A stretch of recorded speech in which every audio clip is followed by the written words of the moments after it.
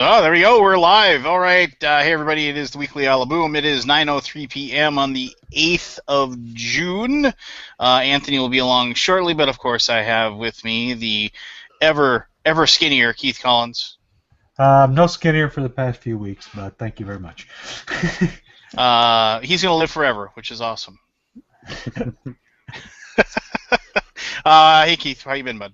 I've been pretty decent overall, I have Getting to say. excited about Origins? I am so jazzed up, it's not even funny. So they finally put up the site book and the exhibit hall map and all that crap yesterday. So nothing like waiting until a week before the convention to get that out there. I'm glad they're really proactive on that kind of stuff. Yeah. But so I got to look at it. I noticed that you and Travis are going to be neighbors, so neither one of you is going to get a damn thing done other than screwing with each other all day. It should be Uh, fun. Yeah. and I predict myself showing up there way too often as well. Well, actually, I might not be at the booth all that much. They want Oh, they're me going to shove you in the hallway to demo Yokohama or They something? want me to be carrying around Yokohama and like dragging people off to play like games of that whenever I possibly can, just to kind of promote it and then make them play it and then like film them their reactions to it and what they thought, and get any reaction whether it's positive or negative or whatever, and then so that's like going to be my big thing going through and running that show. The It should be fun. I mean, I just did. I assume Yokohama, plays. If you know what you're doing, you can get through a game in an hour and a half. So, I'm thinking like maybe I'll like tweet out like if you're interested and you're going to Origins, come find me at the booth kind of thing, and that'd probably be the easiest way to track people down. But I think it'll go over well. I want to play. Yeah, no, Yeah. definitely. I want to actually, if we can pull it off, I want to. I'll try to get my get I can't even talk. I want to get a tripod down there, and then maybe like the three of I'll be there, us. don't you worry. Huh. Oh, Snap. snap. Okay, no. Maybe the three of us can like play a game, get a fourth person, and then like maybe like I can film the whole thing, and just like do a complete playthrough at Origins or whatever, something to think Man, we're about. cutting in on Richard's turf there, buddy. Yeah, just a little bit. I was thinking though we should, because I was just thoughts in the air here. Doing, if it's possible, do an Alaboom from Origins somehow on Wednesday night. If we can figure out the logistics of it. If I could be bothered to not game. Well, yeah, that's just it. Or maybe that could be our Alaboom, us playing Yokohama and talking about the thing. I have a feeling trying to do live from crappy convention center Wi-Fi won't be the best. Yeah, Yeah. I agree there with that too. So we might have to just They turn the do reins. have free Wi-Fi, but they said it's going to be limited bandwidth. So Well, they here's probably, the crazy thing. I was thinking, okay, well, Anthony's not going to be there, so we could turn the thing over to him. But well, he could run it from India for us. but So. yeah, he's going to actually be in India. I'm So, sure there's a call center somewhere that could hook him up with a phone line. yeah, I don't know. So but I honestly think that'll be like the first time in almost a year that we won't have an Alaboom. It's Yeah, crazy. I mean the last time was Yeah. BGG Con, so we didn't have one Yeah. when we were at BGG Con. Yeah. So okay. So it's been like what, 6 months? Yep, it's been BGG Con. I think the last time we didn't have one. I That's think I not may have missed one in there, but it's not a bad record. no, that's not I bad. can't complain. No. So Yeah. So there's actually another game from TMG I'm thinking about trying to pick up if he has copies there. Gold West. I played that at BGG and I dug it, and then I how do realized I you have a not promo own for it. a copy of that at this point? I never picked it up. So it just I did play it at BGG and I liked it, but I just never picked the game up. I was surprised by So that one. I thought it was going to be a lot drier than it was. But yeah, I thought it was pretty it's a cool. really Then I good found game. out I have a promo, so now I need the game. Where you got the promo was in what? Scoville Labs, was that it? I know that. Well, the one I just found a couple minutes ago was in Bottle Cap Vikings. There you go. I pulled that off the shelf and opened the box and said, "Oh, look, a promo for Gold West," and then I just pulled that out and put Bottle Cap Vikings back on the shelf and started learning it. But I do want to look at that little game. It may be free, but it actually has really cool little Viking ship meeples in it. So Yeah. that's kind of cool. So I checked that out. And then I was so excited about Origins that I was driving to work this morning and having stupid random thoughts because I'm thinking about anything but going to work. And I decided I was going to make myself my own version of Unusual Suspects to play at the convention. And I have done so now. So anybody that follows me on Twitter may have seen my prototype ideas. Basically, I took all you guys that have YouTube channels, and I took still shots of everybody: Lance, Joel, Tom, Rodney, 24 different people, and got the derpiest face I could find without putting any major effort into it. I tried to get Barry with a big puff of Jabba smoke coming out of his pie hole, but I couldn't get it paused just right, so I didn't get that one in there. But I want to play it with people that people recognize and see how the game changes now, and actually play it with some of the actual people on the cards. So that's what I made today. Nice. And a few people picked it up and now they want to play it because Marty likes it, wants to play it. Tom and Z both retweeted it out. So I at least entertained people with it, if nothing else. But mostly I was entertaining myself. There you go. Because it started as a whim and now it's in sleeves, so it's ready to go. It's in the box. It's in the box with the actual game. So it's not like there's a ton of those copies. I mean, CMON will be showing their prototype off because they plan to try to have it for sale at Gen Con, I think. So I'll have. They're planning to have it at Gen Con. I mean, hell, the game's done. All they have to do is reprint some crap and change some English words to American so that people know what boot means or something like that. So. Boot. But, yeah. Good stuff. Hey, we never even asked Barry, how you doing? Besides, getting 10 inches shoved in you today. Well, I'm fine other than that. They use lube. Did you scream a little bit? or did you just take it without a grunt? Took it without a grunt. Yeah. It sedated me, so the first time that's happened, it was a weird feeling. It's called a roofie, Barry. You're supposed to call Yeah, it it's... all right, just so people know, Barry had a procedure done because of his back pain today. So he got... so that was a needle they inserted into... Where they inserted? Like into in between some of your vertebrae or what? Or... Yeah, my L4 and L5 vertebrae. Yeah. Yeah. Yeah. It's actually two needles. One's a scope, one's a needle. Did you kind of just shatter those vertebrae or something? Or did you just obliterate the disc? Or what'd you do to it? One of them, the disc's almost gone. It's almost bone on bone. The other one is compressed. And there's compression fractures and sciatica issues and arthritis, a bunch of other fun stuff. See, so what basically people you're don't... not paralyzed? What people don't realize is that before he became a board game blogger and valued member of the Alaboom, Barry was a professional breakdancer. Yes. The other thing they don't realize, he's only 24 years old. Yeah, he's going to be 25 tomorrow, everyone. So I just turned 25 Sunday. Sunday was my birthday. What did you turn, 35? Something like that? 38. 38? You're a youngster. Yeah. It's that Jabba stuff that makes you look old. Yeah. Good And stuff. your hair's trying to catch mine. I've been going that way since I was 18. Mine just started 3 years ago. It kind of looks like a weird big Papa Pump, the dark.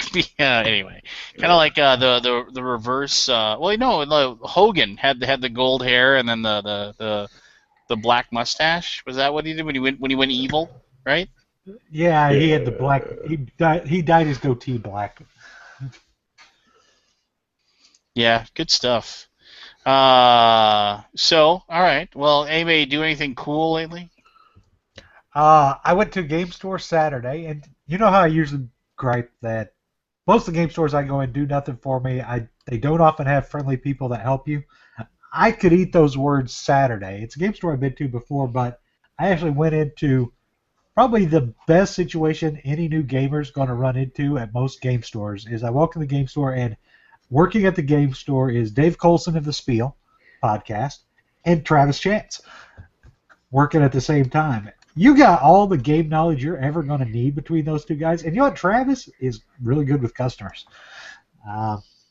You'd have the muggles, as Richard calls them, walk in off the street, and those guys would steer them towards good games, not just garbage. And if they were looking for garbage games, they'd sell them that too. But there I saw what I would like to see in every game store I go into. But unfortunately, I've only seen it there when those guys are present. But I did that. The sons of bitches sold me Mombasa while I was in there, so Mombasa, that's a good game. Although, yeah, it'll be good for about 6 plays, in my opinion.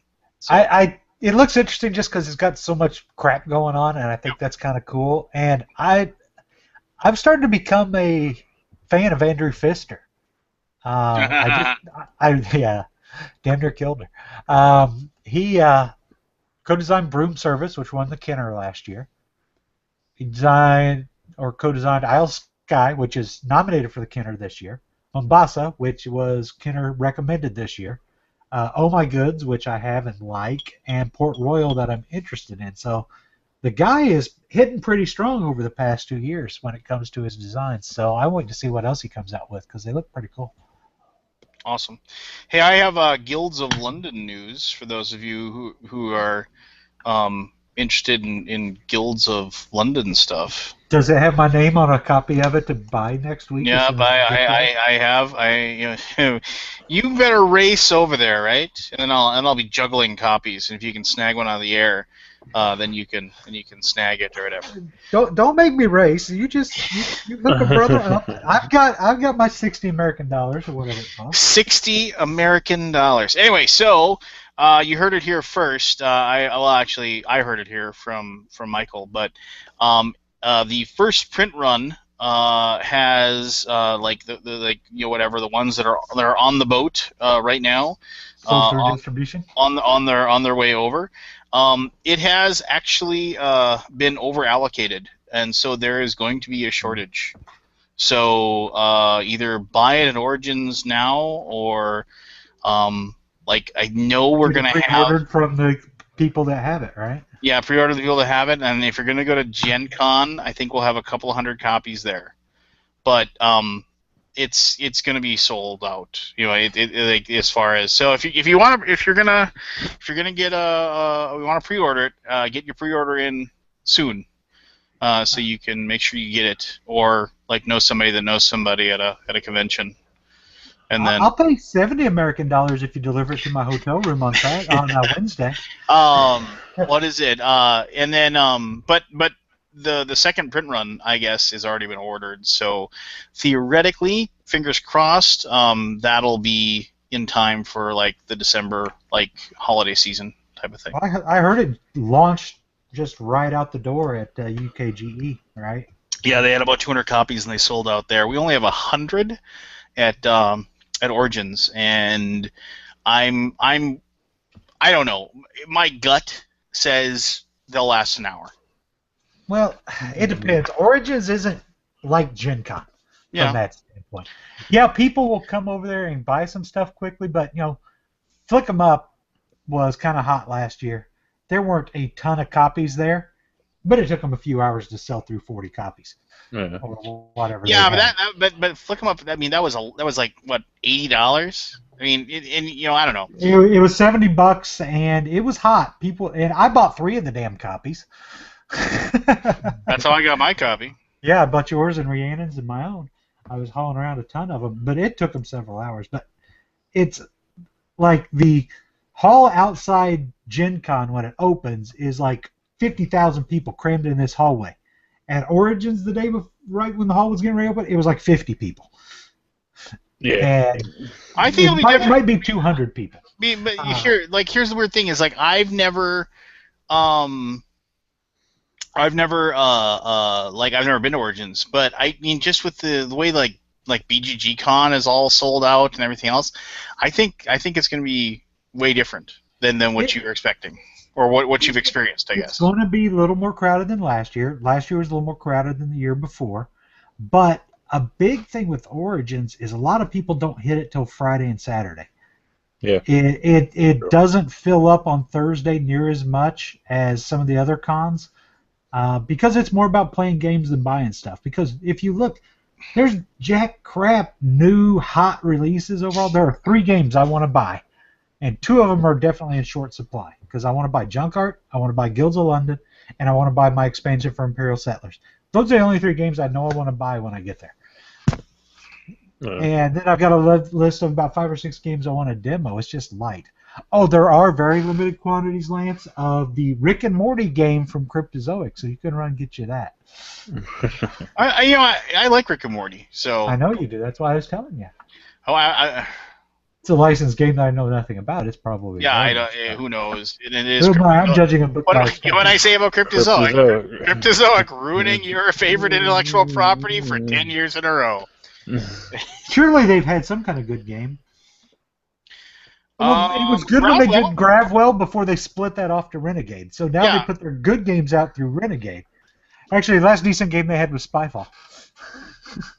Yeah, but that was just... But that really isn't their game. They just it's not. They just have the rights. You're correct. I mean, well, then technically Yokohama isn't a TMG game. We just brought it over too. So. Right. Yeah. TMG. Thankfully, TMG does that with a lot. I wish more of the good Euros would get over faster like that. So. Yeah, I mean. I feel like good Euros haven't been coming out as frequently the past couple of years, or at least in volume. I just don't think they're being made as much as they used to be. Yeah. Whereas everything's got to be a little small. The thematic stuff's huge right now, or the hybrids in between. Like Blood Rage. Yeah. Thematic game, but Euro mechanics. Mechanisms. Sorry. Mechanicisms. Yeah, mechanicism. Let's call it. Yeah, there we go. You can call it mechanicisms from now on. That's right. That's my new word. It's mechanicisms. That's what I'm going to call them. Satisfy everyone. Yeah. So there's that then. I mean, it's I know we're I mean, it's just I mean, it's just there's gonna be. I mean, I sent out that email listing off everything that was coming down the pipe from TMG. I read that. And we got thanks, man. Wait a minute, you didn't say it was any good. So anyway, if you thought it was good, then thanks, man. But no, we got a ton of stuff coming down the pipe, obviously, and then I mean, I didn't even list everything. I mean, there's other stuff that is in the process, right now that I'm excited about. But why am I even talking about it? Since I can't really talk about it at all. So, all right. Moving on. Here's good news. I just got it in my email. Defenders of the Last Stand. The truck with the containers arriving in the warehouse tomorrow. Yeah, I will have my copy really soon, apparently. So I'll be doing a review of that ASAP. I am really looking forward to playing that. I just, as a fan of Defenders of the Realm and a fan of Mad Max, that game is a guaranteed. I just know I'm gonna like it, unless it's completely and totally broken. But I have complete and total faith in Jason Maxwell at 8th Summit Games, so I don't think that's gonna happen. I like the way it says "Tasty Minstrel" parentheses Lance Meister now. The newsletter. Well, there you go. No, that was a really good newsletter. I wish I would get more newsletters like that from people putting some things out. And I'm not gonna say what's right or what's wrong or whatever, but I remember one of the things I went in and I said, and I've kind of kept saying over and over again, is that one of the big things that everybody wants to know is, when is something coming? And even if you say, we are shooting for September, but there could be delays. I mean, people want to hear that. They want to know, have kind of a definitive a timeline on it. Yeah, I don't need an exact date. I'm not going to hold you to it. Just tell me when to kind of expect it. So, and keep it on my radar, because if you tell me 6 months, hey, we're making this awesome game and it'll be out sometime, well, 2 weeks later I'm going to forget all about it, and now you've lost me until it shows up. And so, that's why I love Portal so much. What do? They communicate with you all the time, let you know what's going on. And the more, I think that's key for a small guy. TMG's not Asmodee. They don't have to.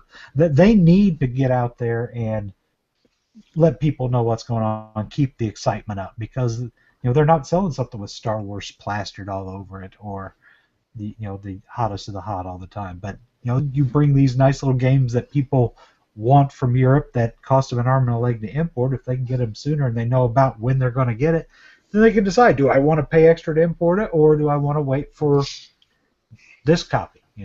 I think it's a good thing. Just communication. That's key for me when it comes to dealing with anybody in the hobby. Yep. Yeah, communication has always been, in my opinion, things that are, it's just when like you have companies like like Rio Grande Games where it's just like you have no clue what's going on, and which is fine, whatever. That's the way that they go, but it's very frustrating, in my opinion. Well, I can see their point. Like, Plaid Hat went through that for a bit. They announced something, and then it took longer to develop it or whatever, and people kept bugging them. I can see both ends of that. Others don't want to say it's going to be on this date because then we get a backlash when it's not. But I mean, at a certain point, though, how do you? I don't know. There's got to be a certain point where it's just you can't. Okay, are you dealing with people that are just so over the top, angry that if you say we're shooting for August release and it doesn't come out to October, that they're going to you jerks, I'm never buying another game from you again. Well, the only time anybody has any right to complain like that is if you did a pre-order and said if you pre-ordered it'll come out in October and then you don't give it to them until August next year. Okay, I can see being ticked off at that, but you're just saying, hey, we're planning to release this game in August, and it comes out in October. Well, what did you lose? Nothing. Yeah, did you sit at your computer hovering over the button waiting for it to go on sale in August and not move and have some issues because of it, or did you just go on with your life? Sit at the computer. Yeah, well... That's what you do, Jabba. Yeah, Jabba. Nice.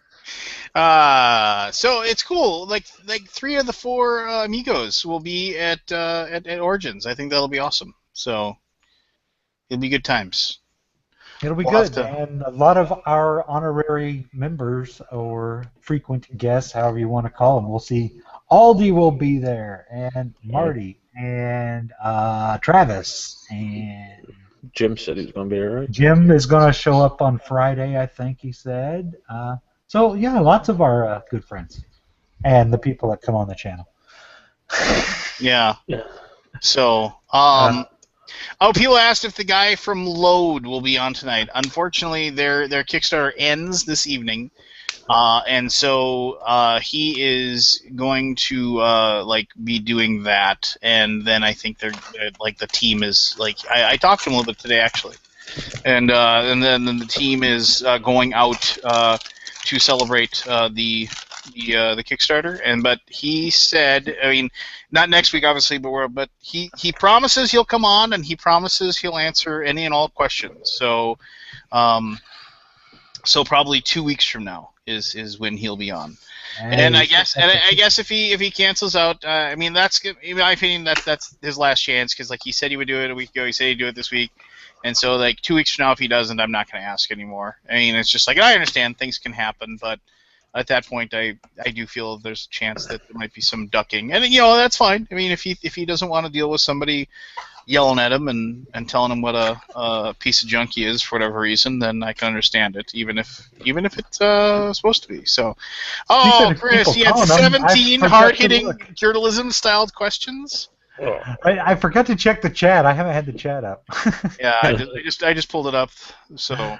Yeah, I figured Chris was in there losing his stuff as soon as you said load. Well, I would love Kabuki can't write Antony. Antknee. Antony. Nah. Chris Beach will bet me $30 American that he will not be on the show. Oh, I need to pull up the picture that I put onto that I pulled up from Instagram and put on Facebook for us of the thing at Origins. I'll have to see if I can find it. The sign, the picture of the Salem that the gentleman had. Yeah. The actual guy that ran the Kickstarter is going to be at Origins, and Anthony's not there to take a dump on his table. So Just what I just have this one of these things where it's just like, why, oh why couldn't Anthony just be there? I know. It would have been. How much is sale I'm retailing for? Because I just got an idea.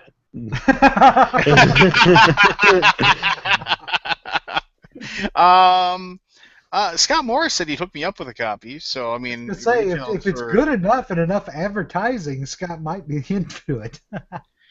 I just Yeah. want to buy like 10 copies and ship one to him every other day.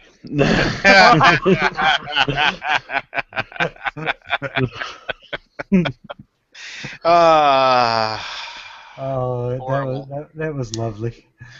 yeah, no, we shouldn't laugh, right? Yeah. Eh. Laughing is Um, fun. It is fun. It's good for you too, actually. I was disappointed. I saw your new segment on another show today, and you were showing thematic games. You didn't pull out Shadows of Brimstone as an example of a thematic Well, because it's still in shrink, so. Uh, and okay. So it was very funny what Anthony said, and had his little fun. But let's be honest. I mean, and I realize people are going to say something nice on this, but I'm pretty sure that guy did not go into the whole process of getting his game published with the idea that he would have gone down the rabbit hole that he did, and just had all the issues and all the problems and whatever. So I don't know. I'm willing to give anybody the benefit of the doubt until I know for sure that they're this way or that way kind of thing. And I realize maybe I'm getting kind of like I don't know. Sometimes stuff happens and it sucks when it's your money, but I've like so the I'm sorry, but horrible radio, and I can't repeat this. But if you guys want to go ahead and check out the weekly Alaboom, our secret group on the old Facebook, Anthony just posted. So just go ahead. Anthony, if you're listening, why the hell aren't you logged in and talking to us here? because he's not allowed to because he's in India or something. So, It says he's in New York. I don't know. He called us some bad words. Yes. He called us words like he used last week in talking about Salem. That's what he did. But so the Fifth Street games went under. Well, Right. yeah, and that was because that was a long, overextended sad tale. That was Right, it is. So here's the thing, though. I had backed a Kickstarter that still technically owned me rewards. I got games. I was promised an expansion. I didn't get it. Whoop-de frickin' do. I didn't pay squat for that game I got anyway.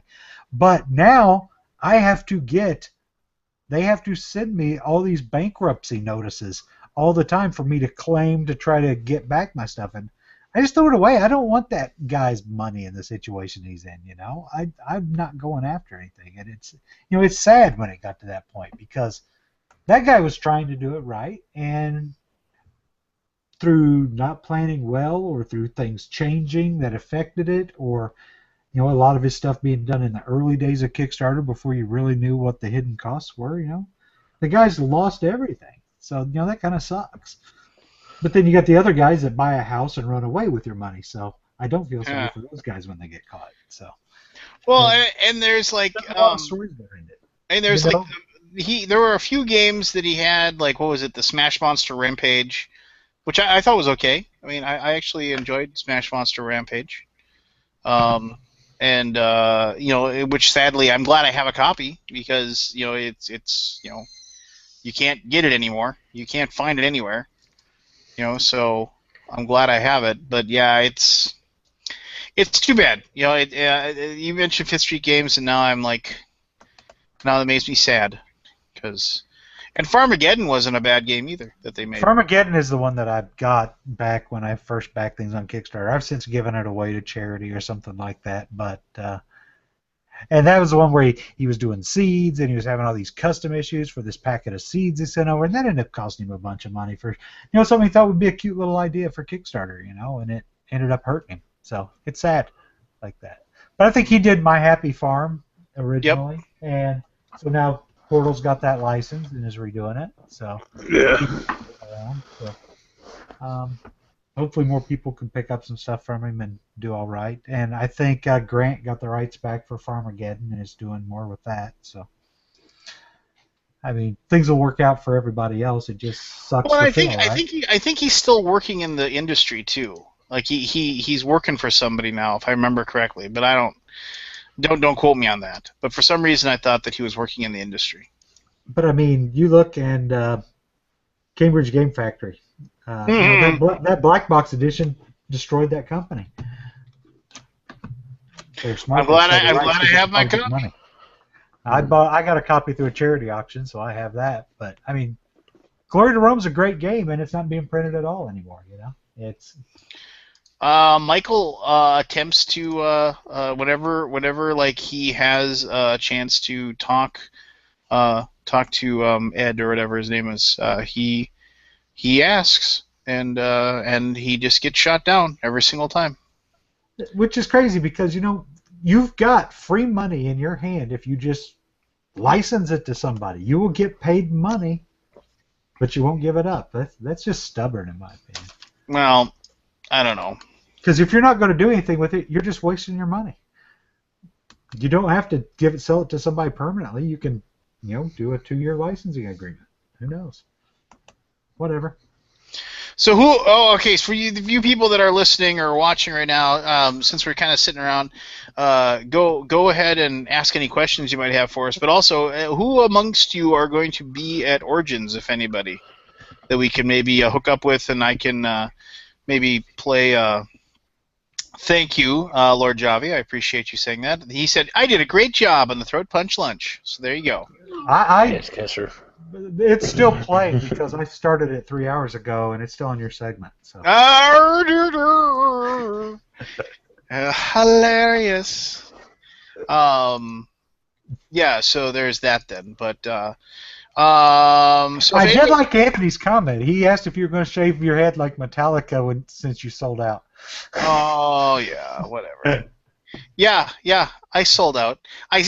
What did Lars Ulrich say when people said, yeah, they say the Metallica sellouts? Yeah, we sell out every stadium every week. Yeah,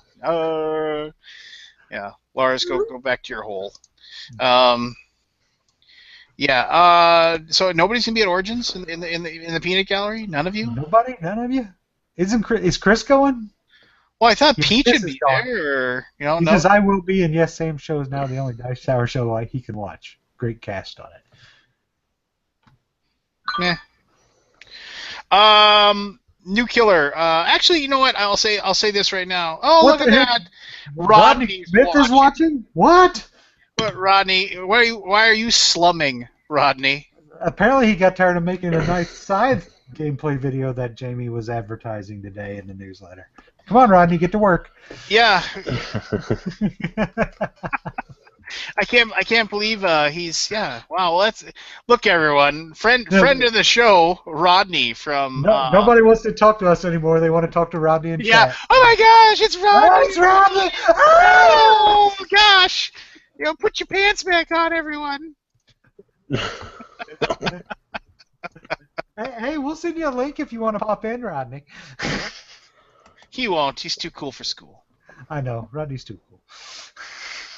Well, I wouldn't. If I was Rodney, I wouldn't slum. I wouldn't either. Yeah,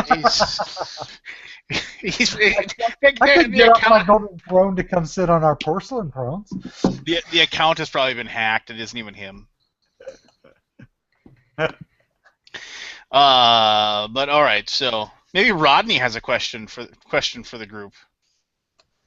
Oh, Travis is here, everybody. Travis, friend of the show, Travis. Hey, just so all the people know, I sent Rodney an invite. I'm waiting to see if he pops in. Are you talking about the Rodney Smith? The Rodney Smith. Rodney Smith that Marty Collins stays in hotel rooms with? Marty Collins? Rodney isn't Do I have a dead. new My friend? wife wouldn't appreciate me live streaming from in here. Well, you don't have to be doing stuff, Rodney. Yeah, Oh, wow, Connolly. wow. Connolly. I got his last name, or What however. is it? Connell. Rodney, do you say like, "Hey, you want to do it, eh?" When you And that's why Rodney won't come on. Well, Rodney, thanks. I look forward to seeing you, my friend, and keep up the good work and all that stuff. Rodney, are you going to play Unusual Suspects since you're going to be a card in it now? Only the coolest. So, Travis, you're awake. You're alive. Yeah, how's it going? Better than you, apparently. You look bedraggled. Would be the word I'd use for you. Yeah, I didn't have a great day, to be completely honest. You want to talk about it, or should we just skirt past it and we can just talk about other stuff like origins? Origins. I don't need to talk about it. Very I good. talked about you earlier, Travis, and it was all good. Hey, I don't know if you heard, but Barry took 10 inches in his back today. Yeah? Well, I wasn't Nothing. there to see. Nothing. I lob up that softball for you, Travis, and nothing. What the fuck is in front of Barry? What are you? Is that an easel? What is that? His computer. He's And his hookah. he's burning through his blood money. That's his like 27-inch laptop or whatever it is. Jesus Christ, look at this beard. You look like a drum tech for Mumford and Sons. Yay! Travis is here, everybody. Yeah, Chris is probably still cleaning himself up now that Travis is here. Chris who? Peach. Barry, Mr. did you Peach. play the newest Time Stories yet? The Egyptian one? Nah, I don't even know if I had that one. You said you had on pre-order with something else. Yeah, I think that one's on the pre-order with the new Star Trek game. Have you played the other ones? I played the first two. I like the base game one a lot. I didn't like the Marcy case. No spoilers. People haven't played it. Hey, but Travis, Lord Javi just ruined whatever compliment they gave me for being on the Throat Punch Lunch because they complimented Infamy. So now I have, I can't trust in any possible like rating system that they go by. Thanks, man. Yeah. I'm still waiting for your review of that thing. No, I did a review of it. It was a 7-second review. It was up there somewhere. Shortest one ever. What's 7 seconds for you? 7 seconds for you is an eternity for the rest of it. Trust me, like people are saying, like the common thread about the Throat Punch Lunch is that somehow I got a 5-minute video in there, and that was murder. Getting that thing, I probably took 4 hours to film that 5 minutes. So that was just to condense it down and get it all in one take. I was losing my mind. I don't know how I thought that like I'd be able to do an intro, and then I actually I pulled 15 Ameritrash games that I loved off my shelf that I was going to show each one, and I don't know how I thought I was going to get through 15 games in 5 minutes, but I thought I was going to pull it off. But wait, what the hell are you talking about? I don't even know what this throat punch thing is. It's a new show on Dice Tower, like Board Game Breakfast and stuff. So wait, Infamy got mentioned on there? what No, now? Infamy just got mentioned in the chat. Lance is doing a segment on this show, which he's talking about. And I'm not kidding though, Lance. When I saw your logo pop up, I literally paused to see how long the video was. And so it was like 39 minutes and went, well, what the hell happened? He must have deleted half of whatever Lance talked about. I was thinking it was Lance and one other person. Lance takes 39 minutes to review a 3-second game. It took Lance 39 minutes to review Win, Lose, or Banana. Oh, that guy's a genius. Almost every time I see Tom Vassell, he does this thing where he like does this. Here, I'll show you. You get to see my whole body here. He does this, or he goes when he stands and he talks. He always rocks side to side while he's talking, and then and then he goes.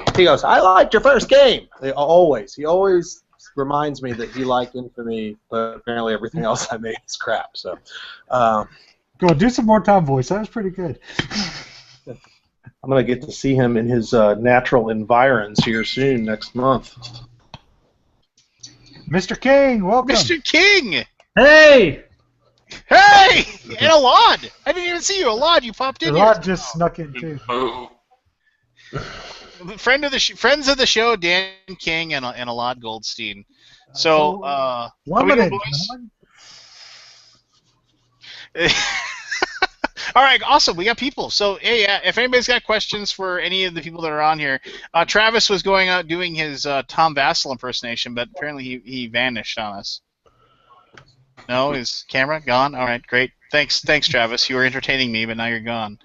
So, Alon, you're here. You're alive. yeah, I am. All right. Well, just so we don't forget, did your Kickstarter fund? I saw it was like $400 from funding or something when last time I checked it. Or you were very close, right? Hello? Hello? Did we lose him? We might have lost him. Anyway, I think he locked up. well, Alad's got a Airlines, the golden age of it just funded Golden Age of Aviation from Golden Egg. Yeah, I think we just found it like 10 minutes ago or something like that. Yeah. So, okay, I want to ask you a question before you say anything about the game. So, why is it whenever I see like a game that is being created or made, and it's like it's a $45 pledge, you'll see that the goal is like $26,000 or $22,000, but it seems like whenever you're doing one, it's always like $8,500 or $9,000. Or how do you keep your threshold so low for getting your game funded? Yeah, because it's obviously that we keep those because we don't use Kickstarter to fund everything. We actually believe that we invest at least half of the funds needed from our own private cash. So we investing in our games. So when you see them on Kickstarter, you see that those games are fully developed. They look great, and it's not. You told me a lot that ISIS is funding your games. Oh yeah. Yeah. Okay. That's good. That's a good one. Disclaimer: ISIS is not funding Golden Egg games. Yeah. That's. But they have to be. He's sort of brown and has a funny accent. That's ISIS, right? Yeah. He's from Israel. Thank you for bringing intolerance into the into the Alaboom. You got to start getting used to Trump's new America, and now. I just played a Golden Egg game a couple of weeks ago. Played cool. Florenza. Yeah. Florenza is a great game. I love that game. That game is brutally mean at times, but it is a good game. Yeah. The I freaking didn't realize he published that. town was a jerkwad. Lodge, you're like the only guy in the industry who's never done a game swap with me. I'm insulted. Ooh.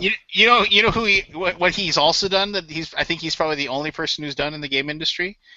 He's done a Kickstarter update while fighting a war in Israel, but while using the Wi-Fi or the satellite comm for like an armored personnel carrier while he was under fire. So Yeah. That's dedication. I tell people that I just posted that I'm still alive, so I got like 10 guys canceling because they didn't know that it was so damn tough. So, but it was okay. I got texting like people are checking. Are you still alive? And I'm like, oh yeah. So far, yes. So okay, so take 5 minutes of everybody's time and talk about Airlines. I want you to talk about the game. Why 5? I can take like 10. Well, okay, you talk away, and then if anybody asks any questions about it, I'll shove them towards you. Sure. So Airlines is my new game. I think I talked about it like in my last session, which was like tons of time ago. It's a game about creating your own airline company, in which you will start your company in the. It's in the golden age of commercial aviation, which is started like in the late 50s, the early 60s, where you saw the big airliners coming into the industry and making basically the big commercial boom. So you will start with your own, airline, airliner basic plane, which is I don't know, some of those models. So we decided to go over the top and create those crazy modular planes that you can assemble. This is like Lego stuff. And what you're trying to do is to build up your fleet so you can grab more passengers from the globe and basically get them to the final destination, and you will get points based on that. So the game is driven by a really cool card system that I think everybody knows It's already. not flown. Multi-use It's not card flown. system that I think it was. Who says driven game? there when you could say it's flown? Sorry, Yeah. keep going. Yeah, keep going. Thank you, Travis. Thank you for I told you I didn't want to come on. Yeah, that's cool. You're gonna fucking pay. This is how it works. Yeah, so you basically use the same card to perform different actions. So you have and you have a hand limit, which is a hand management thing that when you want to install a card into a tableau, so making it an active building that gives you like a special ability, you will need to discard other cards from your hand, like in Stuff One or like in Race for the Galaxy. So you need to manage your hand really tight so you can, keep enough cards so you have enough variety of actions to do, or building up your tableau so you will have, good combination of special abilities that will enable you to make bigger actions later on in the game. It's a pretty fast game. 2 to 4, 60 minutes. As you know, it's condensed with you get a lot of tough decision to make, and it's a very tight game because you are against other guys that try to do the same basically, but with different powers. So very cool game, and obviously I like it. So Well, like I said, you already funded, so congratulations on that, buddy. yeah, it was. Actually, I don't know if you look, you follow Kickstarter, so there is a small phenomenon that going there. So we were like going really well for the first 10 hours, and then we got super hot, like in 4 hours, no backers, nothing, and then I forgot. I know why, because Cool Minis just launched their massive Kickstarter project. It was like, I'm like, oh my god, I'm not going to survive. And then people are starting to realize, oh, there are other games, but it was crazy. I think most Kickstarter pages were going empty. So. Well, speaking of Cool Mini, hey Pete. Hello. Well, it appears Massive Darkness is a gajillion dollars at this point, right? It's just broke $1 million a few hours ago. It's at 1,009,224 right now. Wow, that sounds like a horrible disappointment. Yeah. Yeah, it is what it is. You just deal with it and roll with the punches. It sucks when you don't make any money on your new games you launch. Yeah. I mean, it's just Hey, Pete, how many people do they have on a project that size? You talking about total from design all the way to Kickstarter, people that are running the Kickstarter? Yeah, pretty much. Our design team is around 6 people, and then we have about 3 or 4 graphic artists that work on our games. A few different design playtesting groups, which aren't real staff. A lot of them are volunteers and local people to our offices. And then we have about 2 or 3 people that are running the Kickstarter, answering questions and updating the page. So, I mean, it's not as many as you would think. In general, I'd say a dozen or so people for most of ours, except for some of the games that we license from other companies, and then you add their staff as well. But for most of our internal games, it's a dozen or so. All right, I'm going to ask you some. I'm going to ask you some questions, Pete. This is because since you're on and we have Massive Darkness going on or whatever. So how many stretch goals do you guys have? Like, can you say do you have like 20, 30, 100? No, we set a plan for what we expect the campaign to do, and then as we're seeing the progress of the campaign, we will add or subtract based on those numbers. But we usually have a set goal. I can't really say what we have going on Yeah, for you this can. particular. Nobody's listening. No, you can't. This isn't recorded. This is just Yeah. a couple guys BSing a little bit here right now, right? No, I wish I could, but we do set a goal. We set a goal what we expect each project to do, and each project's a little different. And if we start rapidly approaching that goal, then we start coming up with our other backup plans and add things on the fly. And sometimes we'll do things that we leave in reserve and for future expansions and whatnot that we'll end up bringing out for stretch goals if a campaign's really successful. All right. Well, so going another route then, what's your expectation? Well, each game is a different expectation. For a Zombicide game, any title that comes in from that franchise, we have very high expectations. Same with Xenoshift, Rum and Bones, because they've set a precedent on the first few campaigns. But for something new like Massive Darkness, the expectation, while it still may be high, it probably won't be the same as if it was a Zombicide. So they're set differently. That wasn't a dollar figure that you gave me. No, I'm not going to give you a dollar figure.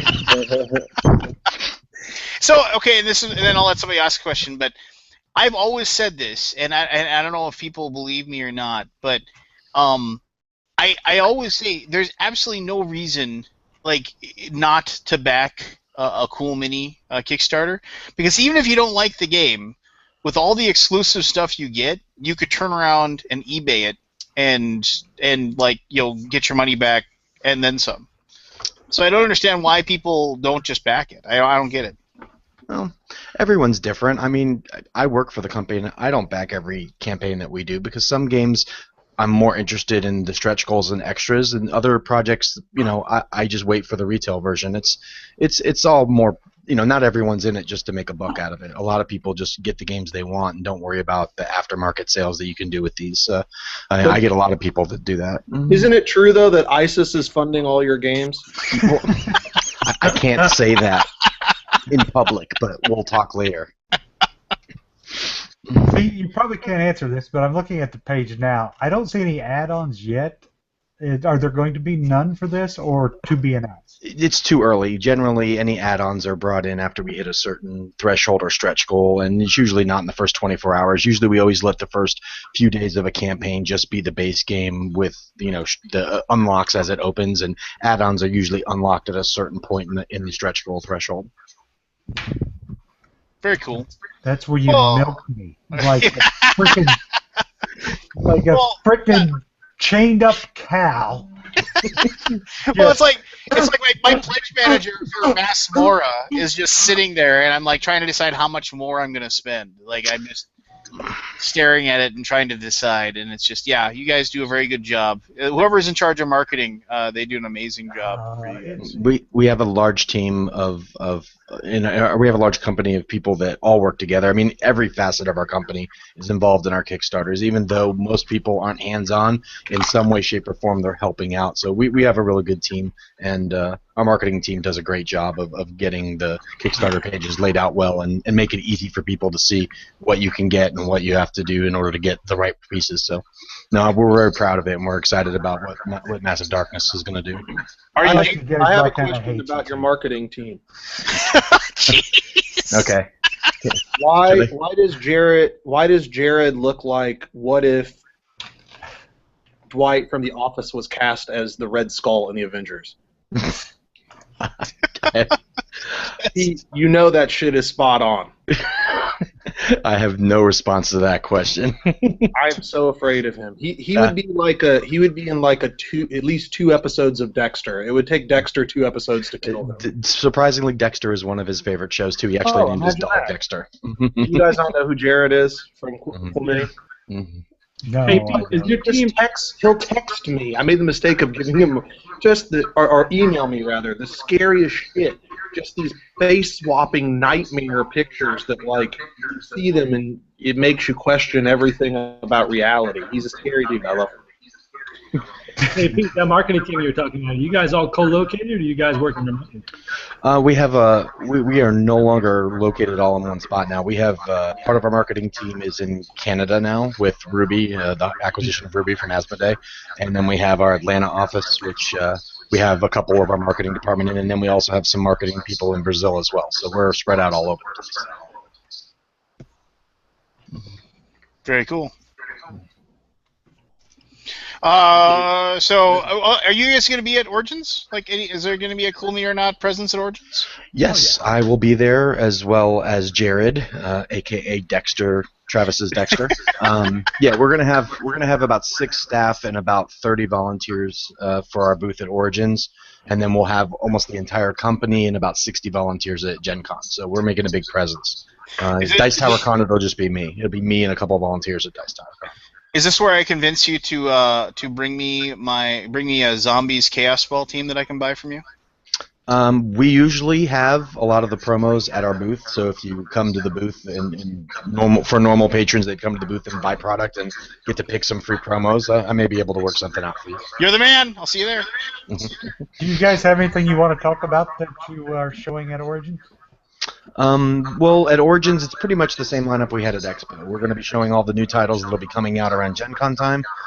We'll be highlighting Unusual Suspects. We're going to be showing off some of the others, and Masamora Inferno, and some of the small box games like Wakatanka, Play Me, the expansion for the Grizzled. Unusual Suspects will be a highlight game. We're going to be pumping that up because at Gen Con we're going to be doing something really special with it, so we're really trying to build the hype up for that one. Is it as special as what I'm doing with my copy at Origins? You'd have to message me on that. I don't know what you're... Yeah, I'm bringing my copy, and I have a Dan King card in mine. Oh, nice. You can expect some pretty cool stuff from us at the booth at Gen Con. What were you talking about, Keith? You have a what? Oh, I'll screen share it here in a second. I gotta pull it up.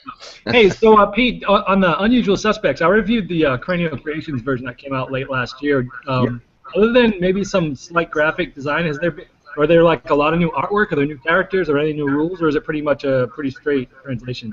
It's not going to be a straight transition. There's going to be new artwork and stuff, but as far as the actual gameplay and rules, it should be very similar to what the original version was. I've never seen the original version. I've only seen ours, but from what I was told, the artwork's going to be there's going to be quite a few new pieces of artwork. Oh, new pieces, but are there also like maybe some of the same as well? Maybe you just added some, or? I would have to really look at the old copy. I've not played any. I looked at the old copy to know how much of it's transitioned over and how much of it's new or not. Well, I guess when I see it at Origins, I'll tell you.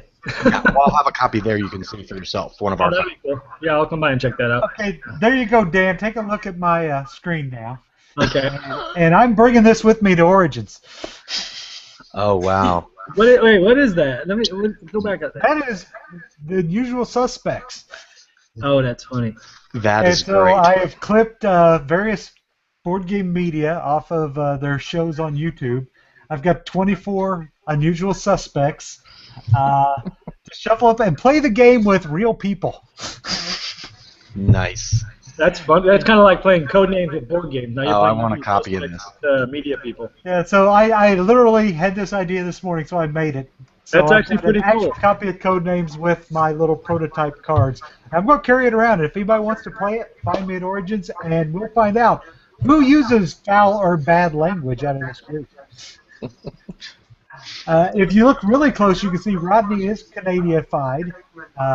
He's got a flappy South Park head.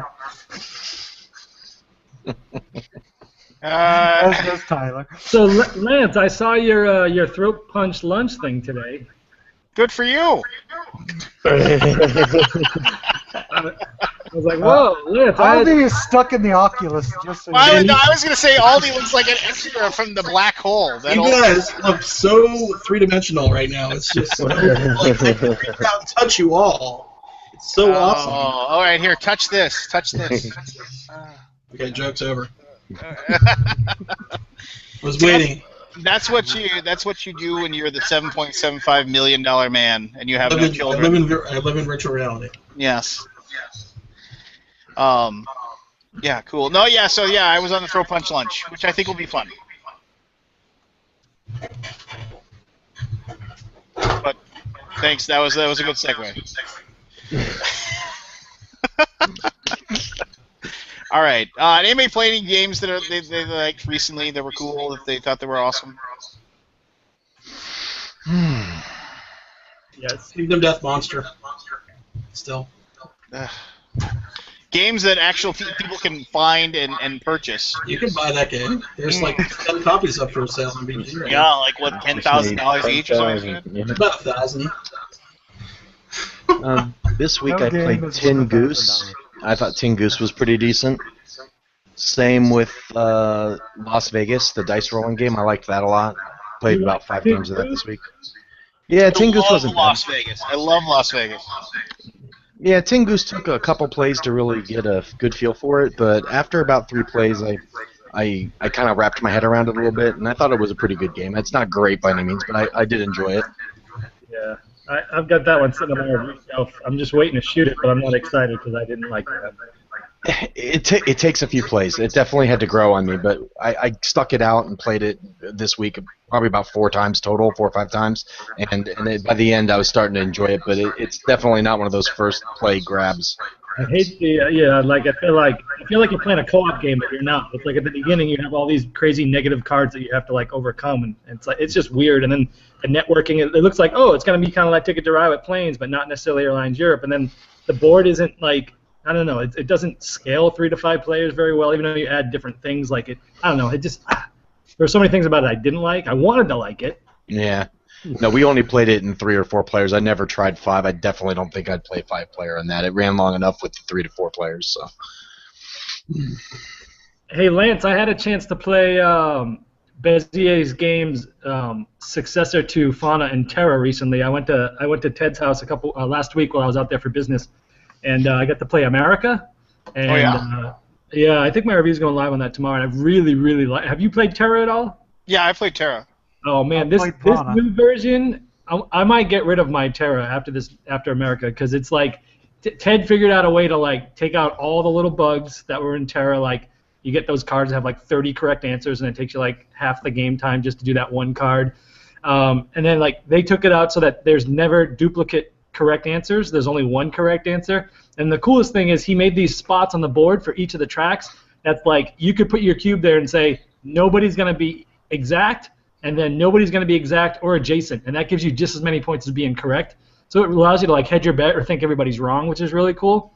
Overall, it's like I think that's going to give Wits and Wagers a run for its money for like family party game, because it's. Is Wits and Wagers still a thing? I don't know. I haven't played Wits and Wagers in years, so maybe I'm crazy. I don't know. I mean, if you go to like any of the big box stores, it's still all over the place. You go to like parties, it gets brought out still a lot, at least where I go. Well, okay. I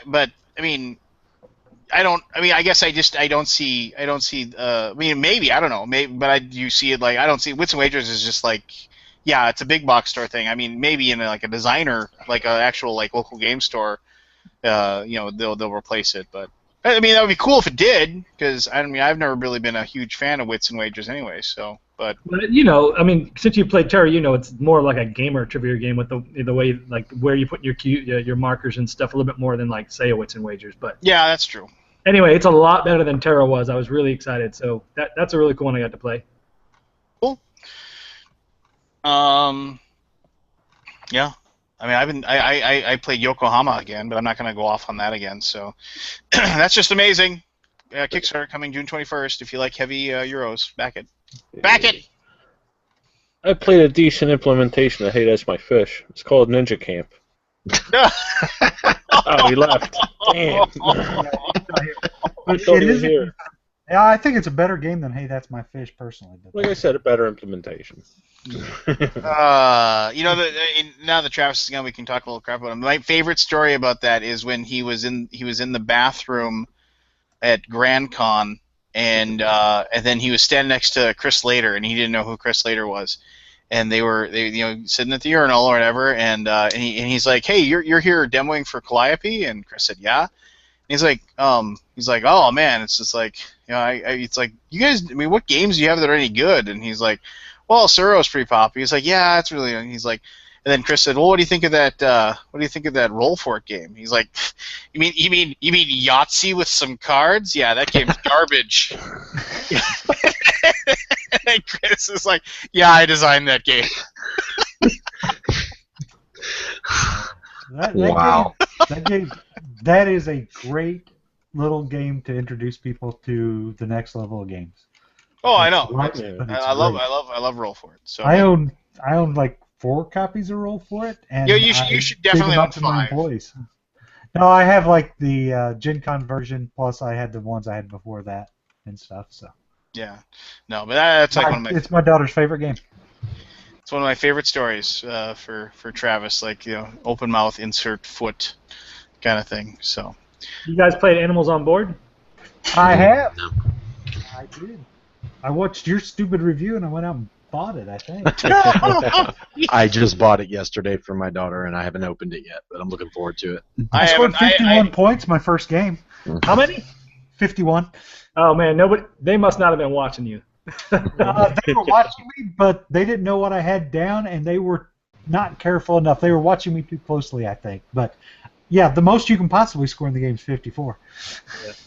Yeah, I had. I even threw away a 5-point animal when I had to discard down. Just call him Noah. Be careful! Don't break your arm. Nope. I can't be Noah. No, but it was good. The second game I played, I didn't win quite that much. I only had like 46 in that one. I kind of lost a little bit, but it's a solid little game. I like it a lot. Yeah. And I picked up Dr. Eureka yesterday. Oh, I love that game. That game is awesome. Cool. I keep dropping my balls.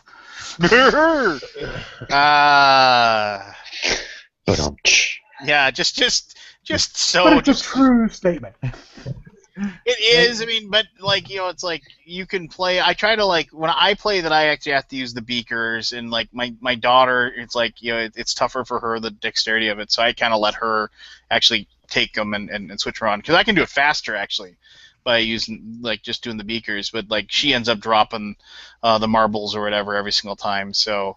To make it a little bit more fair, because like it would fall on the ground, and she's like, "You got to stop moving." It's just like she yells, she goes racing after like the marble on the floor, and look if the cat's nearby, she'll take a swat at it. Yeah, that game's amazing. That's such a great game. Hey, has anybody else played Mystic Vale? I have. What'd you think? Well, first of all, I was absolutely stunned when it showed up at my door. It's like I can't remember the last time AEG sent me anything. So I was like, "What the heck is this?" And then I saw it was Mystic Vale, and yeah, I mean, I don't know. I gotta play it more than just the one time I played it, and to give a full idea. But I'll say this: I mean, it is cool. The kind of like the creating everything and the cards are really neat, and how you can mix and match and whatever. And so like that mechanicism, as Keith trademarked, I believe. You trademarked it now, right? Mechanicism? Yeah, trademark, copyright. Okay. Yeah. So the mechanicism is there. Now I got to see if like the game will hold up and be fun beyond that portion of it. So. I'm not a big like I never like playing games where it's just like, oh yeah, if you keep playing it, you'll work out these strategies of this card and that card and this card and that card, and you'll build this perfect deck or whatever, and so I'm always wary about games that are like that, about anything building together chains and stuff like that, because I don't find that to be fun. Yeah, but in that game, it's not like you can buy any card you want. Right? There's only 3 of those things out on each level. Yeah. Right? So it's probably not. I mean, those chain things. I mean, might be a good idea. Maybe there's some good ones that you can set up, but the chances of you getting that in a game are probably slim, right? Yeah, I mean, so I'm tentatively excited for it. I know from when having a discussion with like I talked to some AEG guys in Japan, and they are like. They think it's just gonna go over like gangbusters. All their stuff like says that people are just loving it. So, and, it probably will. Honestly, I mean, I'm looking forward to trying it next week. It's on my list of things I really want to play because I don't think it'll be available other than to play. But that's what they've said so far. But we'll see. But I'm looking forward to seeing because they've already said they're doing another game using the mechanicism, and I am looking forward to see what they do because I think you can make a really cool one of those advanced deck building type games with that as the engine that it's built around. I'm still Versus just- surprised nobody's taken that Rattlebones thing with the dice crafting game and done anything like bigger or larger with it either, because that was a really cool mechanic. Mechanicism. Mechanicism. Yep. Yes. Mechanicism.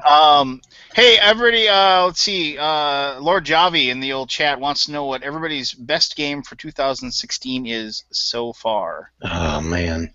And I'm going to say right now, you're not allowed to say Rebellion. Damn it. Rebellion. Yeah, it's Rebellion. It's Rebellion for me. You're not allowed to say Rebellion. Okay. Everybody's going to say All right. Rebellion, so you got to pick something else. But Kingdom Death March. Rebellion.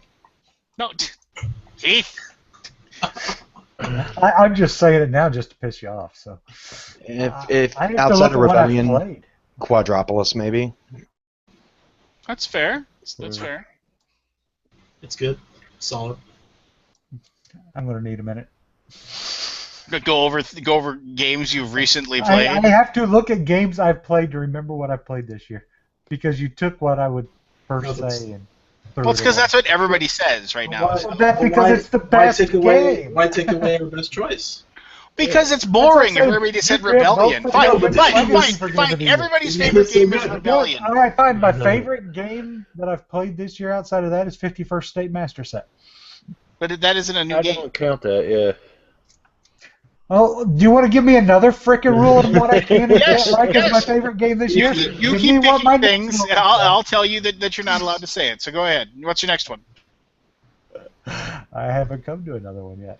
Ah. Still looking back. So I just went through my list of reviews for 2016 games. I think my favorite so far is 13 Days: The Cuban Missile Crisis. That's a good game. It is a good game. Yeah. You're allowed to have that choice. I'm going to allow this. Is that approved by the board? Yes. So can we say Seafall prematurely? No, because it hasn't Oh. released yet. Oh, okay. If I was going to say that, I would say Seventh Continent premature. Right. Well, is that coming out this year? I talked to one of their guys today, and they're still hopeful for end of 2016. Hopeful. Okay. They've run into some production. You know, It sounds like a it sounds like a firm probably not. That's what it sounds like. Yeah. the best game I played at BGG Con Spring was Leo gets a haircut. Goes to the barber, or whatever it is. Really? That was so fun. I'm really looking forward to that And Smugglers it's a, game. It's a from- kid's game, and it's I want to play Smugglers. where you roll your piece of clay down the Yeah. you roll your piece of clay down. I'm gonna sound like a company man, but Guilds of London is amazing. I really You enjoy can't say that. that. It's not out yet. It is too. It is too. It No, got it's not. released. You're It not got allowed. released No, at it's UK. not out here yet. You can't So use you- that. you- if you put can't rules on use us, that. we're putting rules on you. Dan, It's a game Dan, that you're involved with. Dan, did you get your copy of Guilds of London? No, TMG never sends me anything. Those guys. No, I put your name. Apparently, Lance isn't doing his job. No, time out. Seriously, I gave them your info. I even sent you a Facebook message saying, "Hey, do you want this?" Are you serious? I did. I didn't see that. I haven't gotten it, and I was planning on coming to check it out at Origins next week, but All right, I'll put it. So you're going to be at just come Origins and check it then? out. You're gonna be at Origins there, Dan? I'll be there for 2 days. I'll be there Thursday and Friday, and then I got to come home because then I'm leaving to go to the Rocky Mountain Gaming Vacation on that weekend. I hope to see you while you're there. I sent you. I'm gonna pull up my Facebook messages here. I'm looking for it right now. I sent Dan King a message. I'm scrolling back. This is great radio. I know I did this. Maybe did I send it directly to your You definitely didn't send it to the Game Boy Geek Facebook because I check that pretty much multiple times daily. Hold on. Give me a chance here. Oh, Talk amongst yourselves. So Guilds of London. Now that you say that, actually, Mike Fitzgerald told me to buy him a copy while I'm at Origins to bring to him because I'm going to be with him that next week at the gaming thing. Oh, you mean the living legend, Mike Fitzgerald? Yeah. So is it true that you guys? I heard you guys are selling like 45 copies each day at Origins, or is Okay. that? Time out. Here we go. April 27th at What? 10:54 p.m. What? to Dan King. Hey, you interested in getting an early copy of Guilds of London for review? And then when you didn't respond to me the next night on April 28th at 10, or next day at 10:22 a.m. the next day, I dare you to talk to me. What? And it actually says it was seen by you. Here, I'll even share my Facebook screen with you. You probably sent it to the wrong Dan King, and he's No, it's got his little eyes and everything, So here. That's weird. Well, I don't really use Facebook for personal stuff, so maybe that's why, because you sent it to my personal thing. It said it was seen. That's weird. You are, yeah. So right there on the bottom there, there you go, Dan King. Look for mutual friends, whatever. There you go. Let me see. All right, so Lance, in future, please use the Game Boy Geek Facebook. Pay attention to I don't use Facebook for personal stuff. I just use it for the business stuff. We're gonna never send you anything ever. So no. Never again.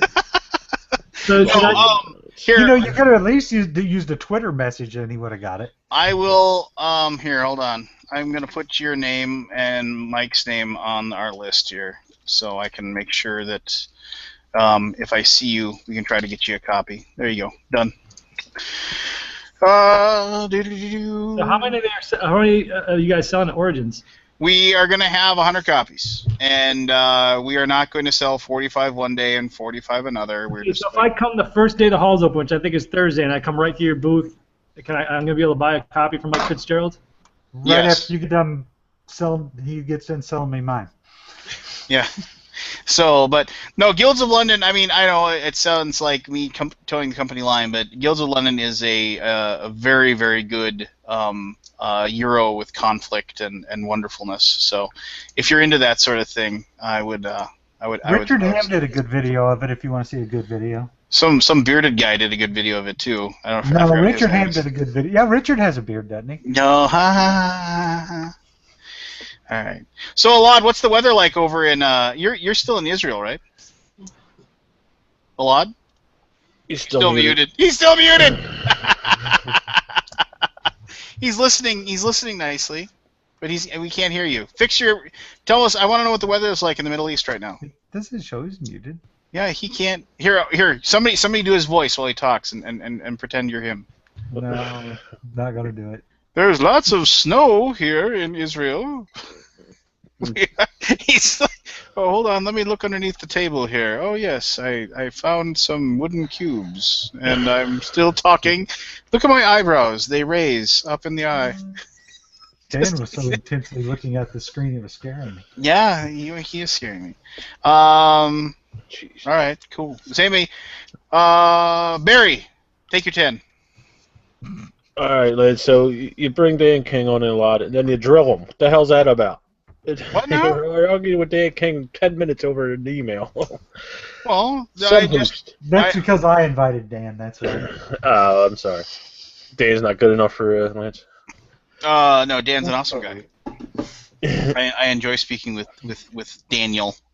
They just knew I would probably react and send him the invite quicker. So everybody but Alaw's going to Origins, right? Pretty much. What are you anticipating most there? I'm anticipating Guilds of London. What I want to buy. Non-TMG stuff. I am looking forward to, like I said, that Smuggler's game from Cosmos. I want to check that out. If Plaid Hat manages to get the new Dead of Winter, I want to check that out just to see. Why? So you can hate on it in front of everybody again? Why do you want a new game that's the same game that you bitch about all the time? Exactly. So we can watch a 3-hour video about why it's not any good? No, I've heard kind of through the grapevine that they fixed some of the things that I didn't like about it. So you go up and ask for a copy and they'll shove it up your keister. Wow. I do as much as you squawked about it. It's just, no, I want to see if they fixed it is all. I mean, what's wrong with that? I mean, it's just. Can you film Colby laughing at you? Colby won't be there, so. Oh, you Well, won't. no, I mean, they can laugh all the way to the bank, obviously. I mean, so good for them and blessings. But I don't know if they're going to have it for sure. I think they want to, but I don't know if they're going to get it I there. just seen something on VBG about it. Oh, I'll look it up. no, I mean, I'm more than willing to, but like I said, I want to see it. I want to kind of like grok it with my own eyes and see what they've done with it. I mean, I like the fact that they've done it in a way to like it's its own game. I like those kinds of expansions, like the standalone expansion stuff. So you don't necessarily have to have the preceding copy or whatever. So I do dig that a little bit. I don't know. It looks a little sparse, right? I mean, as far as the stuff that's going to be there. So I'm interested to see. It'll be one of those things where like you'll be actually able to like hopefully take some time and look at things and figure out what you're interested in. It usually is, especially on Thursday and a little bit on Friday. Saturday it starts to turn kind of stupid because it's pretty full for the size of the hall. I've gone through the things that are on the list, and I want to buy Guilds of London Junk Art, and 3 is a magic number. I want to demo Imhotep, Smugglers, Crazy Carts, Mystic Veil, Wasteland Express prototype, Yokohama, Beyond Baker Street, Fate of the Elder Gods prototype, and Pyratoons. I mean, I'll probably swing by and pick up a copy of Imhotep, even though like I could probably save money if I waited a little bit. But that'll be like a 2-game swing for me because I can pick up a copy of that in Smugglers. Right, there's 2 games right there, and they're right next to Z-Man, which is where I want to go try to get junk art. Yeah. I mean, I don't know. John Gilmore says there are almost certainly going to be copies of DOW. No, cool. Yeah. He's in the chat. Oh, and of course, I can sign off now if you don't want to hear me say anything. And of course, my copy of Salem. I want to go pick up a copy of Salem. I'm picking up a case. I decided. It's on the list. Case of Salem. It is on the list. I got my shipping notice or something. I got my some kind of a notification. I've got my Dead of Winter ordered already, so it'll just show up at my house when it's done with my promo. Did you? Well, I think they have the promos there too at the convention. If you buy it at the convention, if I remember correctly. I don't remember what the pre-order deal I got from Plaid Hat was on that. There's some kind of deal on it. There always is. A lot of times they have it at a discount. I know when I pre-ordered something from them, and there was like a 20% discount plus the promo was the deal from ordering direct from them. Yeah, and I ordered 2 copies, so I got free shipping as well in that case. Well, and then like now there's like the like Seafall, they aren't discounting it all, but like they give you the metal coins for free. Correct. Yeah, that's what I got. I pre-ordered that one. I think everybody under the sun pre-ordered that one. Mm-hmm. I did not. Really? You're just gonna buy it at Gen Con? Oh wait, you don't go to Gen Con because you're too cool for school. Yes. I don't know if I'm going to get it. Like I said, that 3 to 5 player thing. I can't see getting 3 people to the table 15 times in a row. Yeah. That might be the game that we play that many times in a row, over and over again. I mean, and I'm sure other media people have been thinking about this too. That's something where, I think I might try to film every time that we play it, and then show each session. Because I'm kind of interested in doing that. I mean, like I said, I was lucky enough to play it at BGGCon. Rob Davio and was showing it off, and I played the first whatever. Yeah, thank you. The first little portion of it, and I was incredibly intrigued and interested in it. So, yeah, very much. I mean, it's a very cool pirate game, or pirate-ish game, I guess is a good way to say it. Though there's a really good game. If you like the pirate theme, and I did a video for it. The Pirate Republic is on Kickstarter right now, and I don't know if it's gonna fund, but that Merchants and Marauders used to be my #1 pirate game, but Pirate Republic has taken that over. It's if you want a game that actually lets you just travel around and blow up ships and get treasure and booty or whatever, that game is exactly that. It's like semi-cooperative, so each person as a pirate has their own mission that they have to take care of, and the game either ends after 4 rounds or 4 turns basically, and there's multiple actions you can take per round. So it isn't like you play a long game, even if it is only like 4 rounds or 4 years of having your ship or whatever. So it either ends after that, or there's like a main mission that all the pirates can work together to try to take care of, like robbing the treasure fleet, or something, like taking over all the Spanish forts or something like that. And then, like, if you can do that, then the game ends early. And so then you kind of... So it isn't like you're really in competition with other people, but there is a possibility that, like, when you get your personal mission, it'll actually be setting yourself against the other players. Like, you'll actually be, like a saboteur kind of role, if you will. And so you'll have to, like, kind of work against them and then be the only one that wins. It's a ton of fun. So it's Dead of Winter, the pirate game? It actually has. You shut your mouth.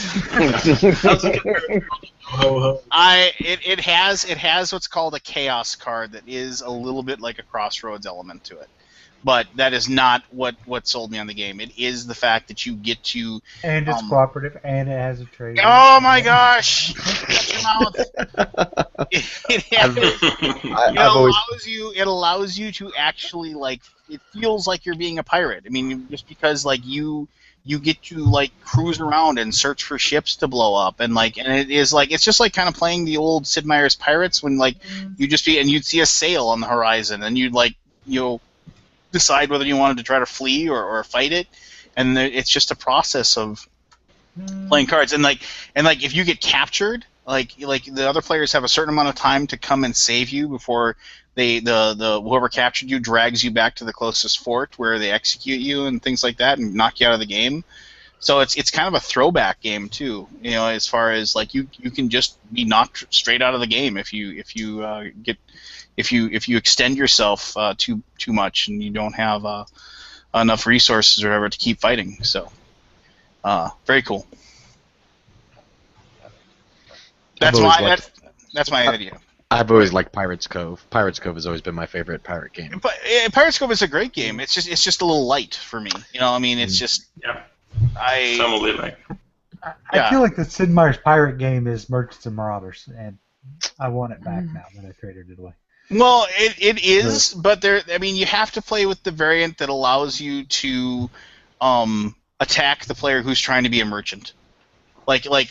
Because on a player's turn, like, you're always able to, like, leave a port and then just go and get into another port, and so because you can't be attacked when you're in a port, and so there's a variant that I actually suggested a long time ago, and then the designer actually he and I sent emails back and forth, and, like, he actually, I think, posted an idea of the variant I had, which basically allowed, because you have a certain number of actions on your turn, if you camp outside the port and then the player goes through your space, you're allowed to, like, basically save an action to use on that person's turn to try to search for them and find them. So you can actually go on Overwatch. Basically. Yeah, basically. And so they can't so you're sacrificing, but if one person just decides they're not going to be a pirate, I mean, they can clean house on the money just by going from port to port and just preventing the other players from ganging up on them and beating on them. But yeah, Merchants Marauders is a great game, but it does take a long time. I mean, that game is... Yeah, and that's why I got rid of it, but I still wish I hadn't. I mean, I totally remember, like, when, like, at Con of the North, like, whatever, like, the year after it came out, they were setting up a game of it, and my buddy Andy was waiting for our game to be over with so he could play another one, and he was like, I'm going to go play Merchants Marauders, and I said, well, you're not going to play in the next game that we play or the game after that. And he was like, what are you talking about? I was like, you'll be stuck at that table for a while. Oh, no, this will be quick. Like, 4 hours later, he was still sitting there, just playing Merchants and Marauders, which is fine. It's a long game, and if you know what you're getting into, then it should, you'll have fun. But especially when it was like he had played it before, and the guy teaching it had played it before, but the other players had never played it, and so it was going to be a long game. But there you go. Speaking of Origins, I do have a public service announcement that one of my buddies noticed. Friday, but especially Saturday, get to the convention center early. Make sure you eat before you go because there is a massive parade that's going to be going down High Street that separates the convention center from North Market and all the hotels. Oh, that's good. And I mean a huge pride parade. So it All is right. going to be cutting off, and that hasn't happened during the convention, but it's going to be chopping the convention area in half. Keith, you need to be quiet so my boss can talk. Oh, I'm sorry. Your voice don't on? have much time. I'm just listening for now. Hey, what hat are you wearing there, boss? What is that? U of A? U of A Wildcats. Wow. Craziness. Look how rugged my boss looks right now. He looks like he just came in from like chopping wood, or it looks like he just got done like in the batting cage, and like and he just came back in to relax a little bit after he was lofting 86-mile-an-hour fastballs into the upper deck of the stadium, and now he's like coming back in to listen to reporters' questions. I actually did just come in from planting a bunch of stuff, though. That's true. That's good. What'd you plant?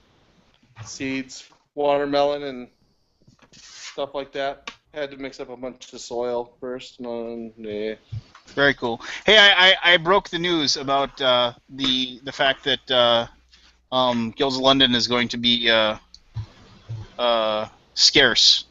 Right.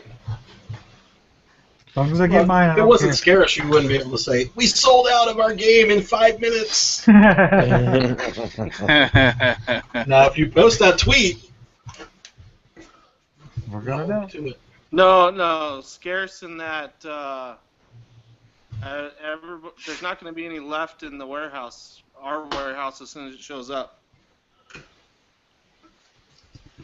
we're gonna have the 100 copies at Origins, and then we won't have any more until like basically when Gen Con rolls around, right? Right. Okay. It's a Gen Con plus retail everywhere release all at the same time. If I leave Columbus without a copy, you guys are dead to me. That's all I'm saying. Wow. You better show up to the booth early. I will. I'll show up to the booth Wednesday if you let me. Is that early enough You for gotta you? talk to Daniel about that. Yeah. I don't know. Hey, are you going to have Gold West there? We'll probably have some. Okay. I don't know what Daniel's scheduled to bring, but He'll have some. I distinctly remember him saying that was one of the things that is going to be on the pallet or whatever that he should bring. yeah, over, which means we'll have like 8 probably. But that's cool. It's a good problem to have, boss. Yeah, I mean- I think so. Yeah.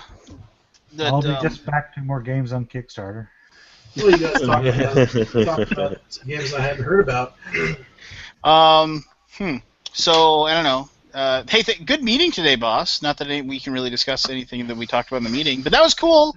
I took I'm a glad picture. you liked it. I took a picture of the virtual meeting and I sent it to my wife, and when I think she was actually in a real meeting or something like that. So I think our meeting was better. Our meeting was real. Well, I mean, you know what I mean. It's Remember when you told me to put you down and I said you were ugly? Yes, that was great. Very, very corporate. Yeah. Do we have an HR department that I can go and talk to? I am the HR department. Well, I'd like to file a grievance with you Okay. about you. Oh, sorry. You told me to put you down, so That's very fair. Where's Seth? He said he was going to be on. I don't know. I live in Utah. He lives in Tucson, Arizona. That is. Where are you located right now, boss? In my bedroom. That is like one old couch back there. Yeah, that's also a really old dresser. We don't buy furniture. We get them from grandparents. That looks like that looks like you stole that from like my grandparents' room. Basically, that's what that The that's couch? yeah, that's what that couch looks like. Yeah. And that dresser seriously weighs like 250 pounds. It's the worst thing ever to move. I outweigh it. So and your blinds are all screwed up, just like Seth's back there. Oh yeah, a dog did that, and I haven't fixed it. So It's a glimpse into the world of Taster Minstrel Games, everybody. So yeah, you we're just as screwed up as everyone else. all right. Hey, Michael, did you play anything cool lately? What kind of question is that? Well, because I asked everybody that. Yokohama, that's cool. Yeah. I played Civilization Beyond Earth. That was pretty cool for 20 hours or something like that. Oh, you're talking about a computer game. Yeah. Great. You realize this is a board game show, right? Okay, well, I played Dixit for the first time. What'd you think of last Dixit? week. You played Dixit for the first time. What'd you think? My kids liked it a lot. I prefer that to apples. You know, because someone gives a clue like eating or whatever, and then there's someone puts down a picture of shoes. And they're like, yeah, those shoes are eating the floor, and then everyone has a nice laugh. I like Dixit, but I didn't go crazy for it. Like it seemingly like everybody did. I don't know. Maybe it's just It's good to play with kids. It's not something I'd say, hey, let's play some Dixit to my gamer friends. So. Yeah, but like my daughter would like rather play not Dixit. Like she's like always like making me play makes me play like Pokemon with her so she can beat me again. Yeah. So, but what do you do? I don't know. Does anybody have anything else they want to talk about before I start complaining about Game of Thrones? Well, I probably need to run and get my kids in bed again. Just so. wrong. Yeah. All right, well, it was good seeing you, boss. Maybe tonight again. Even we'll see. All right, cool. Come back on. All right, later. Hey Scott, are you going to be filming at Origins like you do at Gen Con and all that? Yes, we are. 5 days worth. Friday. I'd like to. Not watch sure how that. we're going to fill the time, but we'll figure it out. Hey, when's our time scheduled to be over to talk to you about TMG stuff? Sunday at 8. Sunday at 9 p.m. You jerks. Are you the one coming over, Lance? I could be. I mean, look. There you go. There's your filler, Scott. You need to kill time. Yeah. Nice one, Barry. See, I get it. I see. It's because it's so funny because my reviews are long. That's why it's funny. I don't have Tasting Adventure on the schedule. Well, why not? I'm looking right now. That's a fine how do you do. What do you guys got that's new? Well, I don't know. Guilds of London, Yokohama. We've been talking about them both for like the last 20 minutes. Those were so gamma. I'm just kidding. Oh, okay. Hold on, let me look. I might be missing you. Oh, you're missing me, all right. I don't see you guys on the schedule. Did you reply to our email? I'm not in charge of that. Put me on the schedule somewhere. What are you in charge of? Did you send it to Lance at playtmg.com or what you send it to? We send it out to all publishers attending Gamma. Well, put us on the list. Well, you probably have to use a specific Facebook that doesn't go to the one that's got your actual name on it. Yeah. Well, before I do anything, I need to get Eric looped in on this. Hold on. Is it going to be you coming? Sure. Why not? Yes, it'll be me. Well, it sucks that Michael just saw him. Whatever. Keep talking. You don't even wait. Oh, okay. Can we talk to somebody else who might be in charge of this that knows what's going on?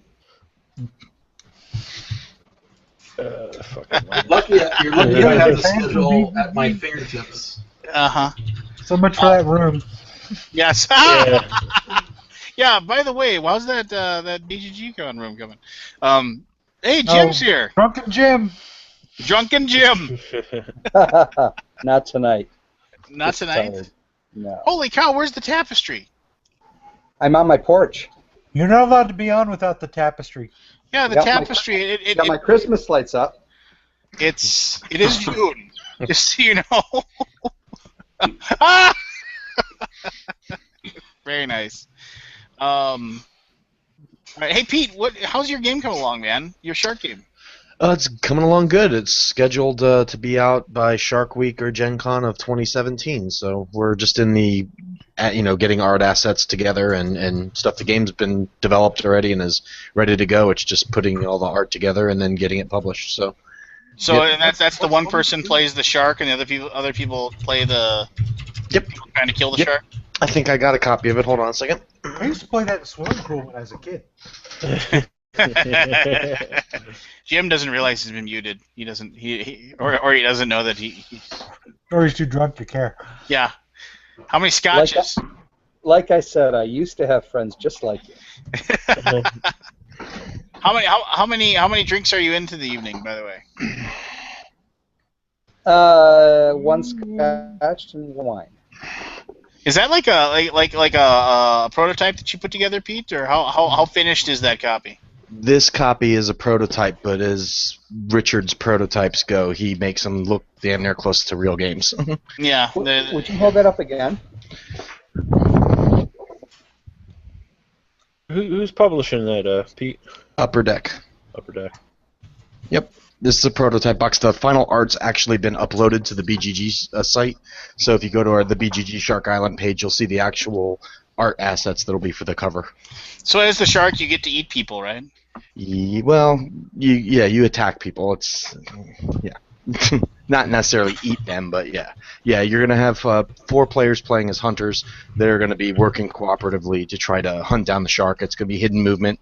There's gonna be searching and combat and the shark's trying to grab objective tokens by terrorizing different parts of the island. And if they get the right combination of tokens based on a card that you reveal at the beginning of the game to set the victory condition, then the shark player wins. And if the hunters can destroy the shark before he achieves that, then they win. So can the shark eat a helicopter like in Jaws 2? Yes. Awesome! One of the characters is actually a helicopter pilot. So we've taken bits and pieces of that mythos and kind of interjected it into the game. There's no mythos. Jaws is real. What are you talking about, mythos? Yeah, I got him right here. Thought he was going somewhere else with that. That's awesome. No, yeah, we made it as close to the movies as possible without actual licensing. So. Yeah, you might be close to as big of a fan of Jaws as I am. So. Yeah, you could sort of say that. Yeah, Jaws is that's pretty cool, man. That's pretty awesome. Yeah. I watch Jaws probably once a week. It's just on in the background. I just throw the Blu-ray in and just it's just so good. It's my traveling movie. It's on my iPad every time I go to a convention. It's what I watch on the plane to keep my mind off of being that high up off the ground. I've got all the books. Matter of fact, my reading material for this week is Meg, Hell's Aquarium by Steve Alton, and I also have Megatooth by Victor Zarkov. I have a large collection of shark books and stuff. Yeah, I wasn't impressed with the Meg stuff. It was just kind of like, I mean, it was just ridiculous in a way, you know? I mean, it was a cool idea and everything like that, but the whole idea that, like, it traveled up through the cold water because there was the warm blood around it or whatever. I just was like, all right, fine. It's shark material that I can digest. So, since there's no more Jaws movies, and although I am looking forward to that Shallow Waters movie that's coming out here soon, with the female that surfer girl that gets like trapped on a little inlet or something. It looks pretty cool actually. But Yeah. there's not enough shark content to keep me going other than Shark Week. So I digest whatever I can get, even the crappy stuff. So So, do you believe that any of the Jaws movies are worth watching except for Jaws? 1 and 2. The 3D one is more for humor than anything else because it's just hilarious. And I didn't like 2. Jaws Revenge is just bad, just bad, unfortunately. Yeah, and it just it doesn't. It had even with Michael Caine somehow. It just I hope it's one of those franchises that I wouldn't want to see completely rebooted. Like I don't think you could ever redo the original and do it justice for what. God, no. But I would love to see a true sequel to the original, disregarding like 2 through 4. You know, I mean, Deep Blue Sea wasn't. Deep Blue Sea wasn't a great movie, but it was at least okay. But I haven't seen a really great shark movie since that, so it's kind of. Did you watch? I'm with you on Shark Week, though. How about Open Water? I mean, that's more of not really a shark movie so much as it's like. It's more of a survival movie, really. Yeah. Open Water was okay, but it wasn't. It wasn't what I was hoping it would be. This new one, the Shallow Waters or whatever it's called, that looks like it's going to be what I was hoping Open Water would be, is a true fight with a shark versus a human in its elements. So I'm looking forward to that. That looks like it's going to be pretty. Yeah, pretty and it's got a good trailer or whatever. Yeah, the trailer's fantastic. So I'm looking forward to that one a lot. I do a lot of this material just because shark games has kind of always been something close to my heart. So, in any future projects, I do all this research because I just, A, I love sharks, and B, if I can make a game or two that have sharks, that's kind of like bucket list material checked off. So who you root for, the shark or the girl in the buoy? The shark. Yeah, the shark. Yeah, but the shark's not going to be allowed to win. That's why you root for him. Exactly. It's the underdog situation. You knew Jaws wasn't going to win, but he would take it's a few. It's like a Tom and Jerry cartoon, but bloodier. It is. So I got the thing I loved about Jaws was it was standalone. It was a story. It was very good, but seeing it when I first saw it where nothing was automatically sequelized, that I think gave it a lot of power. And I think once you start making sequels of things, the expectations drop. They just become worse and worse. But in your game, I'm wondering, is it all wrapped up as an adventure where at the end you feel like, yes, I've won, it's over, I'm done, I'll play it again, but it'll be different. We tried very hard to capture the essence of the movies without actually, trivializing the events that took place. I mean, the way the game plays is kind of it kind of tells a story, but it definitely has replayability in the essence that the different ways that the shark and the hunters interact together create little like mini stories that you're like, wow, do you remember that time where we got in combat and the shark took out the helicopter, for instance, or the one time that we jabbed him with buoys and drowned the shark down and took him out right before he completely terrorized the town.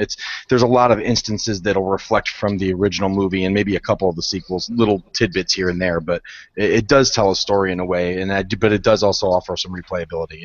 It's been a really interesting project to work on, and I'm super excited to see how the people react to it once it's out there in the mainstream. There'll be demos of it at Origins. Upper Deck ran demos of it at Gamma, and they'll have a table or two so you can actually play it. We've got like 3 prototypes done that they can actually play. Does anyone get to ask for a bigger boat? It's funny you mentioned that because Scott Morris, who played an early prototype of this when I was first pitching it, told me that the tagline for the game should be, "You're going to need a bigger box." And I've been telling Jason to put that on the box, but I don't know if it'll make it or not. That's the name of the sequel. Yeah, maybe. Maybe. The bigger boat.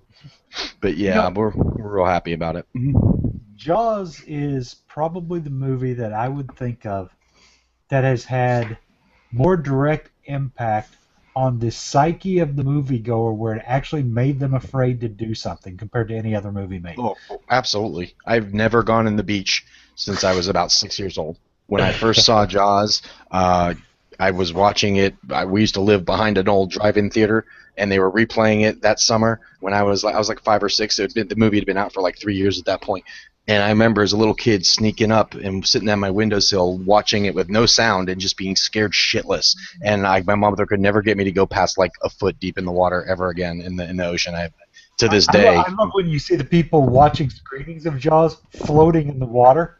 Have you Oh, seen I those want to screenings do that that. I You so want to do that. I do too. They're doing it I in want to do Texas. that, but I want to and go and St. grab Pete. somebody's leg and just scare the crap out of them. That's all Yeah, I they're, need to get to they're do. doing it in Texas. So you've not been on a shark dive or anything since you don't like to go in the water now? I'm actually going to, for my 50th birthday, I'm going to go do a cage dive with great whites. But up until now, no. But now I that's a hate you bucket. because I'd That's a really bucket like to list. do that. That's a bucket list item. But I told myself I'd wait till I was 50 and could afford to do it right because it's not cheap. I've dove in open water, and the only sharks I ran into were nurses and a couple of reef sharks. But it was still cool. So here's a random thing about Jaws. So back when I was a kid, the old WGN, like the old cable station, when you got cable, basic cable, the Chicago cable channel, WGN, they had on 2 consecutive nights they played Jaws, and then they played Jaws 2.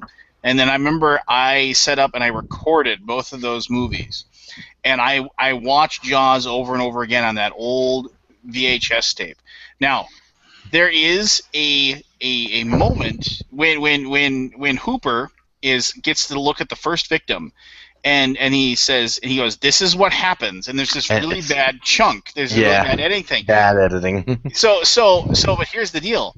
I remember, I swear I remember that, like, he says, this is what happens when I remember saying, and like a lot of people have said that they've seen this in other where these, like, when a when a diver, like, whatever, it suddenly runs into and he uses whatever, like, scientific term for a shark, and I could just be telling myself a lie. I swear on that VHS that edited portion, and like I said, if you look into it, other people swear that they've seen it as well.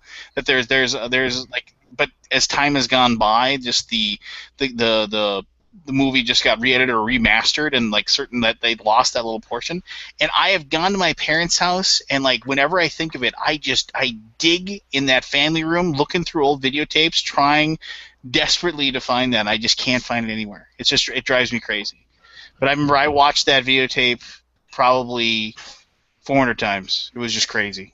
I know what you're talking about because I've gotten the newer versions of the releases of the Blu-ray and DVD when it came out, like the 25th anniversary and 30th and 40th, and I recall seeing that point and going, was that there the first time I saw it? I want to say that that's something that got done in remastering and they've never been able to go back and get the original film. But I got to look through my old DVDs because I think I have a very old copy of it. I'll have to see if it's on that one. Yeah. One of the, I mean, like the like there's a, if anybody ever makes it to Fargo Moorhead and track me down, I'll take you to Midnight Movies. Who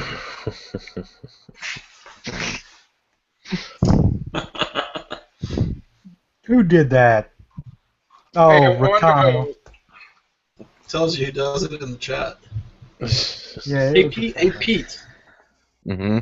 Can I schedule you for a demo on our live stream at Origins? Are you going to be there? I'm going to be there, but I work for Cool Mini, so I don't think I can. You can't do it? Okay. Yeah, I don't think so. I think, unfortunately, because of my job with Cool Mini, I don't know if I'm going to be able to do any of the pub. Richard will be. Richard will be there, though, and I can get him to do that for you. Oh, do you want to put Richard on? Yeah, that'd be great. Yeah, I'll talk to him tomorrow and see what he says. Shoot me an email, aldi@boardgamegeek.com. Yeah, I'll do that. I'll talk to Richard. I don't think that would be a problem. His schedule is pretty wide open. Yep. Cool. Okay. Anyway, as I was saying, and before I'm muted again,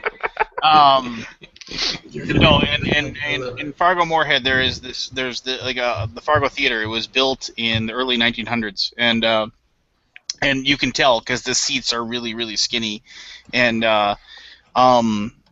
so but during the summer they have midnight movies, and they always show Jaws at some point, and I usually end up going there because they turn a blind eye, because there's bars and stuff, so you get off sale, and they kind of turn a blind eye to it, and so you just go in there with a 6-pack, and yeah, you just sit back and watch a great movie in the middle of the night, and there's it's so different seeing Jaws on a big screen than watching it. Like, yeah, fine, you can have like a 70-inch plasma and it looks amazing, but you to see it on a big screen is pretty amazing and pretty awesome. So if you haven't, do so, because that is like one of the best movies of all time, and it's in my opinion, it's Roy Scheider's second greatest movie, and his first greatest movie. Blue Thunder?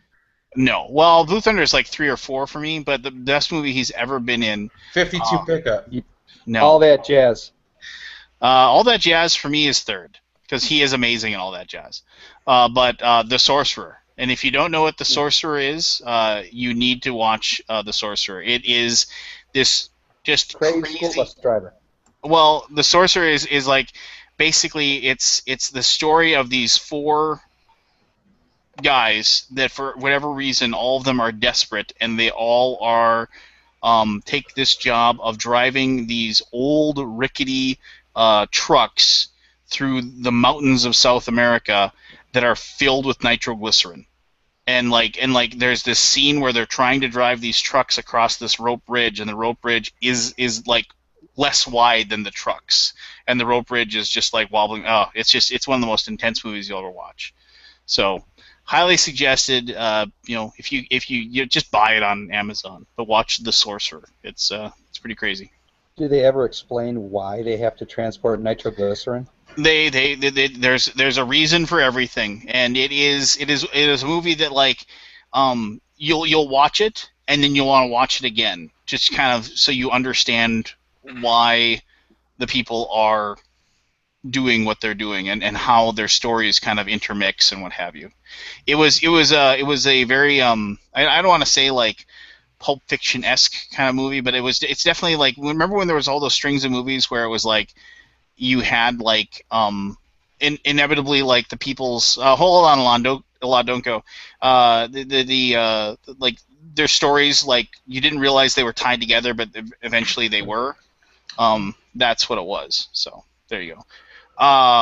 So Alad, you're leaving. One last, give us an update with Airlines, and tell us why we should back it.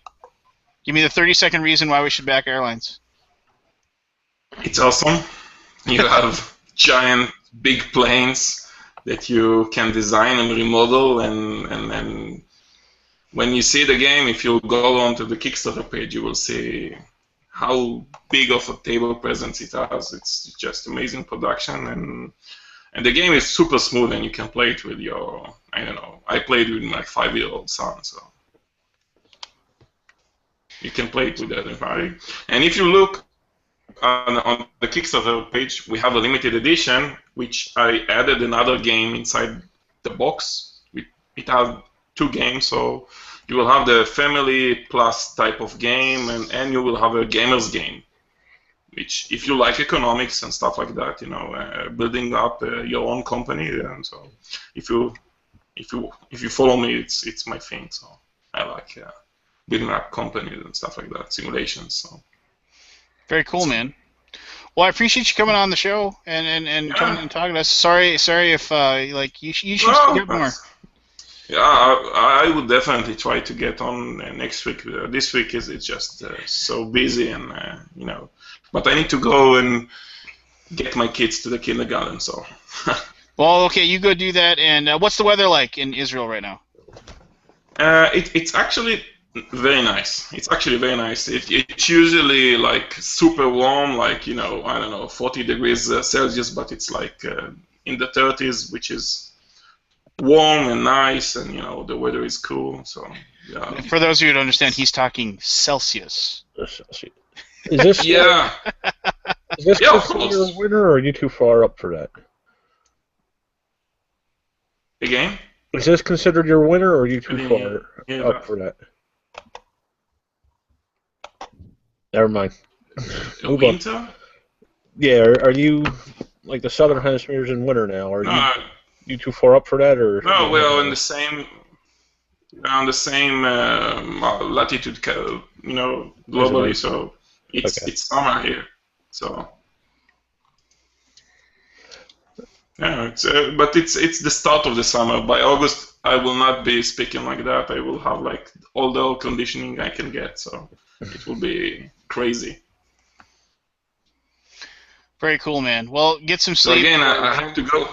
Okay, yeah, go. I don't want to keep you. I don't want to keep you. My day is just starting. Yeah. All right. No, well, that's cool. That's cool. So have a good night, and we will talk soon. Night. Thank you. Thanks for coming on a lot. Bye bye. All hey, right. Lance, you'll Hey. be happy to know that the Defenders of the Last Stand just emailed out a thing saying they'll be shipping copies soon.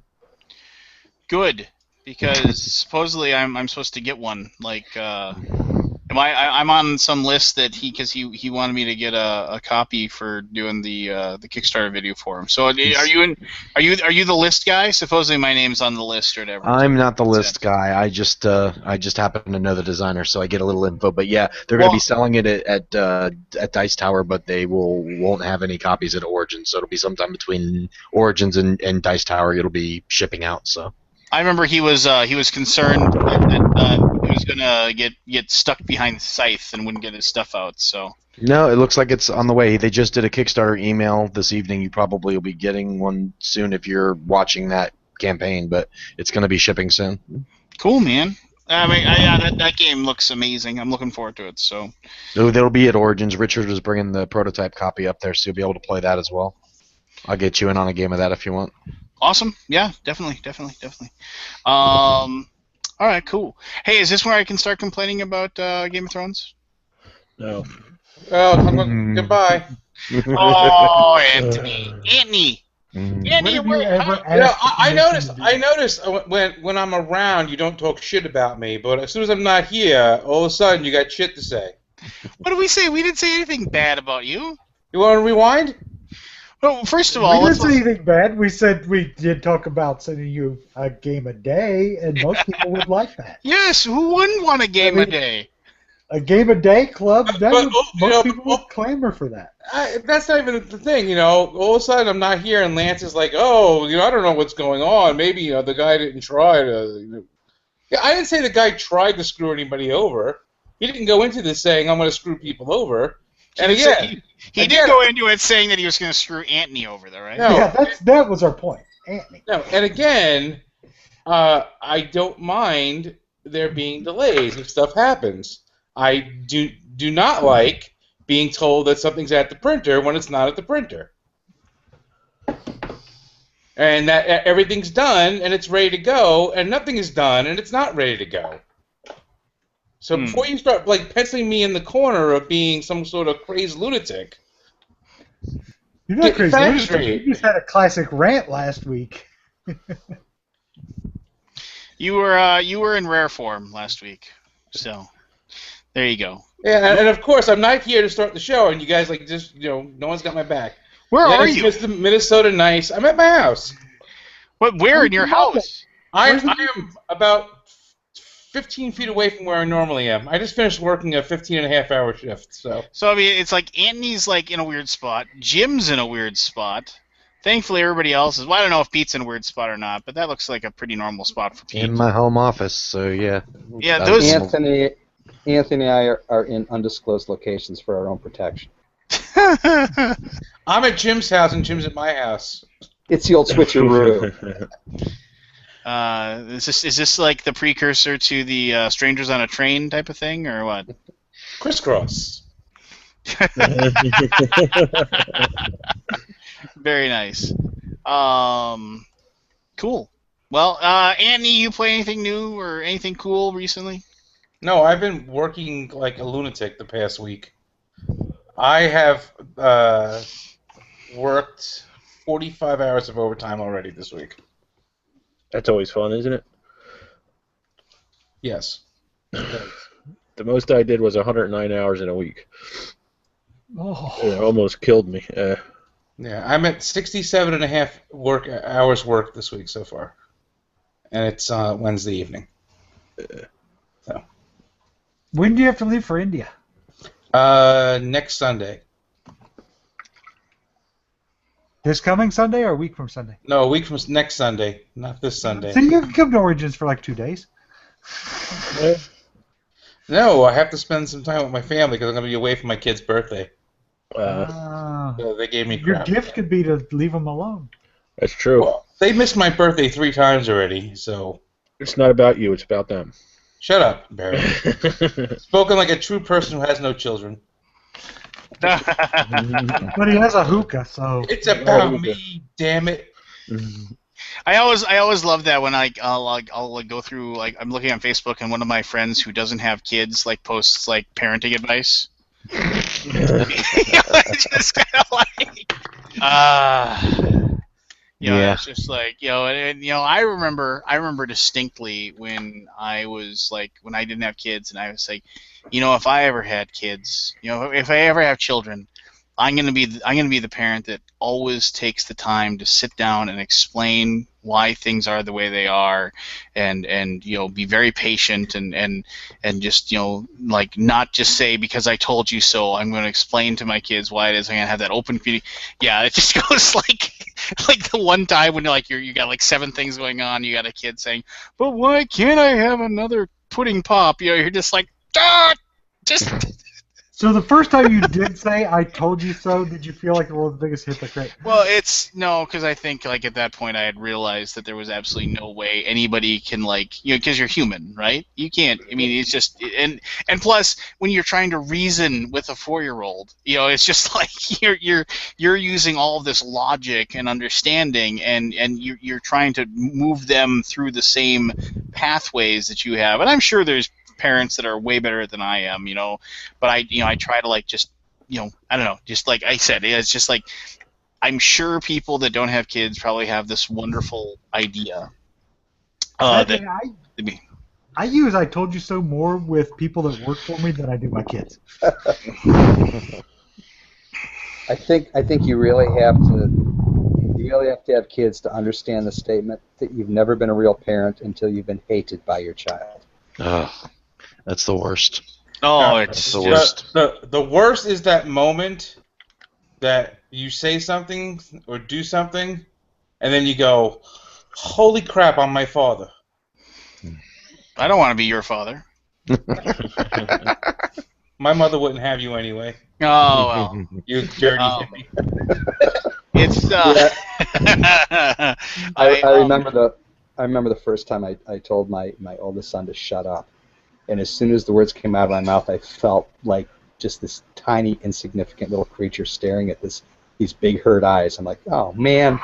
And I knew it would be the first of many times now because the dam was open. Yeah, and then the thing is that, one of my big things is that I try to do is that if, like my kids get in trouble about something, I try not to be standing over them when I explain to them why I'm upset. I try to, get down on one knee and talk to them, so they're looking at you and they don't feel like I'm standing over them like they're a horrible person. Well, geez, you're a tall guy. I mean, well, yeah. So I don't like standing next to you. I remember when there was does everybody remember the NBA player Mark Eaton? He was 7'5". He was a Bigfoot. I mean, and he wasn't 7'5" and like skinny. He was 7'5" and huge. I mean, he had huge broad shoulders. I mean, he was just this big giant Bigfoot that they shaved down and taught how to shoot a basketball. And he had a commercial where basically all it was the camera started on the feet and then slowly moved up until you got to Mark Eaton's face, and he's like, now you know what it looks like, what you look like to your kids. It's just and it was a child abuse thing. It's just basically to show how intimidating you are as far as your size and everything. So yeah, and it's just I always feel bad if I'm yelling at my kids and I realize that they actually look scared, because it's just a horrible feeling. But enough of that. Oh, there's our heavy-handed life segment that we get into on a semi-regular basis. Hey, can I complain about Game of Thrones? Yeah, go ahead. No, I'd like to. Anyone who was looking at backing the Princess of the Renaissance reprint on Kickstarter, they were going very slowly. So they just unlocked all of the inbox stretch goals. To try to get people to back. Well, it's almost funded. It's at what, 36 or 35 of 38,000 or something like that. The weird thing is, it's Mercury Games, and I'm not guessing. I'm not saying one thing or the other, But I thought Mercury Games was like going out of business at some point. They were like, So did I. yeah, they were shoving like every single bit of inventory they had. I mean, they had some weird like buy one get one free thing on their website, and then like all their stuff was on clearance aisles and things like that. Which fine. I mean, I'm not like wishing they were out of business, but just one of those things. So it's I don't know. It's good. I mean, great. Prince of the Renaissance is a classic. I played it once many years ago at a convention. I don't own a copy myself. It's something I don't even know if I really want a copy. I mean, it seems like a good game, but I don't know. What do I know? I want to say something, but I don't know if I should. What? What are you gonna say? Oh, I don't know. It's just like this automatic unlocking of all the stretch goals to me is like insanity. Mm. Do you want to bankrupt your company? You obviously made a plan that you needed the money to produce these things, unless that's all horseshit, right? Which, if it's all horseshit, then whatever. But if it's not, you're basically. But if all the stretch goals really, they had planned it into, like, okay, so unlocking the stretch goals, even if they got to all of them, was still only going to cost them what their funding goal was, then there's no difference. I don't get it. If they held stuff back out of the regular game, and again, I don't know what all the stretch goals are. If they held stuff back to, entice people to pledge, and then call them stretch goals, that's a whole different thing. But you know what? We don't know what the story is with their financial situation. Yeah. So it's just an odd way to run your business. I don't know. Like I always think when they do that, where we've unlocked all the stretch goals early, I always think that it's more that they it's like they knew they were gonna do it anyway. In front of them, yeah, it's the carrot. carrot. and so they were hoping they would get to that point, but now it's like, okay, we're not gonna get it, so just unlock them and be done with it. I mean, that's the impression that I get. I feel like they should be canceled. They have 8 days to make $2,000. It looks like I can't do math. It's a weird number. 34,315 is their goal. So obviously there's some math there. Well, and that's one of those things too that always kind of drive me crazy. I know these guys. I like, they're good. They're nice guys. I don't want to see them go out of business. But I always feel like this is like a desperation move to kind of like, oh, we need $3,000 more or whatever it is. So we don't. How much time they got left? 8 days. I think that'll be enough. They'll get it. Right, but they've obviously set. I don't know.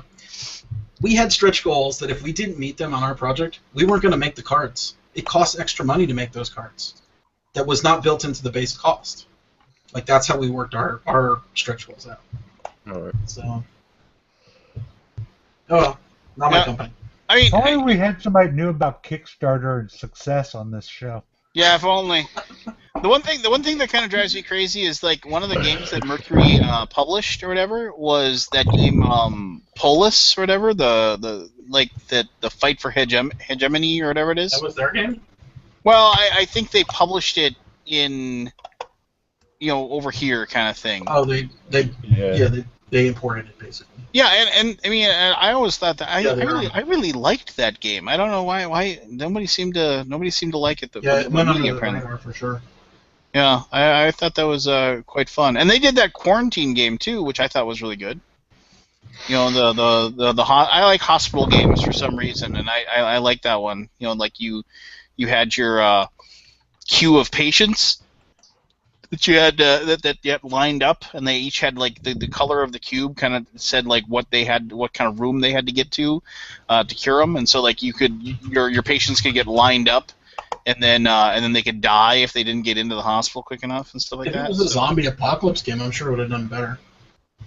Probably. It was like if you're recurring zombie victims or something.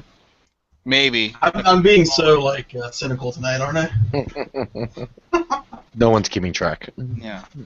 Can I complain about Game of Thrones yet? No. Stop your whining. What are you talking about? It's playing total fan service. If they didn't get into the hospital. Zombie apocalypse. I'm not sure. All right, who's John, giving? do your two. There you go.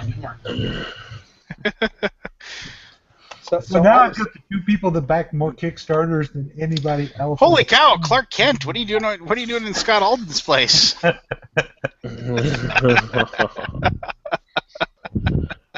He's muted and doesn't realize it. I had to put my kryptonite glasses on. It's Bono, ladies and gentlemen. Yeah. So apparently we have world-renowned game designer Jonathan Gilmore with us. Hello. I believe he's got a game on Kickstarter, right? Hey, John, can you get a little closer to your camera? I want to be able to count the hairs of your mustache. Is that better? Holy crap, you're bald. I had no idea. Yeah, I'm super bald. Hey, watch it. I'm getting there, slowly but surely. Soon I'll have a marvelous skullet. No, my wife swears to me that if I get to the point where I have a skullet, then I'm going to wake up with my head shaved one morning. So, Nice. Yeah. I will mail her the clippers. I always like to say you have a limited number of hormones. If you want to waste them growing hair, that's up to you. Sounds like the words of a bald man. No. All right. So there you go. Let me see here. I think we had a couple of questions. Johnny, what? So you're gonna have a copy of your new doldrum-esque game of Dead of Winter at the at Origins? I should have a copy to run demos if anybody wants to play it. They're not gonna be for sale though. As far as I know, they're gonna have I think a few hundred copies for sale. Yeah, I just told these guys I was going to pick up a copy, and they're all like, "Well, you want to pick up a copy? You're just going to say it's horrible." And I was just like, "No, I'm interested in seeing what you've done and with the game and how you've changed it." And I mean, it's better when you stay awake all the way through it. Well, it's if my character had anything to do, never mind. Lance fell asleep while playing. Was he watching one of his own videos? The hits just keep coming. Well, the problem was he narrated his turns for about 45 minutes around. Was that per action die? Yeah. Gotcha. I think you're making Lance cry. Stop it, No, guys. no, I'm not. I'm not crying. I'm not crying. That's fine. You know what? I'm a big boy. I can take it. I've been destroyed in the forums for the last 2 weeks, and I've just not paid any attention to it. That's what happens when you take blood money. Blood money. Right, sell out. No, that's fine. That's fine. People are gonna dislike. I can't make everybody happy. I just have to be concentrated on the vast majority that seem to not mind what I do. So you make me happy, Lance. Thank you. I appreciate that very much. He believed it. He fell for it. Oh. Yeah, he didn't say you did. He said you can. Yeah. So what's okay, Johnny? Where's is the John Taraj going to be with you at Origins? Yeah, John Taraj should be in effect. There's really 5 or 6 of us there. What is the John? Who all is in the John Taraj? You don't know the John Taraj? The John Taraj is awesome. It's just a bunch of my local friends that all tend to go to the same conventions, and we all hang out. And then I think it was Travis that coined that name. Yeah, it's Johnny G and the John Taraj. But yeah, no, it's like they're all really cool guys. Like I sat down and had breakfast with them that one morning. I think at BGG-Con. They were really cool. So so what's different with the the standalone expansion for Dead of Winter? Tell the people what they want to hear. Well, I mean, there's a ton of new stuff. The Bandit module is really one of my favorite things in it. The Bandits are an added threat that isn't zombies. They'll show up at locations and steal the stuff out of the deck, and then take it and squirrel it away at their Bandit headquarters, and then you have to go and try to fight to get it back. So they're stealing the resources that you're also trying to get for yourself. And then the Raxon location is a new thing. Even the decks that will be overlap are all new versions of all the cards that you already know. So even the new grocery store is going to be a full deck of new cards and not just the same grocery store that you had before. And there's rules for mixing your sets together. So if you want to play, the base game and the new game together, there's definitely rules to do that. And everything's modular because that's the way I really like my expansion. So I was happy that we went that route. I like the improvements. I think those are super cool. Those are another thing I When started. you build the DVD player so you can, watch Jaws while you're dying. Yes. The improvements are really neat because they're things that you can build that affect the colony overall. So they give you a little bit of a feel of like building up and making things better, which is nice.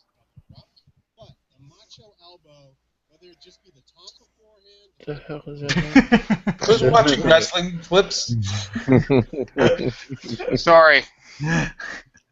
But, I'm waiting for my wrestling game. Yeah, I was thinking about whatchamadigs. I was thinking about like themes of games like the other day, and like zombie wrestling. Is that what no, you but I was honestly trying to think of like genres because I found that Pirate Republic game, and like and as much as pirates are a really cool theme, it's just like I hadn't found a game like Merchants Rise was good, and Blackbeard was like a good game, but it was just way too like much, And I don't know if you ever tried to play Blackbeard, the GMT game, pirate game, but it's like a simulation more than it is really a game. And so it kind of loses a lot of the fun. Plus, it's like, look at rule 22.1.A.Z, to see what happens, And it's just like, I want to be like cruising around in my ship and blasting things apart, not worrying about, this, that, and the other thing as far as my counter chit pool or whatever.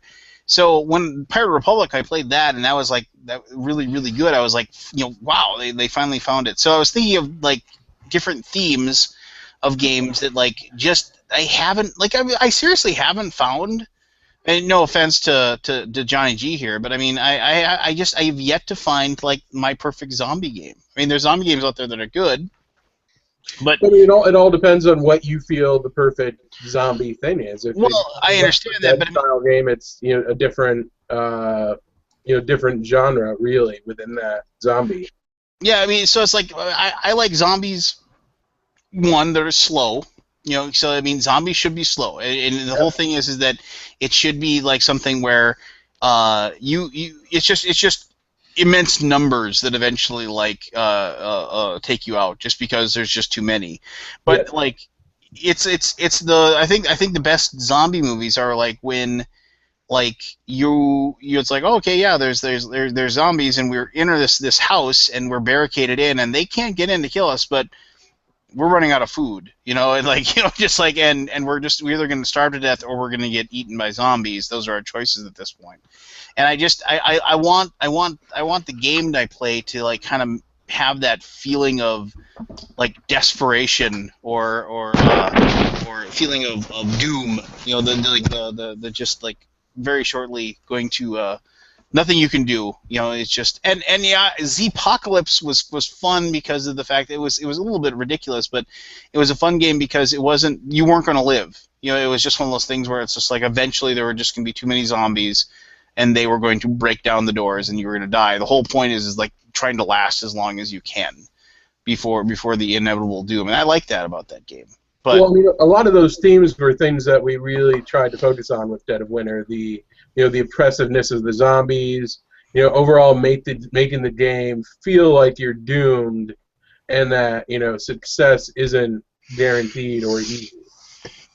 No, I mean, but okay, I get it, and you know what? My opinion obviously doesn't matter because it is resoundingly popular, and I'm sure you've pre-sold a gajillion copies of this expansion. That's coming out, and so kudos to you for tapping into that wellspring of interest that people have for it. So. Well, thank you. And the opinions like yours, I mean, those dissenting opinions are really important to me because that means there was some area in that we failed and we can improve on. Nah, Lance just doesn't like games. People tell me that all the time. Lance is just a jerk. I'm going to tell you what I want in a zombie game. I want to see a zombie game where the environment has an effect on the physical constitution of the zombies. So it's a sunny, hot summer, they start to rot and fall apart, so that they either become skeletons or they're just gone. And the only thing that replenishes them is fresh bodies. Because how can a zombie live past the summer? The birds will pick it apart, or the sun will just rot it away. Now, see, Jim, you're getting me going because so in the dead of winter, the zombies are going to be affected because they're dead. They're not generating body heat because they're not alive anymore because they don't have a functioning circulatory system. Therefore, they would freeze solid. The ice would crystallize in their brain and kill them. Well, I mean, it all depends on the source of the zombie infection too. I hate to break it to you, Jim and Keith. Zombies are not real. I've seen them at work. Well, okay. My kids and their cell phones are zombies. Who have read World War Z, in the actual book by Max Brooks? I mean, that's a really good book. Me. Yeah, it's a good book, and if you ever get a chance to listen to the audio version of that, I strongly suggest it because they actually have all the different. Because if you're not familiar with the book, each chapter is like somebody telling a story about a portion of the war against the zombies, and they got different actors to play different roles. Like Mark Hamill plays the role of like the sergeant in the army that's retired that they're asking the questions, and I think it was like Rob Reiner played like the vice president or something, or it was just kind of cool that they had these famous actors and actresses that actually did the roles.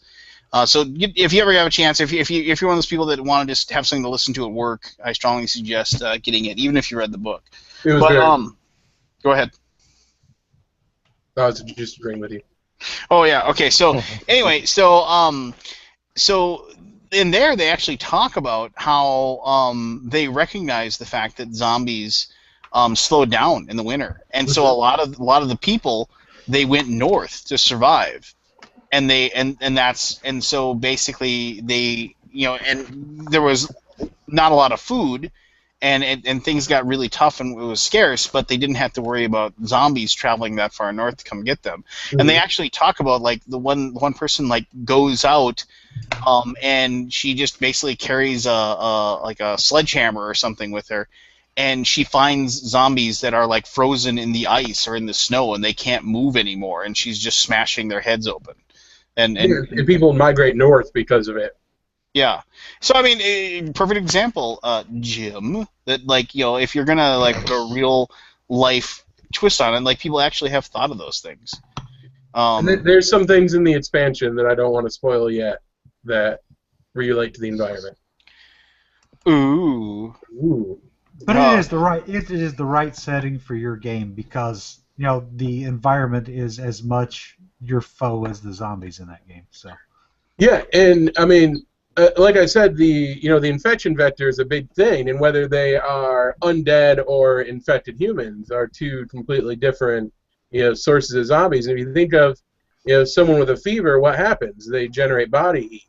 I mean, you'll notice that like in dead of winter, none of the zombies are covered in snow.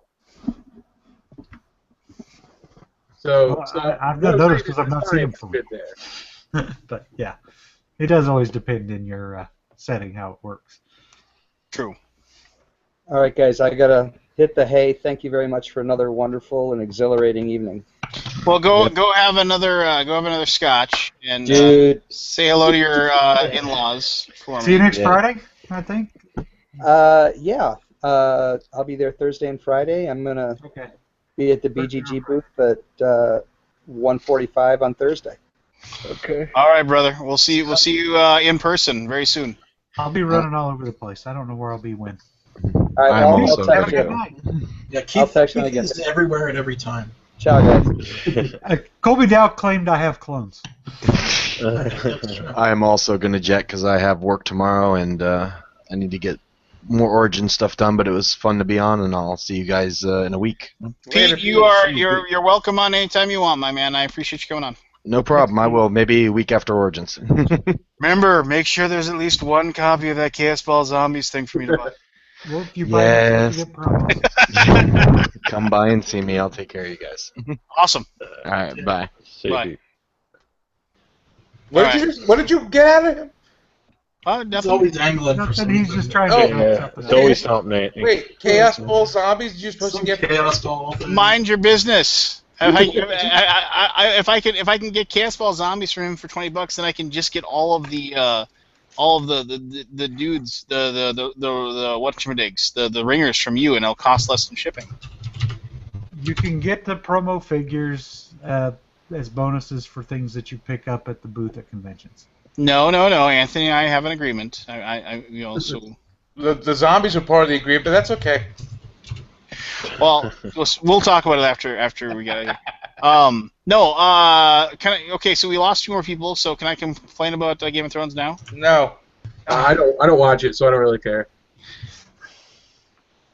Did anybody watch last Sunday's episode? Yes. No, I didn't watch it. So does anybody get like spoilers that they don't want to hear about? Like that's like I mean I'm sure there may be somebody like listening to this after the fact or whatever, but There was no spoilers last week, was there? There was no big reveals or nothing. Yeah, there's Yeah. big reveal. There was nothing. Yeah. There was nothing. It was no big deal. We all knew it was coming.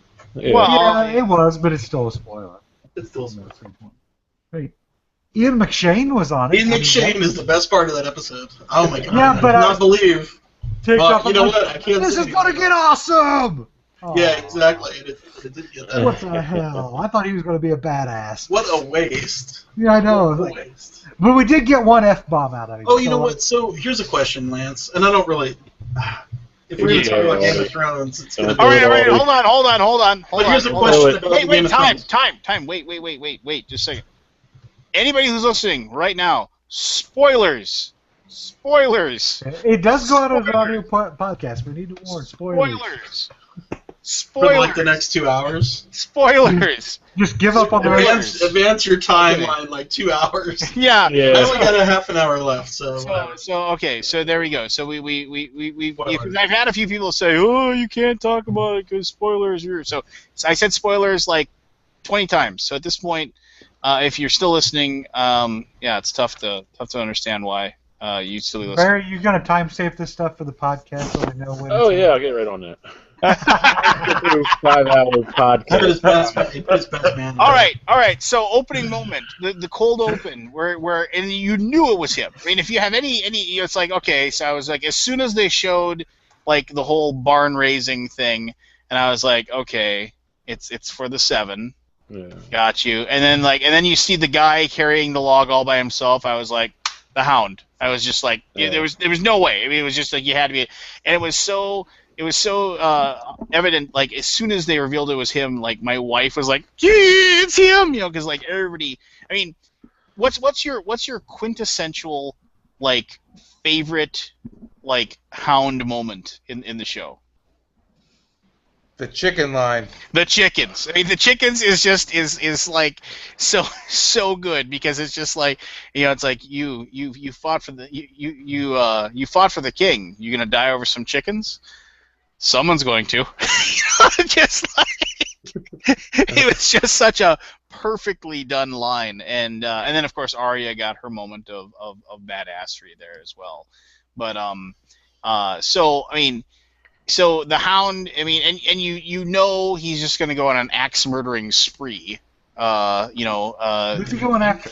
The Brotherhood Without Banners. Just those guys? Yeah, because he's pissed at them. But Well, I'm assuming. Which begs the question. Because they've been nothing for, 3 seasons now, and suddenly they're back.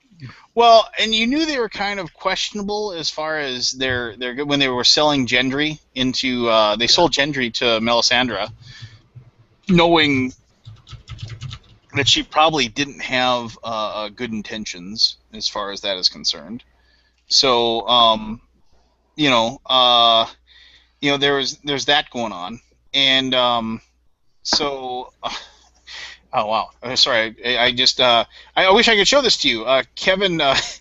Kevin Burkhartsmeyer, friend of the show, just sent me a picture of him in his full Royals King outfit, and it is amazing. I'm gonna figure out a way to. I'm gonna send this to myself. I'm gonna show this in a second. But so because they brought up the Brotherhood Without Banners, they are obviously like there's a possibility, right, that they might have Lady Stoneheart. That's what I was thinking. You're not going to see her till the last scene of this season. Yeah, probably. Yeah, that would be the cliffhanger. But I mean, okay, you don't know who Lady Stoneheart is? No. It's a spoiler. Do you want to know, or do you want to like hopefully? Well, no, I haven't read the book. So. All right, well then I'm just gonna leave that alone, and you. Okay. Can... Oh, so no, this was the question I had. I thought they had undead in the books. They do. Yeah, is that who Lady Stoneheart is? I don't want to say. I can't explain it. They definitely have undead north of the wall. I'll tell him who she is. No, I just googled it. Whatever, I spoiled myself. Yeah. So that's like a huge thing in the books. That's what I remember reading that about the books, and like why did they? Or actually, talking with Nikki, she's like, "Oh, that's not even in the books, or not even in the show." So my question then is like, but part of me says they still won't do it. It'd be something so huge. But one of the biggest, John, you're so hilarious. One of the biggest like things that like the theories that I at first was like, no, there's no effing way, that's not a possibility. But I'm starting to come around to as a possibility is that there's this huge theory that because Varys is like has all these connections or whatever, and he's like working secretly for the Targaryens and what have you, and because Ned was actually like against Robert Baratheon and was like seriously like very upset with him for the fact that he was trying to kill off all the Targaryens so there wasn't any left. And then because Varys is trying to bring that line of people back, there is this huge theory that Ned isn't dead. That like the person that was killed wasn't actually Ned; it was somebody else, a faceless man or what have you, and that he is still roaming about, or that Ned actually warged into somebody else because he's a Stark and he has that ability. And I was just like, that would be if they set that up. And there's all these like moments where they're talking about like when Ned's like Catelyn Stark never got Ned's body to bury. They wouldn't return it, right? And for whatever reason, until finally like all she got was the skeleton. And then she was like saying that like it wasn't the right size. There's like things like that she says about it that like it doesn't seem like it's the right size or like it's the wrong person or whatever. There's if you Google Ned's not dead, there's like all these hints that people have found that the possibility. So I don't know. It's just he was like a Ned's dead, baby. Ned's dead, baby. Ned's dead.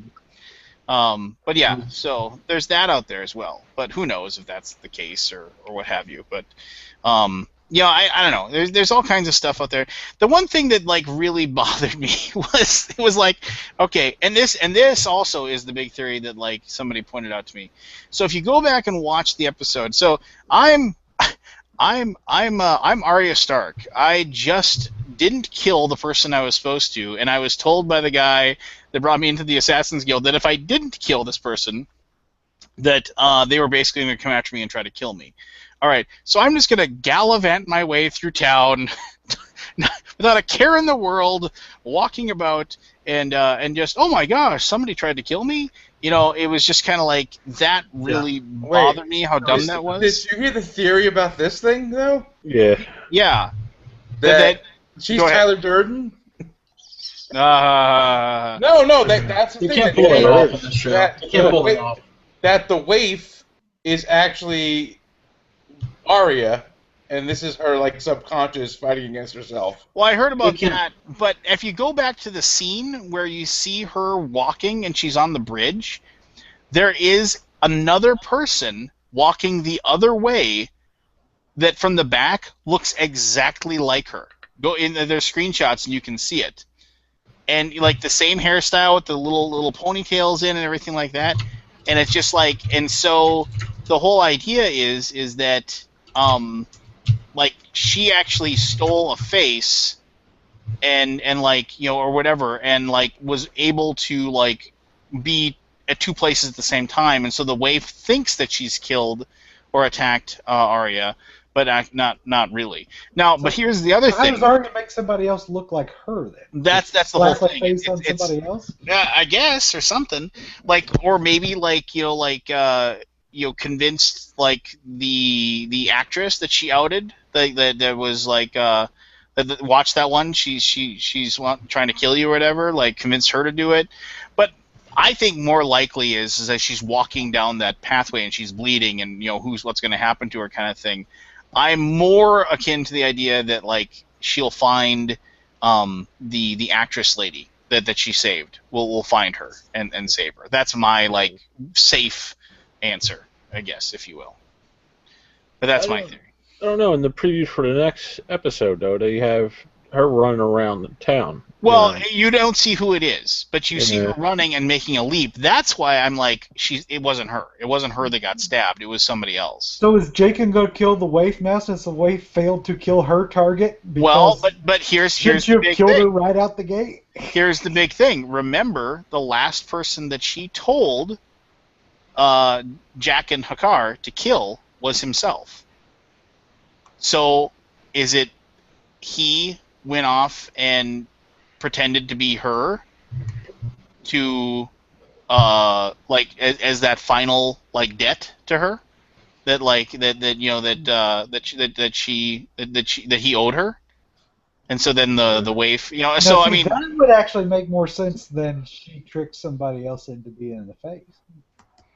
So I mean, if that was the case, I don't then see how they explain that the way that show works. That show does not hit you over the head with explanations like that. Like, you have to... Yeah. You know what I mean? like that's a subtle... I don't know, but the thing is that if you're ever wondering what's going to happen, you just wait till you see previously on Game of Thrones, and like it's like, do you remember this guy? Damon, give me a third name. Give me a third name. Yeah. All right, so here I'm just going to share the picture. That is Mr. Kevin Burkhartsmeyer in full Royals kingly garb. That's an odd expression on his face. Well, he's trying to do the expression of the guy in the front of the box. Behind the box. Looks kind of cheese. Yeah. Yeah, he's I like Kevin. He's awesome. Kevin is a good guy. He went all out in that outfit. And cosplayers.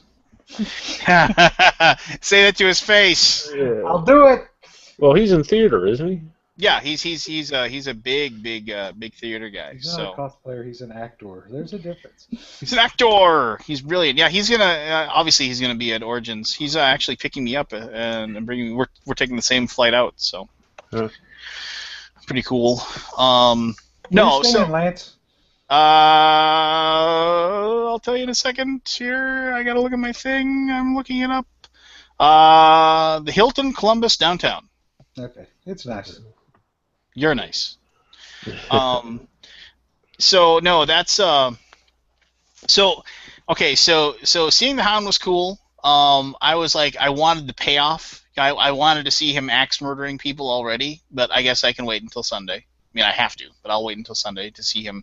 And there is the one scene where he is obviously like splitting somebody's head open in the like the things that they said next season or whatever, or next show. Apparently my cat's outside. Hold on, I'm gonna go let her in.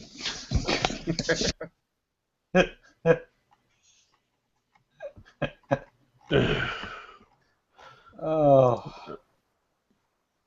So Johnny, go ahead, Keith. John's got another game on Kickstarter right now, correct, sir? Yeah, Heroes and Tricks is on there right now.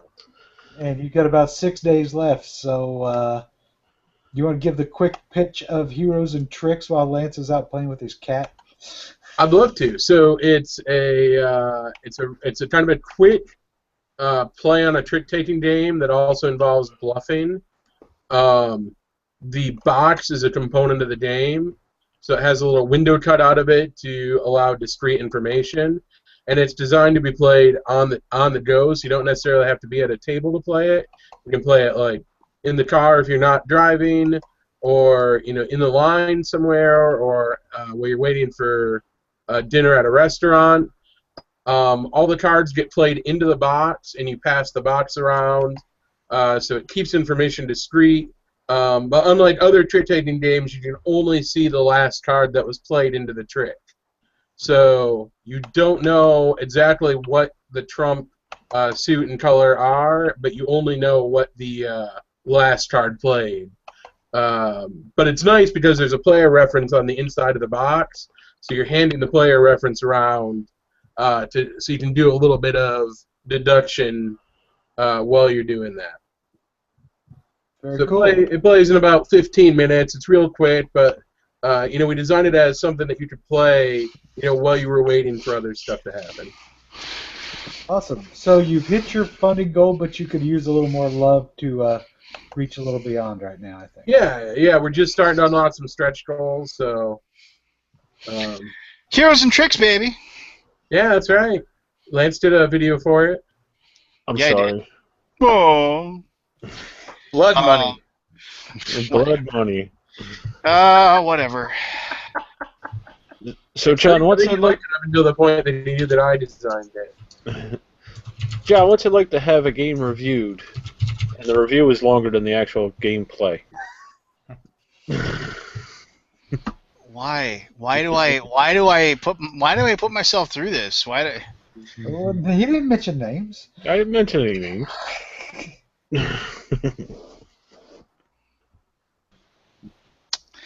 All right, Lance, we're bitching about Game of Thrones. Oh yes, we were. So all right, so we had cool Sandor Clegane stuff. We got to see him all angry and being angry and chopping trees down. It does suck that they burned Ian McShane's character, though. That was what I was going to ask you. Does he have any chance of coming back? No, he's done. But could he be a White Walker? Could he be resurrected like now? But I just don't see it. It was a one and done thing. It was it just sucks because he's such a great actor. Yeah. I mean, when I saw him, I was like, sweet, it's Ian McShane, and I was just like, yeah, but he couldn't possibly. There was no fanfare. He's not going to survive. But he was like, they built him up. He's like, oh, I'm done fighting. I'm like, oh. He's going to go badass, isn't he? Yeah, exactly. Like, oh, please. Nope. Dead. But no, but he did exactly what he was supposed to do. He is the impetus to basically getting Sandor Clegane to. But I still want to see McShane. So here's my question: does Sandor Clegane end up back at King's Landing, joining up with the High Sparrow, and becomes the champion against the Mountain? Oh, that would be so sweet. That's what it has to be, or that's what people want it to be. That has to be it. So. Oh, he just joined the Seven. Yeah. Yeah, because Ian McShane was a sept. Yeah, he was a septum. Yeah. Oh, yeah, totally obvious. Oh, but he'll die. He'll die because you want him to win, so he won't. That's the way this show goes. Yeah. He will not win. Well, no, he won't win because Cersei's not going to lose, right? No. So. But maybe he dies killing his brother at the same time. Who knows? Well, here's the thing. Go ahead. Well, I'm just saying, like, since Martin's not in charge anymore, he can't control who dies and who lives, right? Everybody wants the revenge of Sandor Clegane. I don't know. I think if Martin wanted it bad enough, they'd do it. Maybe he told them in his little show note wrap up or whatever, like the main plot points. Like, here's what's going to happen. Oh yeah, they already said that. Yeah. Well, I mean, do you guys watch After the Throne? Yeah, I do. Yeah. I didn't even know that was a thing. I didn't watch it this week. Yeah, I didn't pitch this week's, but it's a fairly good fan service show. They're gonna. I mean, the thing is that Sandor's got to get his final revenge on the Mountain, which is like, is it really final revenge though? I mean, if he's just a Frankenstein, I mean, I don't understand. I mean, I guess technically, kind of, sort of, it is. I don't know, but. At least you want it to happen. I mean, who knows if it will or not. Yeah. You see that. Well, what's gonna happen is that the Mountain's gonna rip the holy hell out of those Faith Militant guys that are there. He's just gonna next week. I choose violence. And including Turn Lancel inside out. Yeah, including Lancel Lannister, who is, of course, Kevin Lannister's son, and who is currently the Hand of the King, and so that's gonna probably, you'd think, set him against Cersei, which, if you've read the books, that really doesn't matter. But regardless, so the thing is there that if you kind of tie the dots together, so then maybe Kevin Lannister then joins forces with the Sept, the High Sept, and joins forces with the Sparrow because he wants revenge or whatever. And then because of the fact that the Clegane brothers were bannermen, or House Clegane was a bannerman for House Lannister, and then basically they reported to Tywin and Kevin. Then maybe that's where Kevin, finds out where Sandor is, and then he becomes the champion for the other thing. The other thing I've heard was that they somehow would convince Loras Tyrell to be the champion for the. But I don't think that doesn't seem very likely. But I don't know. It's gonna have to nurse him back to health before he can fight. They are going. If there is going to be a fight between the Clegane brothers, it will be the last episode of the season. That's, in my humble opinion, where they'll go with that. I just can't see them giving it away during episode 8 or something. I was hoping that Daenerys would finally get the meat lane on that last episode. After talking about it for 7 years, Yeah, wait 2 more years. But how dumb was that scene where it's admittedly she didn't show up and do anything, but the season before was just basically we've been walking. It's I got everybody to bow to me, and then I showed and then we do the whole talkity talk and schmackety schmack, and then we start walking off into the distance, and then for no reason we just go ahead and wander off. I come back with my dragon, and then I give this same speech again. And so these hundreds of thousands of people were following you already, but they needed to get pumped up at that moment for some reason. They had to break the rules, right? I don't know. It's just there's some kind of rules thing going on. They had to convince them to go over the ocean or whatever. Why doesn't she just fly her dragon over on a 5-minute flight? Yeah, really. Burn the Red Keep to the ground. Sit on top of it and flip it. Didn't the Greyjoys already sail across the land all the way around? They do the geography of the show on that after the throne. Ridiculous geography from the sailing they left last week, and they're already now halfway around the world. So the whole thing is that they're going to the Greyjoys or whatever are going to. They're gonna be the boats, right? Yeah, because they said they were going to get there and then offer to, be the boats or whatever. Because that's what she says, before. My wife said something very, very, very, very, very poignant. And and I agree with her on this. She's like, okay, so Theon's sister is a total badass, right? So it's okay, so she's a badass. But in order for us to know she's really a badass, she also has sex with women. Just because she couldn't just be normal. I mean, not whatever. It was just it was just so stereotypical. She was kind of annoyed by that. I thought that was stereotypical. It actually bothered me. I'm so this powerful woman has to be a lesbian. Yeah. I'm fine with the character being a lesbian, but if she's going to be a strong warrior female, does she have to be? And I don't know. It seemed a little sexist in some ways. Yeah, it was weird, but But then again, we had to look at the guy's warty penis a couple of weeks ago. So. Yeah, so it's just. I like whoever the actress is that played that Lady Mormont, the child. Oh, the child. Yeah, they was very good. Did you see that? Did you see that meme picture of if she had 3 dragons? This show would have been over 2 seasons ago. No, it didn't, but you're about right. And they had such a great line too.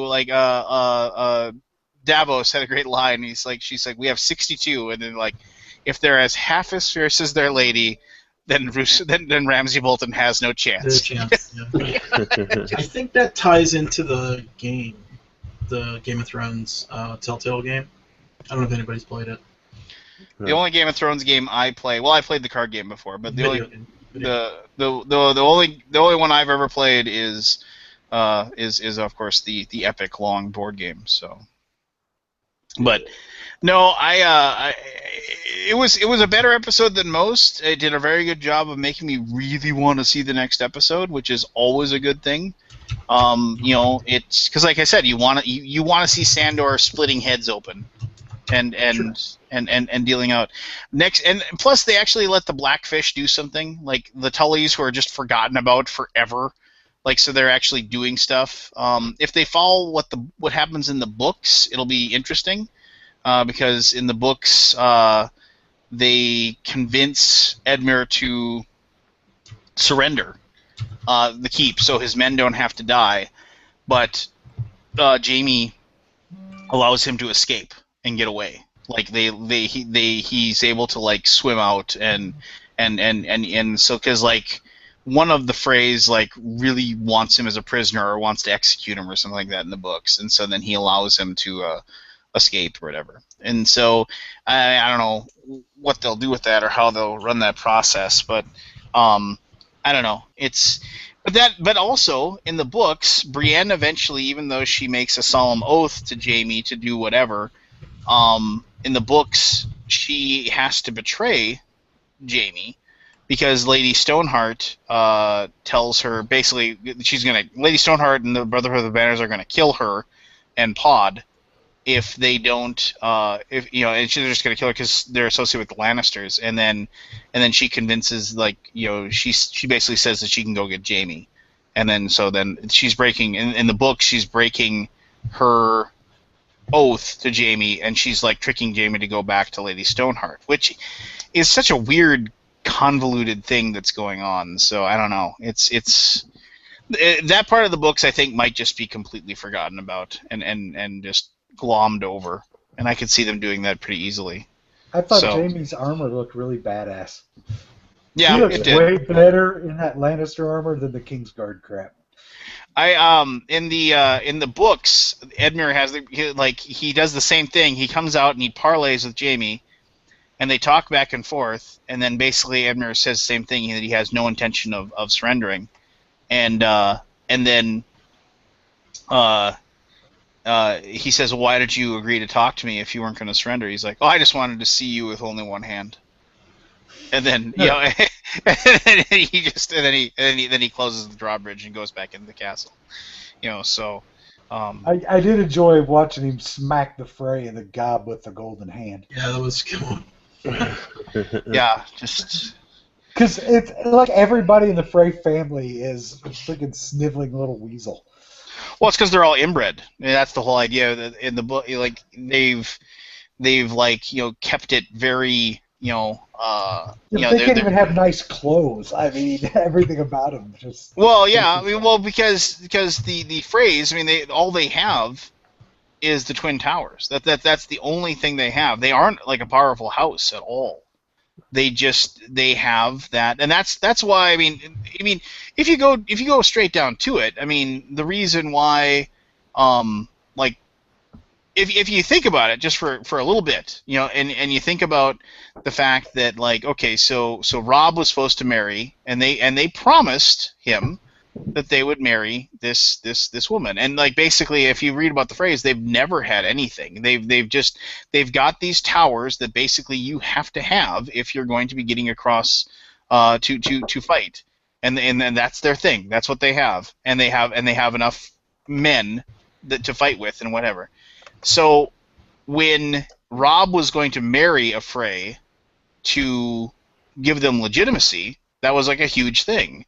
And then ultimately when he betrayed that, it was like huge. So in a weird way, even though it's horrible, and what the Freys did as far as the murder and everything else is horrible,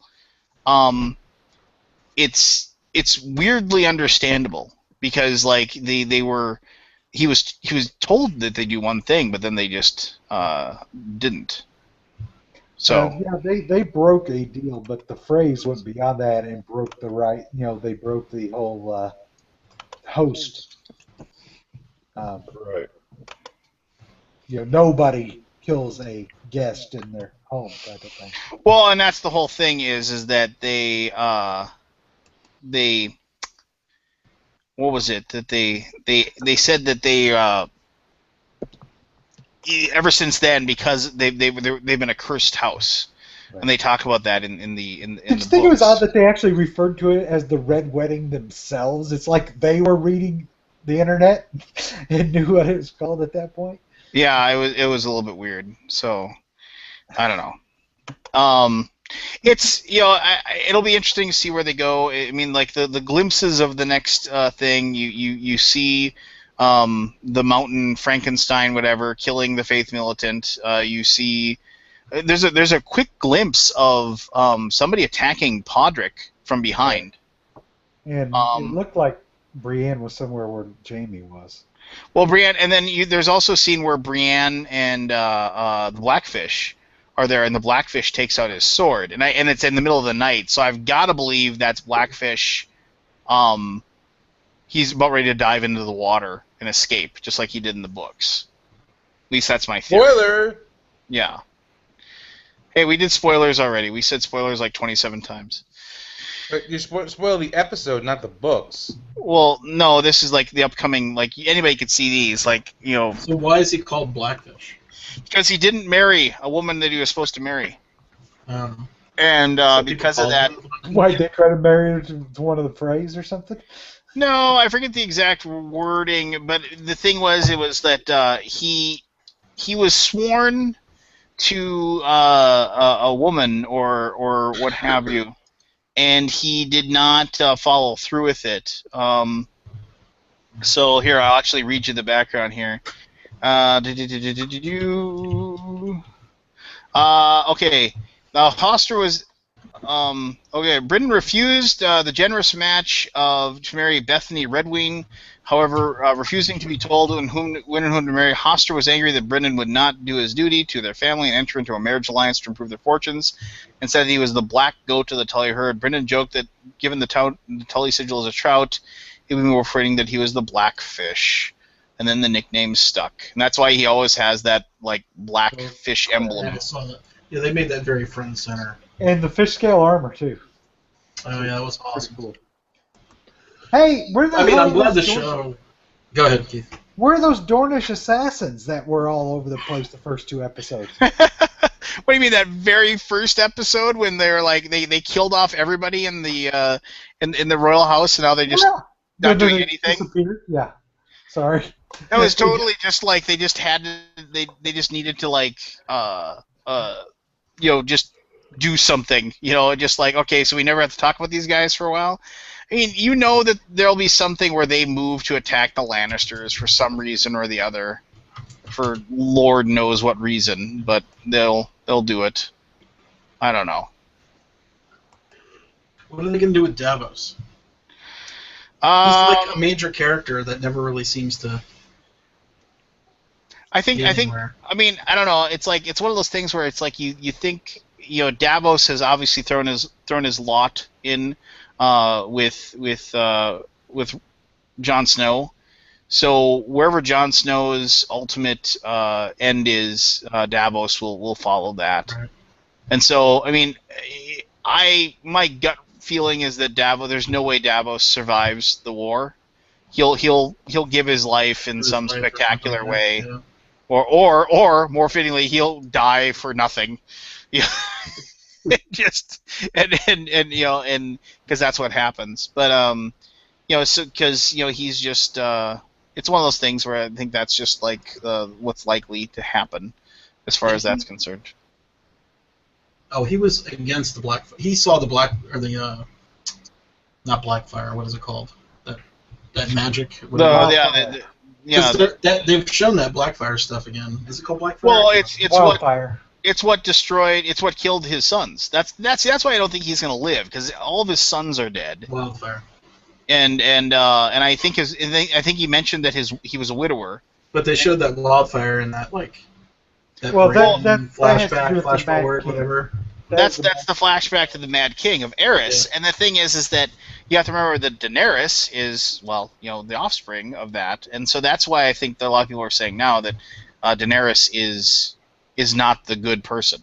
I mean, she's going to go crazy, just like her heir, her predecessor, and she's, yes, she might be bringing dragons back, but she is going to, do something awful with them. So what if Davros is actually the narrator of the story? What do you mean? So what if it gets to the end and Davros is the one who's telling the story of Game of Thrones? He's the only one that survives. I mean, like, you kind of go up and down the list, and you kind of think about who lives and who dies. I mean, it's just like, if you think of the Starks that are left, if you consider Jon Snow a Stark. Well, see, one of the cool things about the book was that there is this meeting that Robb Stark holds before a big battle, where he basically he signs and puts his royal seal or whatever on a piece of paper stating what the lineage is of, if he should fall in battle, who would then become like the head of the Stark family in the books, and Catelyn Stark tells him, "Don't do this."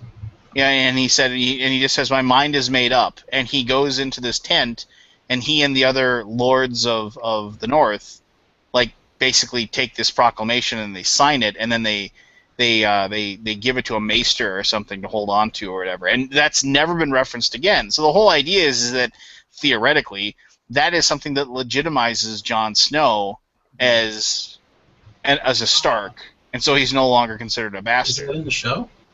It hasn't been in the show. Yeah. So Well, it could be in that flashback where they haven't really talked about that. Yeah.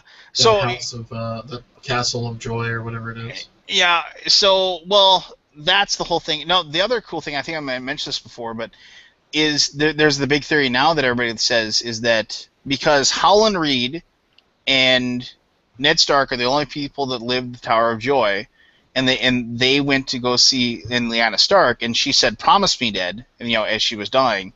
The idea is that she had twins, and Jon Snow is one child, and that Reed girl is the other one, because they're both the same age, they're both born the same year, and so Howland Reed took the girl and raised her, and then and basically protect her because technically she's half Targaryen, and he wanted to protect her from Robert Baratheon, who was saying we need to kill off all the and then Ned did the same with Jon to keep him from being, and they both took said these are our children or whatever. Then the droids find Jon. Yes, the droids. Yes, exactly. Thank you. So I like that idea, that it's possible that she is. If I were to pick a narrator, it's Bran Stark, because he now can see the history of the world.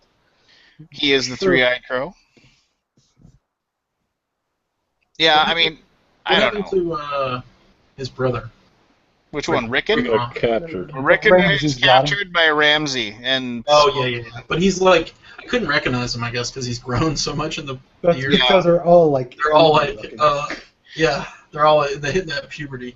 And now there's this big theory that House Umber actually isn't is just playing Ramsay for a fool right now, and they won't I just side don't with see Ramsay. they wrap this up in 2 seasons or 3. Is it 2 or 3? And not even 2 more A season and a seasons half. and they say basically We're set up to be disappointed, guys. yeah, so There's too many stories. There's 14 episodes after this season. Yeah, supposedly there's 17 episodes left, 3 this season, and then 2 more seasons of 7 each. Oh my gosh, it's gonna be another BSG. Just wrap it up. I'm gonna commit suicide because I don't know what else to do. I mean, that's Battlestar Galactica.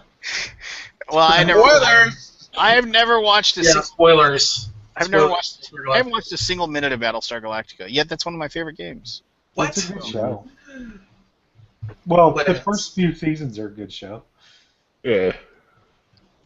Somebody pointed out something that I didn't realize, is that Catelyn Stark in the very first pilot episode was played by a different person. Yes.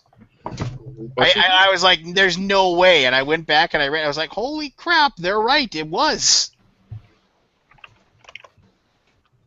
So yeah, it was one of those crazy things. All right, so I lost my internet there for a minute when you guys were talking. Did you talk about the fact that the show was called The Broken Man and someone else is referred to as a Broken Man? Yeah, I mean that was obviously like for a reason, right? I think it actually goes across the whole thing that everybody, all the storylines, there's a broken man in it. So the Blackfish is sort of a broken man. Jamie is sort of a broken man.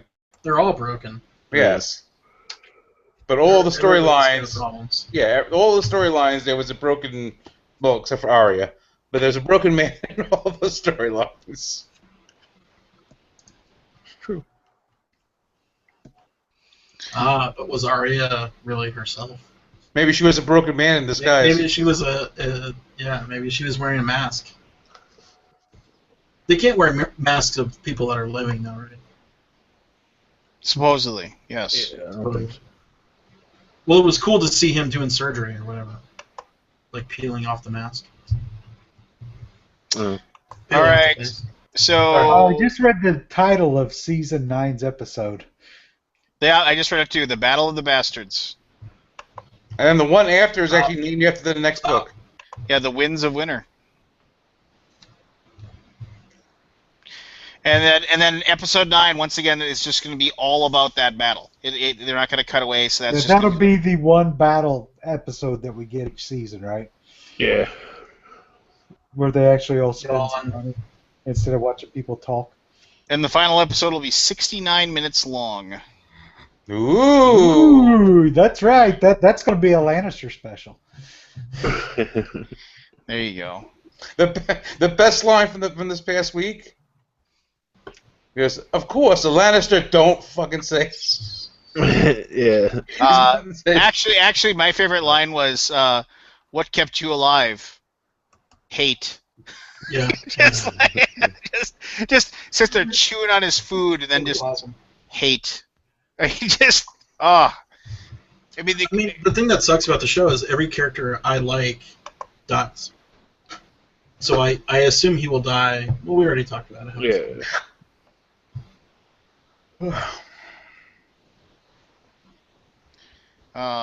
Yeah, I don't know. It's but the next episode is No One is what it's called. So it's got to be about. It's got to be about Arya. Well, yeah, it's got to clear up the Arya thing and solve it or whatever, and just take care of it. And I mean, and everybody, right? We all agree that we just want to see the waif taking Needle right in the eye, right? Well, I think Arya has stole a face. I think she's gonna get the waif, but at her own game. Yeah. I mean, that makes sense. Yeah. Why would she not walk around with her sword all the time now? Well, that's just it. Why? So that couldn't possibly. And she was like, Arya. yeah, it was kind of a stupid like. Why would you turn your back to anyone and not have your hand on that sword until you're out of town? And the creepy old lady is a face that Arya actually was looking at in the Hall of Faces. They actually show it. It's the same face. So it's like, yeah, I mean, there's got to be something. There's something weird going on. Yeah, there's something weird going on. And like I said, it's like everybody just wants to see the waif getting a sword like stuck right through her eye. And she won't. And of course not, because it's what we if want, I was a writer on the show, I'd be like, what does everybody want to see? Let's do the opposite. Yeah, let's kill off Arya and well, they won't kill her off, but they won't let the waif die. Yeah. Let's have Arya marry Ramsay Bolton. There we go. That's a thing. Something awful. Oh, are we trying to get it to the books then? Which I mean, it wasn't, but they thought. Yeah. I have a question though. While we're talking about Bolton, how could Bolton marry Sansa when she's already married? Maybe it was never Like, what's the word? Consummated. How do they Consummated. know? How do they know the imp snuck off? Nobody knows if they got busy or not. Yeah. I would All I care assume the about, laws are different in that imaginary world. I just don't want 1-1 to die in the battle. Who? The giant. 1-1. Oh, one. He's the last giant. I mean, he's the last of his kind. It's just like you just don't want 1-1 to die. I mean, that's like he's like the last. Well, he will, yes, of course. Yeah, they right? killed all the direwolves off, right? No, Nymeria is still running around. Ghost. And That's it, right? for some reason I thought no, Summer's dead. Well, Shaggy Dog is supposedly dead, but we don't know for sure. We saw his head. Well, yeah, but how do you know? I mean, if come on. the Umbers, no, seriously, one of the things is if the Umbers are actually not, because, okay, go back to Great John Umber, and like, basically their whole thing, the Umber House, is like about loyalty and honor and what have you. And so Small John Umber, he does not have any reason to be backing Bolton. He doesn't, really. I mean, the head is awfully small, too. Yes. So okay, so if you go that route, then theoretically, would he, are they waiting to betray the Boltons? I don't know. Maybe not. It's just it's out there. It's possible. Probably not likely, but definitely it's. We a get no possibility. sense of that in the show. Yeah, but They the just thing show is, up with the guy, right? well, I mean, let's be honest. How many people, when they watched the first season, they were expecting Ned Stark to not get beheaded? They were expecting him to just okay, they're gonna figure out some way to save him here. Yeah, me, because I didn't have any clue about the show until I saw it. Yeah. I had no concept of any of this. Well, that's true, but I mean, it's just like, so the thing is that I can see that happening. I just, it's one of those things where it's just like, I mean, okay, yeah, everybody wants to see Ramsay die, but like he shouldn't, because he's like the best bad guy they got going right now. Can't kill all the bad guys. Yeah, I mean, and maybe Cersei will turn into like the super bad guy, and then that'll be somebody that we can hate. And but I mean, if you go back, how good was Tywin? I mean, Tywin was just like such a perfect bad guy. Amazing. The scenes with Tywin and Arya are superb. I need to go back and watch some of the older ones. Yeah, I mean, they're just great. There's a deleted scene. I've said this like a dozen times, between Tywin and the Maester, where Tywin actually calls the Maester out for his act, and then they have a discussion about why they do what they do, and it's just like you can find that on the DVDs, or you can find it on YouTube, and it's just a great scene. I mean, but he had to die, because that was just. But you have to keep adding a new bad guy. That's the whole thing. You can't have one bad guy for the whole story. Yeah. So we've had different bad guys. We started with everybody in the show is bad in some way. I mean, how wasted has Tyrion been this season? Oh my gosh, he must be hating life right now. He's Well, like, there goes my Emmy or whatever. He's almost. Well, I mean, he's just done nothing this entire season. It's such a waste. Like, it's just terrible. like. There's just not enough time, I guess, to do it. We're gonna stand around here in this burnt out city and just. He had one good line. The line about we don't fund it. Yes, but just the same, you're going to stop funding. No. I was thinking about I think about things, or what was it? I drink and I know things. And I know things. I drink and I know things. That's what I do. But like I said, I like another one better. He was like, and you'll stop funding the Sons of the Harpy. We do not fund the say. Yes, but just the same. He's gotten two good lines. Yeah. And they were still, both of them were. But it's still the most boring. Well, nothing's happening with them. Yeah, there's nothing. What can you do? It's just like you have the two best best speaking characters in the world in Varys and Tyrion. And you're not having them have discussions where they're basically, tearing each other apart and being witty with each other. And that's like something they work so well together. Michael actually turned me on to this show called Suits. That's like this show on USA about lawyers.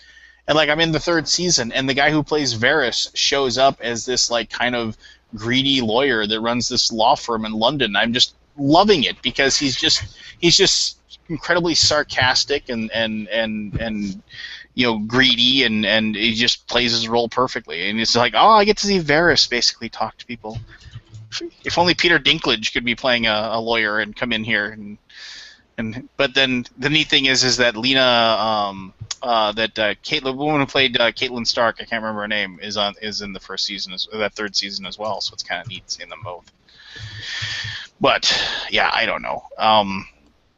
I think it's like I kind of like go through my head like who I think is going to live and who I think is going to die, and it's just like as far as the Starks go, I mean it's just like out of Jon, Sansa, and Arya, and Rickon. Like Rickon has to die. He's just a throwaway character at this point. Yeah. I mean, it's just, which is sad. It's disheartening. But Bran has to live. Right? Because he's the new three-eyed crow. Then of the remaining ones, Jon, Sansa, and Arya, do all of them live? John's destined for something. I think Sansa dies. I think Jon will die. He already did. Again. Oh, okay. His watch is over. Hey, his watch is over. If they bring in the dead queen, what's her name? The one they haven't brought in from the books yet. Lady Stoneheart. Stoneheart. I think if they bring her in, that'll end the series because she'll kill everybody. But if they do bring her in, isn't Jon on her list? Well, no, I don't think Jon's on her list. I think, but she doesn't. She hated him when they were, everybody was alive. So if she finds out who he actually is, she might not hate him anymore. Yeah, I don't know. Maybe, but I don't know. But then like you go through the rest, it's like pretty much all of the Tyrells. It's just like who cares? They're all dead. It's just like I can't Marjorie seems to be the one. Marjorie dies. Her grandmother dies. Which is too bad that and then Loras dies. They all die. Do you know? No, Loras may not die. The actress that plays Olenna Tyrell. Do you know who that is? No. It's one of those things like if you don't know, like first of all, how good is she as a character? I mean, she's just good character. Well, yeah, I mean it's just a great character. But anyway, she's played by Diana Rigg. Now, what is Diana Rigg known for?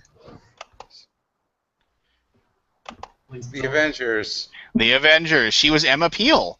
And Dwidgepool played Emma Peel in the remake of The Avengers. Yes. So I remember watching The Avengers all the time with my dad, and I thought, and as with every other boy who was of that age and watching Emma Peel in The Avengers, you're like, hello.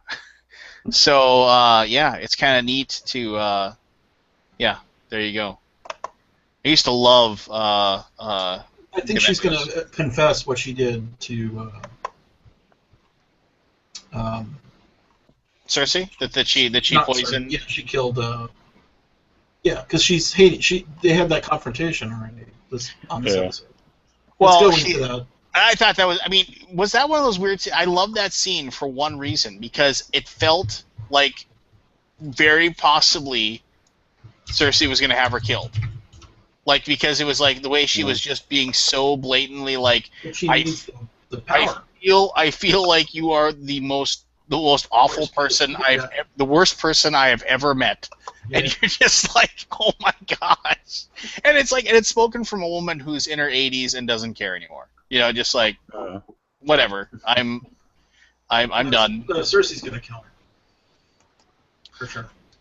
Well, I mean, probably. I mean, yeah, she's going to eventually get pissed off enough, and she's going to say, she's going to confess to it. But you have to remember that, like, it's the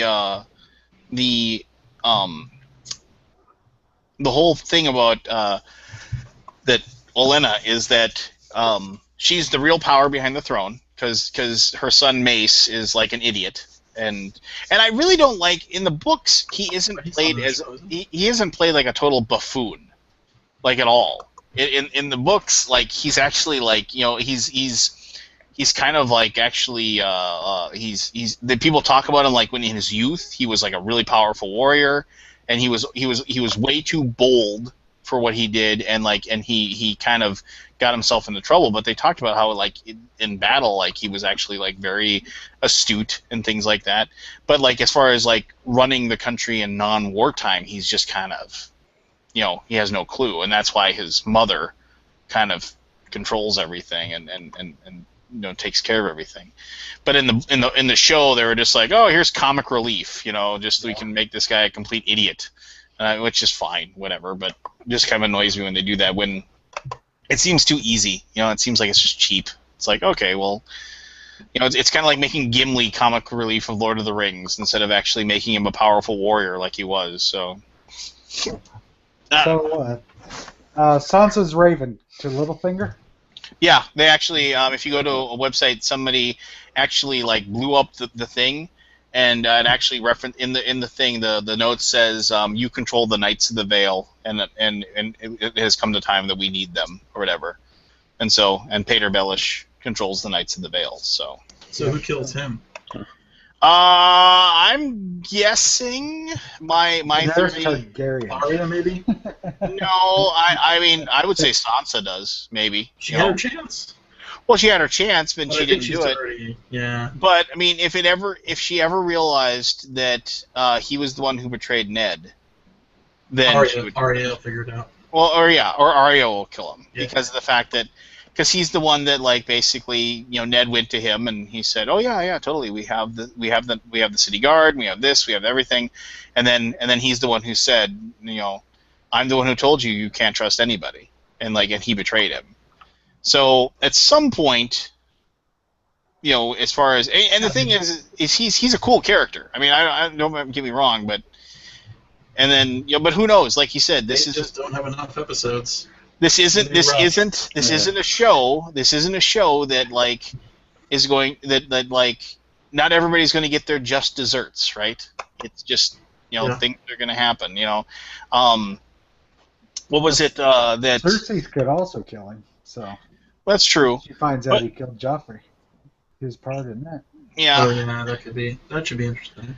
The thing about him though is that remember he kind of disgraced that knight of the Vale, and he asked his ward or whatever, should we make him fly or whatever, and then she made Robin. Yeah, and then I could see that knight killing him, just because of It's such a minor scene though to have that guy come back and kill him. Maybe, but I mean it would it's just.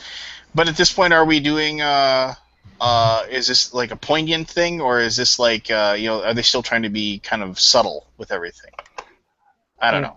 Talking about Littlefinger, flashback to one of my favorite moments, which was when he's teaching women how to have sex with each other. No, when he was. It's like, why is this in the show? He was having a fight with Cersei, and he said, "Knowledge is power." She has the king's guard grab him, put the knife to his throat, and say, "Kill him," and he's like about to grab his fist and says, "No, power is power." And I enjoyed that scene. Yeah, he got kind of put in his place. Yeah. But so everybody's like, "Oh, what is the message to Olenna Tyrell, like of the rose bead?" It's just like everybody's like, "Oh, what does that mean? What does it mean?" It's just that's like Loras. Well, yeah. Well, no, it just means that she's still loyal to her house and that she's not. The note says, "I got this." That's what it says. And don't try to read something into it. It's just it means that she's still loyal to Highgarden. That's all it means. Is that this is all just a show. Yeah, and that's the same symbol that Loras has on his armor when he fights. Well, that's the symbol for House Tyrell. Right. What we reap, we sow. Is what they is their and their symbol is the rose of the rose of Highgarden. That's and so.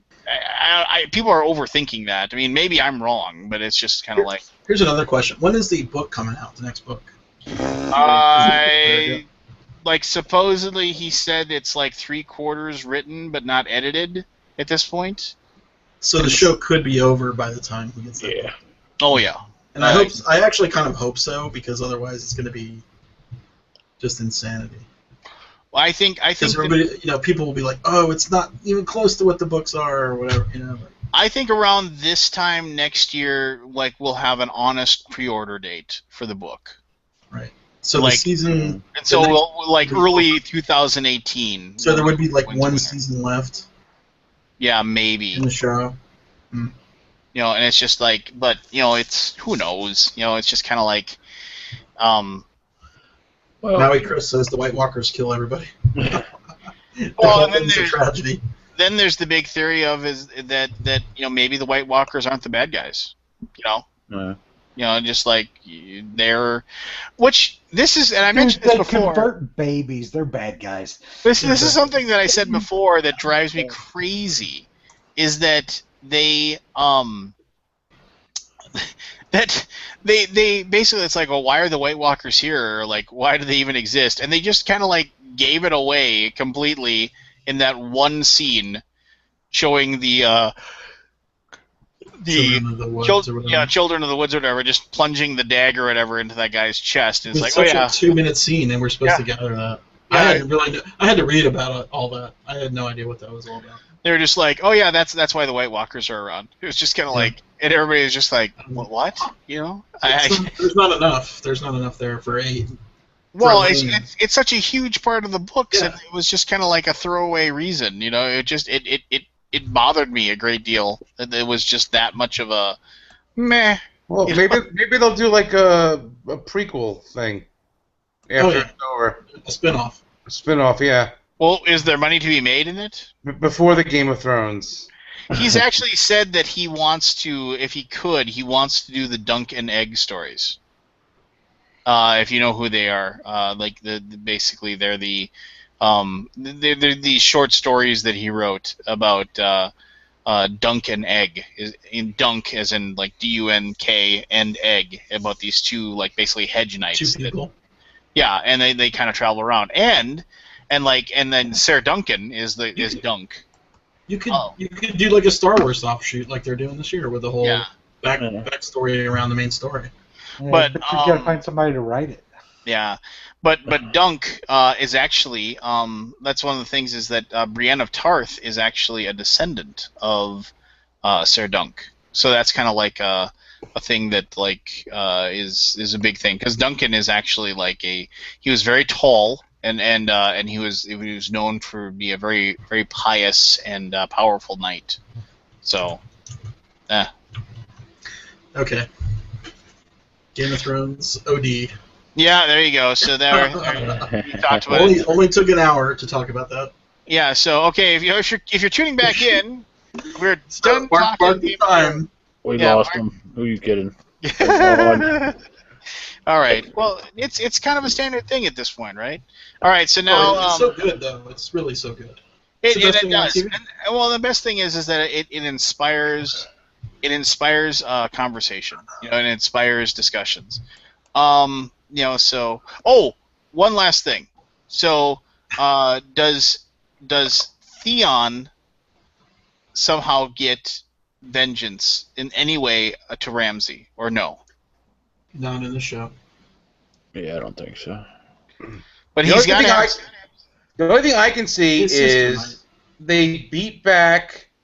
They beat them back, and Ramsay, like a little pussy, runs away and leaves his men to die, and Theon catches him somewhere just by happenstance later on. Yeah. Oh, where he's like on the lam. Yeah. Maybe. And he'll probably poison him or something, because he. Oh, he's gonna torture him if he gets a hold of him. I don't think so. I don't think so, because he doesn't have enough in him anymore. Yeah, he's completely like nothing. Oh, he's gonna be a wrecking machine. He's gonna keep drinking, and the more he drinks, he'd be like drunken monkey of Westeros. And that's another thing in the books. He is so jacked up from what Ramsay did to him. He can't even hold a knife. I like the line where he says, "I had a few bad years." Yeah. Years. Yeah, that was.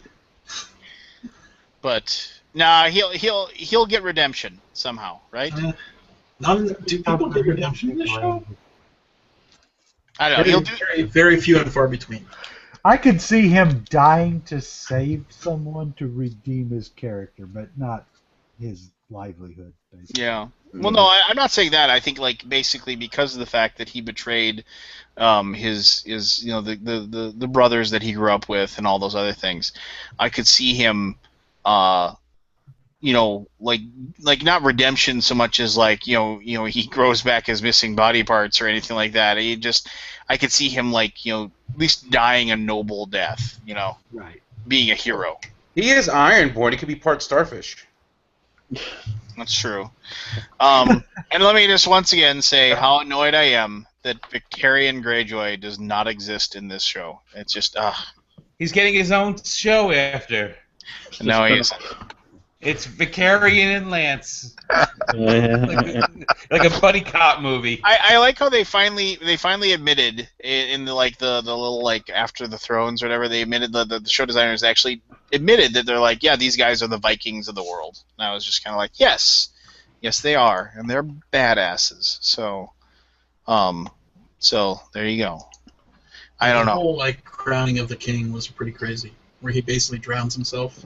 Well, that's in the books. When they achieve a certain age, like if you're crowned or if you want to become a member of their holy order, they take them out and they drown them in the water. And then, but they don't just lay them on the ground. They talk about how they actually do CPR on them. I was like no one did CPR. Like, how did he come back? Yeah, and so, but that which is dead cannot die. The drowned god is actually like a pretty cool, whole mythos that they believe in. There's like some good stuff written about it. It makes for a very, very crazy. It's almost like weirdly. Like yeah, it's almost weirdly Cthulhu-esque in a strange way, but it is firmly, in my opinion, inspired a little bit by Norse mythos, which was all based on the idea of we're all going to die. Like even the gods knew that they weren't immortal, they knew their fates. They were going to die, and this is how they were going to die, like Ragnarok and the end of the world. And so I think that's where a lot of the inspiration comes from. But that's just one dude's opinion, as it is. All right, so airing of grievances. Anybody have any grievances? Things that are pissing them off lately? Other than the first 15 minutes of the show, no, nothing. So, do you want me to see if I can get you a signed copy of Salem? What's he gonna sign it with? Blood, Anthony. Blood. We're going to prick his finger in the hole. I'm just going to finger my prick. I mean... No, don't... Maybe if they're selling T-shirts, do you want a T-shirt? A Salem T-shirt, perhaps? No. Do you just want to be angry? Oh, my anger's starting to change to who it's targeted towards. We're just trying to help, buddy. Oh, and I was working and tuning in and listening in, and apparently someone who was more popular than me and more deserving of a copy of Guilds of London never even got the game, so there was an extra one somewhere. Hey, all I know is that's who it was supposedly going to be sent to. I have no idea what happened to that copy, quite honestly. Okay. If I knew, I don't know. Nobody has any airing of grievances. Hey, Aldi, when are you gonna make the board game pages not suck? Yeah. I already did that. Yes, I already did it. We are still working on them. We're actually going to roll out a change tomorrow. What are you doing? Don't screw it up. No, I think it's for the better. But you'll see. All right. I don't want to say anything. Just spring it on you. I like it. It's still pretty good. I don't know. To me, I can't fathom the the complaints. But The vocal minority. I use the site probably more than anyone, and I don't know why. I'm glad you do use the site more than anyone. Believe me, if something was annoying to me, I would fix it. To me, it's not annoying, but So it isn't annoying that you sold out of your hotel rooms for BGG-Con in like 3 seconds? that is annoying. But that's a So why didn't you That's fix a it? cool kind of annoying. nothing I can do about that. Did you guys see the pictures from UK Games Expo? Holy crap, that thing is huge. No, but It's like a big haven't, convention center now. I think it would be cool to go to, though. Yeah, I would like to go at some point. You got $7 million, don't you? We had BGG-Con spraying. Weekend before. So.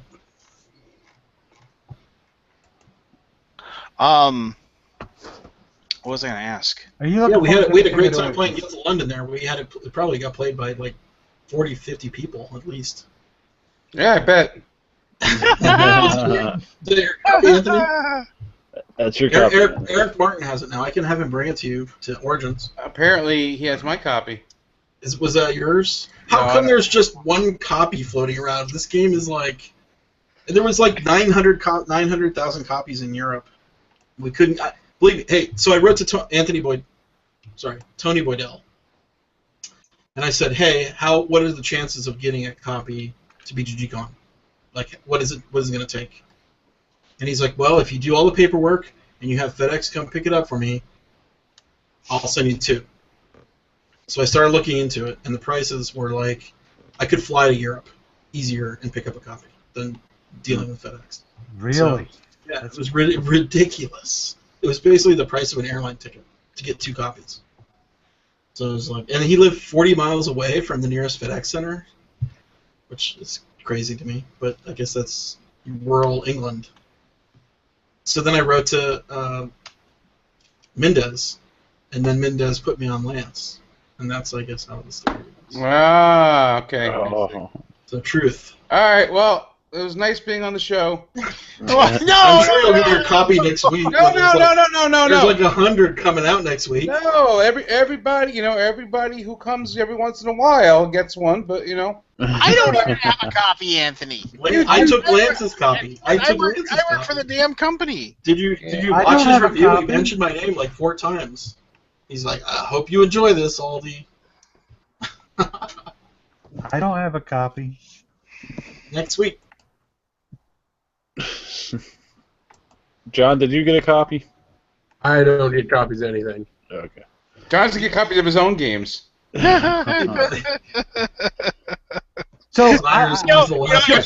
a perfect world, John got that joke.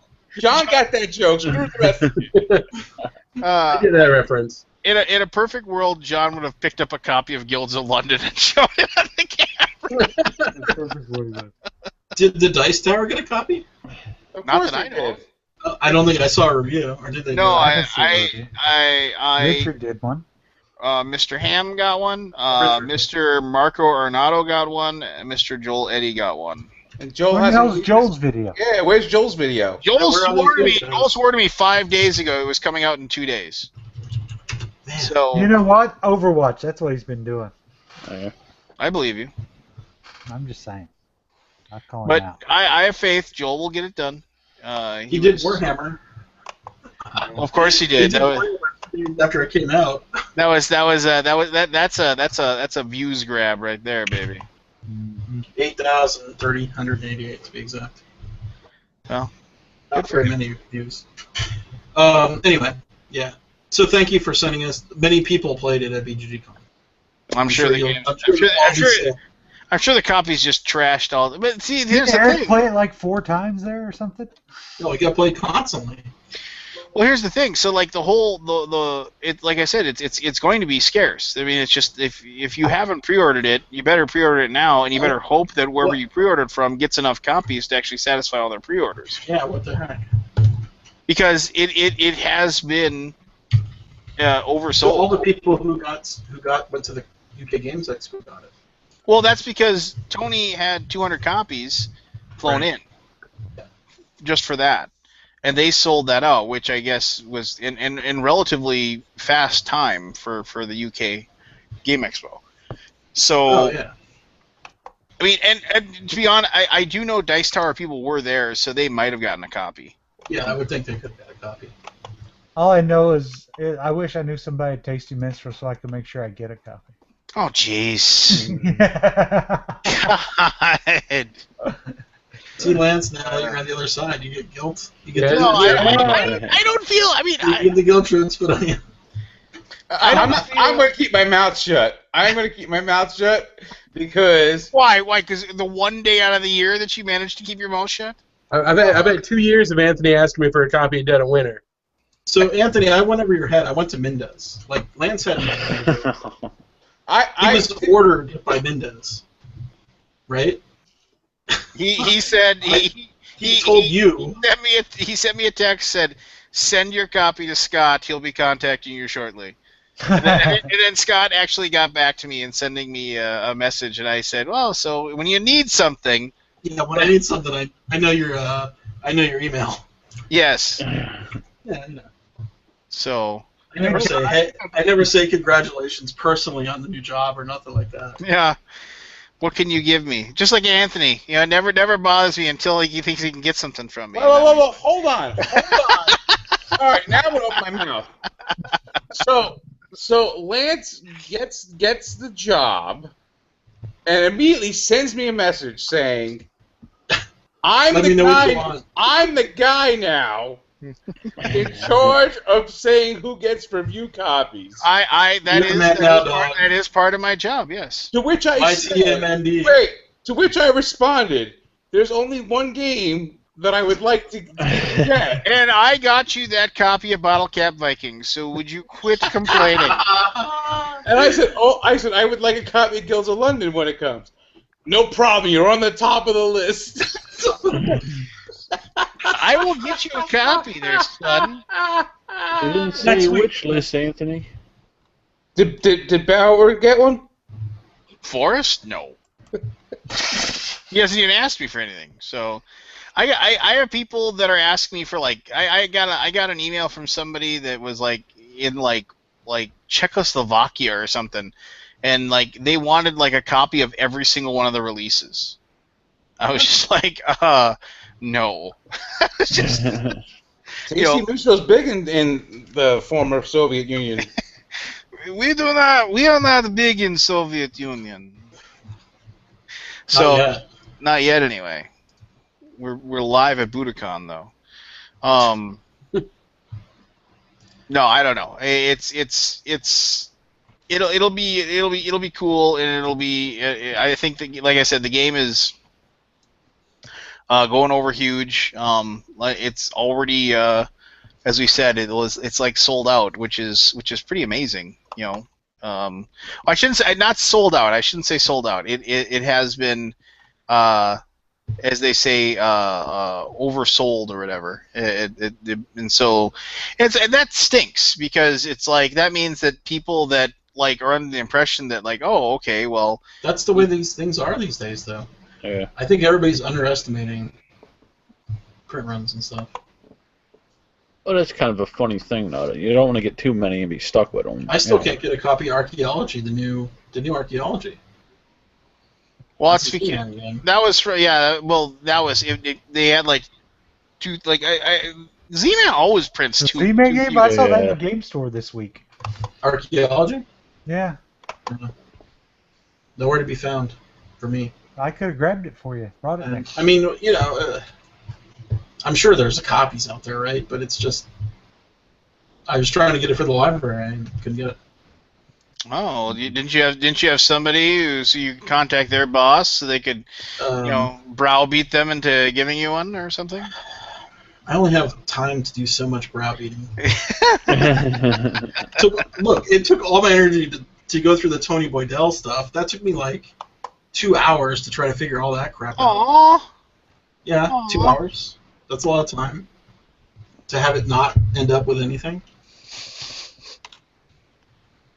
Aww. Karuba sold out at normal price. Nothing really. Yeah. You know nothing, Jon Snow. No, it is weird to be on the other side of the coin. I'll fully admit. So, but there you go. Yeah. Um, I'm sure it's going to get worse. The hobby's growing. Yeah. The good games printing. How many copies did you print? Is that public? Probably not. Don't tell me.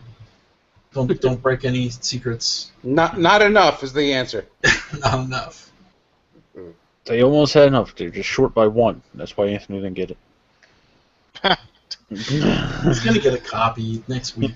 Yes. He's not gonna be there next week, Scott. No, but Lance is. No, but Lance can grab 10 copies and send them out. Lance is giving me one. He's got first dibs. He grabs a case. No big deal. Yeah. I just grab a case. Yeah. Laughing like a maniac, running out of the hall. Just charge it to your account.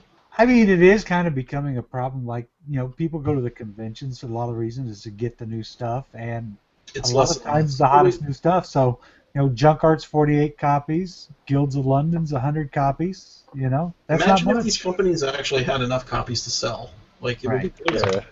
Now, But there's also a problem with shipping crap to these. Yeah, It's so expensive. It's ridiculous. But Dead of Winter and the Long Night may only have 300 copies. They're not making any money. Those will be sold. Yeah, basically. At least. But that's a lot more. That 300 is better than 50. Yeah, the whole argument, we need to ship copies and sell them at the con, doesn't hold water with me because the shipping expense is so high you don't make any profit. No, but what they do is so they sell it at Origins, and now you've got word of mouth in people's hands. You've got There's that advertising, an intangible thing. It really comes into your advertising Yeah. benefit more than your actual. You're not doing it to make money on the sale. You're doing it to make more sales, I think. Yeah.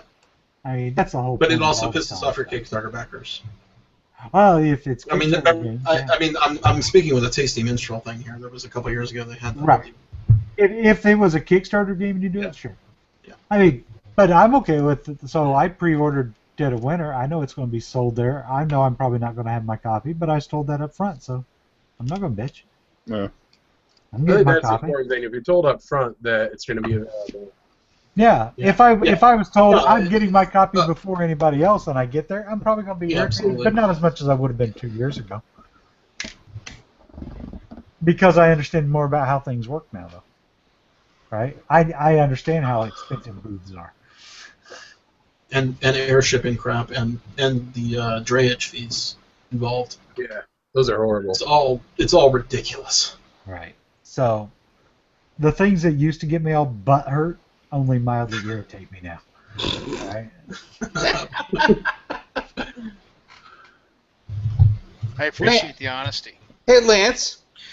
Oh God. Are you contractually obligated to wear green now every week? Because I've noticed this trend of you wearing Tasty Minstrel green every week now on the show. Yeah, I'm a company man. You know me. Just checking. Just want to know. Hey, Alden, did you see Lance on the Dice Tower today? No, what was that? Oh my God. Speaking of company man. Sell out left and right. What was up? What? He's part of the Dice Tower now. No, I am not part of the Dice Tower. Were you on the Dice Tower? I am part of a segment of a show on the Dice Tower. Oh. There is a huge difference. I thought you were doing reviews on it. He is the #1 contributor to Throat Punch Lunch. Yeah, he was the lead off. You were the lead off batter. Well, they had to put him up front because he. I have not watched that yet. Is it good? Nah, it's okay. Lance is on it. Marty's on it. Marty's segment was really Anthony, were you invited to be on the Throat Punch Lunch? Jay is on. Jay Howitt's on it. Today was an introduction to people episode, so there wasn't any good content in it, and that's why I said nah, because it's just introducing you to people, so there's nothing really interesting about the content. It's the origin stories. Right, it's the origin story, and I already know most of the origin stories at this point. My portion is I'm going to be basically taking a Ameritrash or thematic game. Oh my god! Do not let them tell you to call it Amerithrash, please. I'm not going to. Okay. But, Sam was wearing his Amerithrash T-shirt, but anyway, so yes, and I'm just going Lance said it right. I'm going to highlight a certain game from my collection that I consider to be Ameritrash and why it is part of my collection and why I won't leave. So Scott, it's a 5-minute segment, so he's going to do one game per year. It's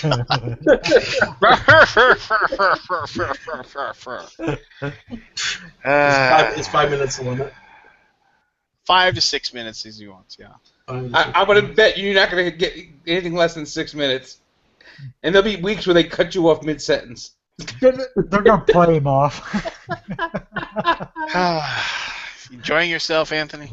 Yes, I am. I'm glad. No, I am honored that I was asked. No, that's awesome. Be more exposure for Ameritrash. Be more exposure. Amerithrash. I mean, isn't the game? I don't know. Whatever. Ameritrash. I don't know. I feel like the Ameritrash games are the hottest right at this moment overall. That's what we've got more of right now. That freaking social deduction. Seems that way. Yeah. 2 years ago, everything was Euros, right? 2 years Yeah, ago, the Euros are few and far between. And last year and this year, Euros have been. There's been really good ones, but they've been kind of slimmer. So they don't just throw them out there like all the other crap that keeps getting thrown out there. Well, like a couple of years ago, we had 37 Felds in 1 year, and then last year we had like none. Yeah, that's unfortunate. Yeah, I want some more Felds. Just getting 2 this year. Actually, we're getting 3 this year. I've got a Feld coming tomorrow, actually.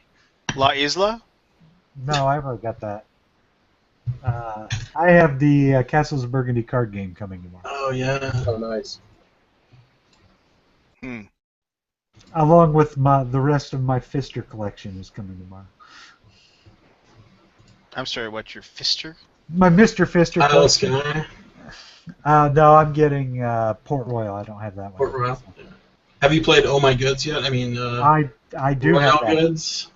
Royal Goods is very good. Very good, actually.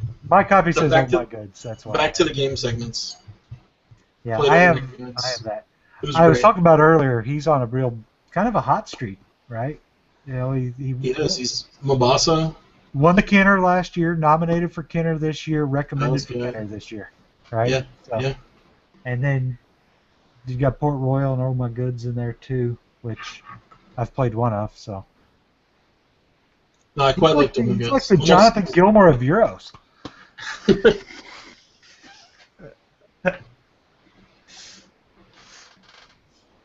Bah. So yeah, there you go. So there's nobody has any grievances. Anthony had one, but yes. It was just us. It was against you. Me. And now the feats of strength. Now, yeah, thank you. You caught the reference. Can we do Feast of Strength at Origins? Let's do that. Oh, wait a minute. I might not Feast win of now. Strength? Shoot. Feats of Strength. Yeah. It's I don't time have to as much decorate the leverage steel now. pole.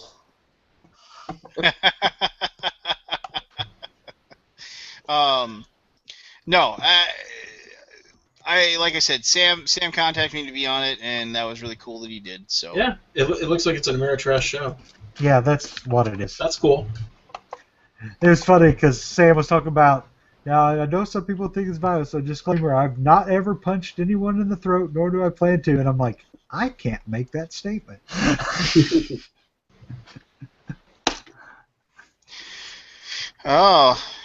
Oh, see, look at this nice guy just posted here on the Throat Punch Lunch video. It said Lance equals views. Oh, that was nice of him. And then somebody replied, well, as long as you give him a time limit. Otherwise, it's Lance equals skip. Oh, somebody said that. Was it Anthony? Might have been whoever Lines 42 is on the old YouTube. That's not me. Oh, you're Lines 41. No, I actually sit through Lance's long videos. Damn right. And you'll continue doing it. I have a game I want to play. People are so mean, man. That's been out. I want to try automobiles now. Automobile? I watched Yeah. Richard's video. That looks really cool. I need to try it. Come We on, did it you on, had Kmart. to pick up on that, Anthony. Someone was talking. You got the reference though, right? No, Long duck dong. Winky. Dog and eat food. Who did not get that reference? I didn't get it. Oh, Dog, where is my He's too- automobile? he's too- Automobile. I'm older than everybody else here, I think. I don't think you're older than me. How old are you? You're not older than me. How old are you, Aldi? I'm 45. I will be 45 in October. All right, gotcha. I'm gonna be 48 in July, so. Yeah, I forgot Anthony was on here, so he's older than me. Everybody else is younger than me, other than Aldi. Barry's got like a painting in his attic that never ages. Yes.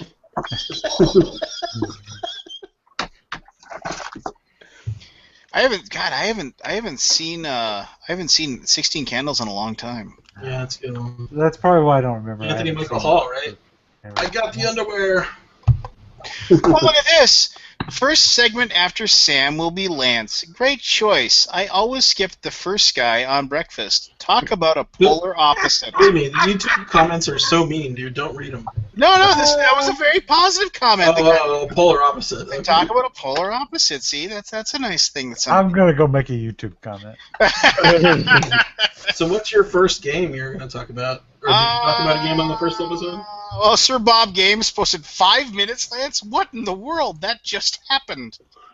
Thank you, Sir Bob. If you run it at 1.5 speed, you could get like 8.5 minutes there. Can you do that on YouTube? 7.5 minutes.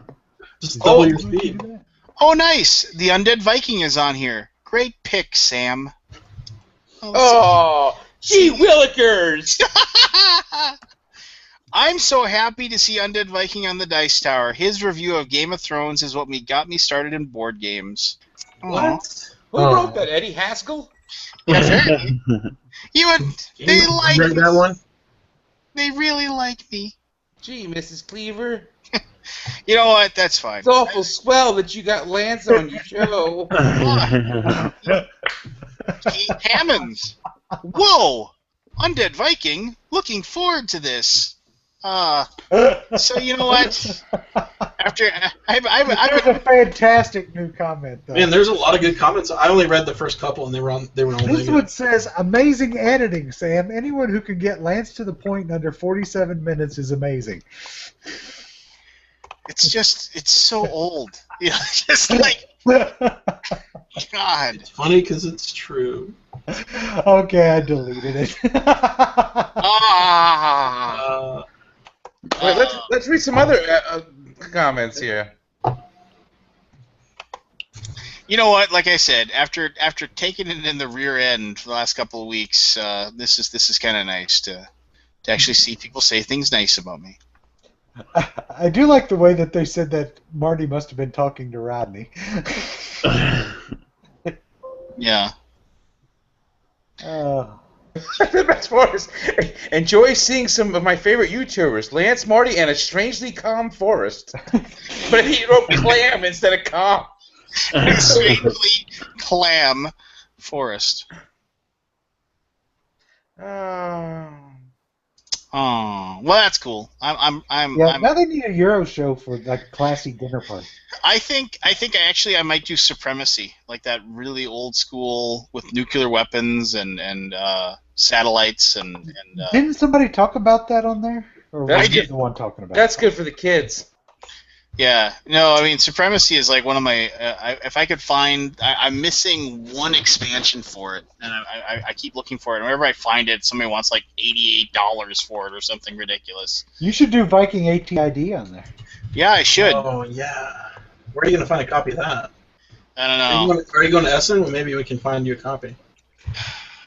No, I'm Oh, not. you're not going to Essen. Sorry. Did you guys see the Essen announcement today? No. 2 more halls added. Oh, yeah.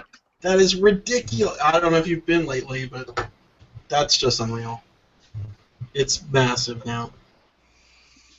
Massiver. I bet Gen Con's just a mess this year, even though they expanded it. We'll be soon.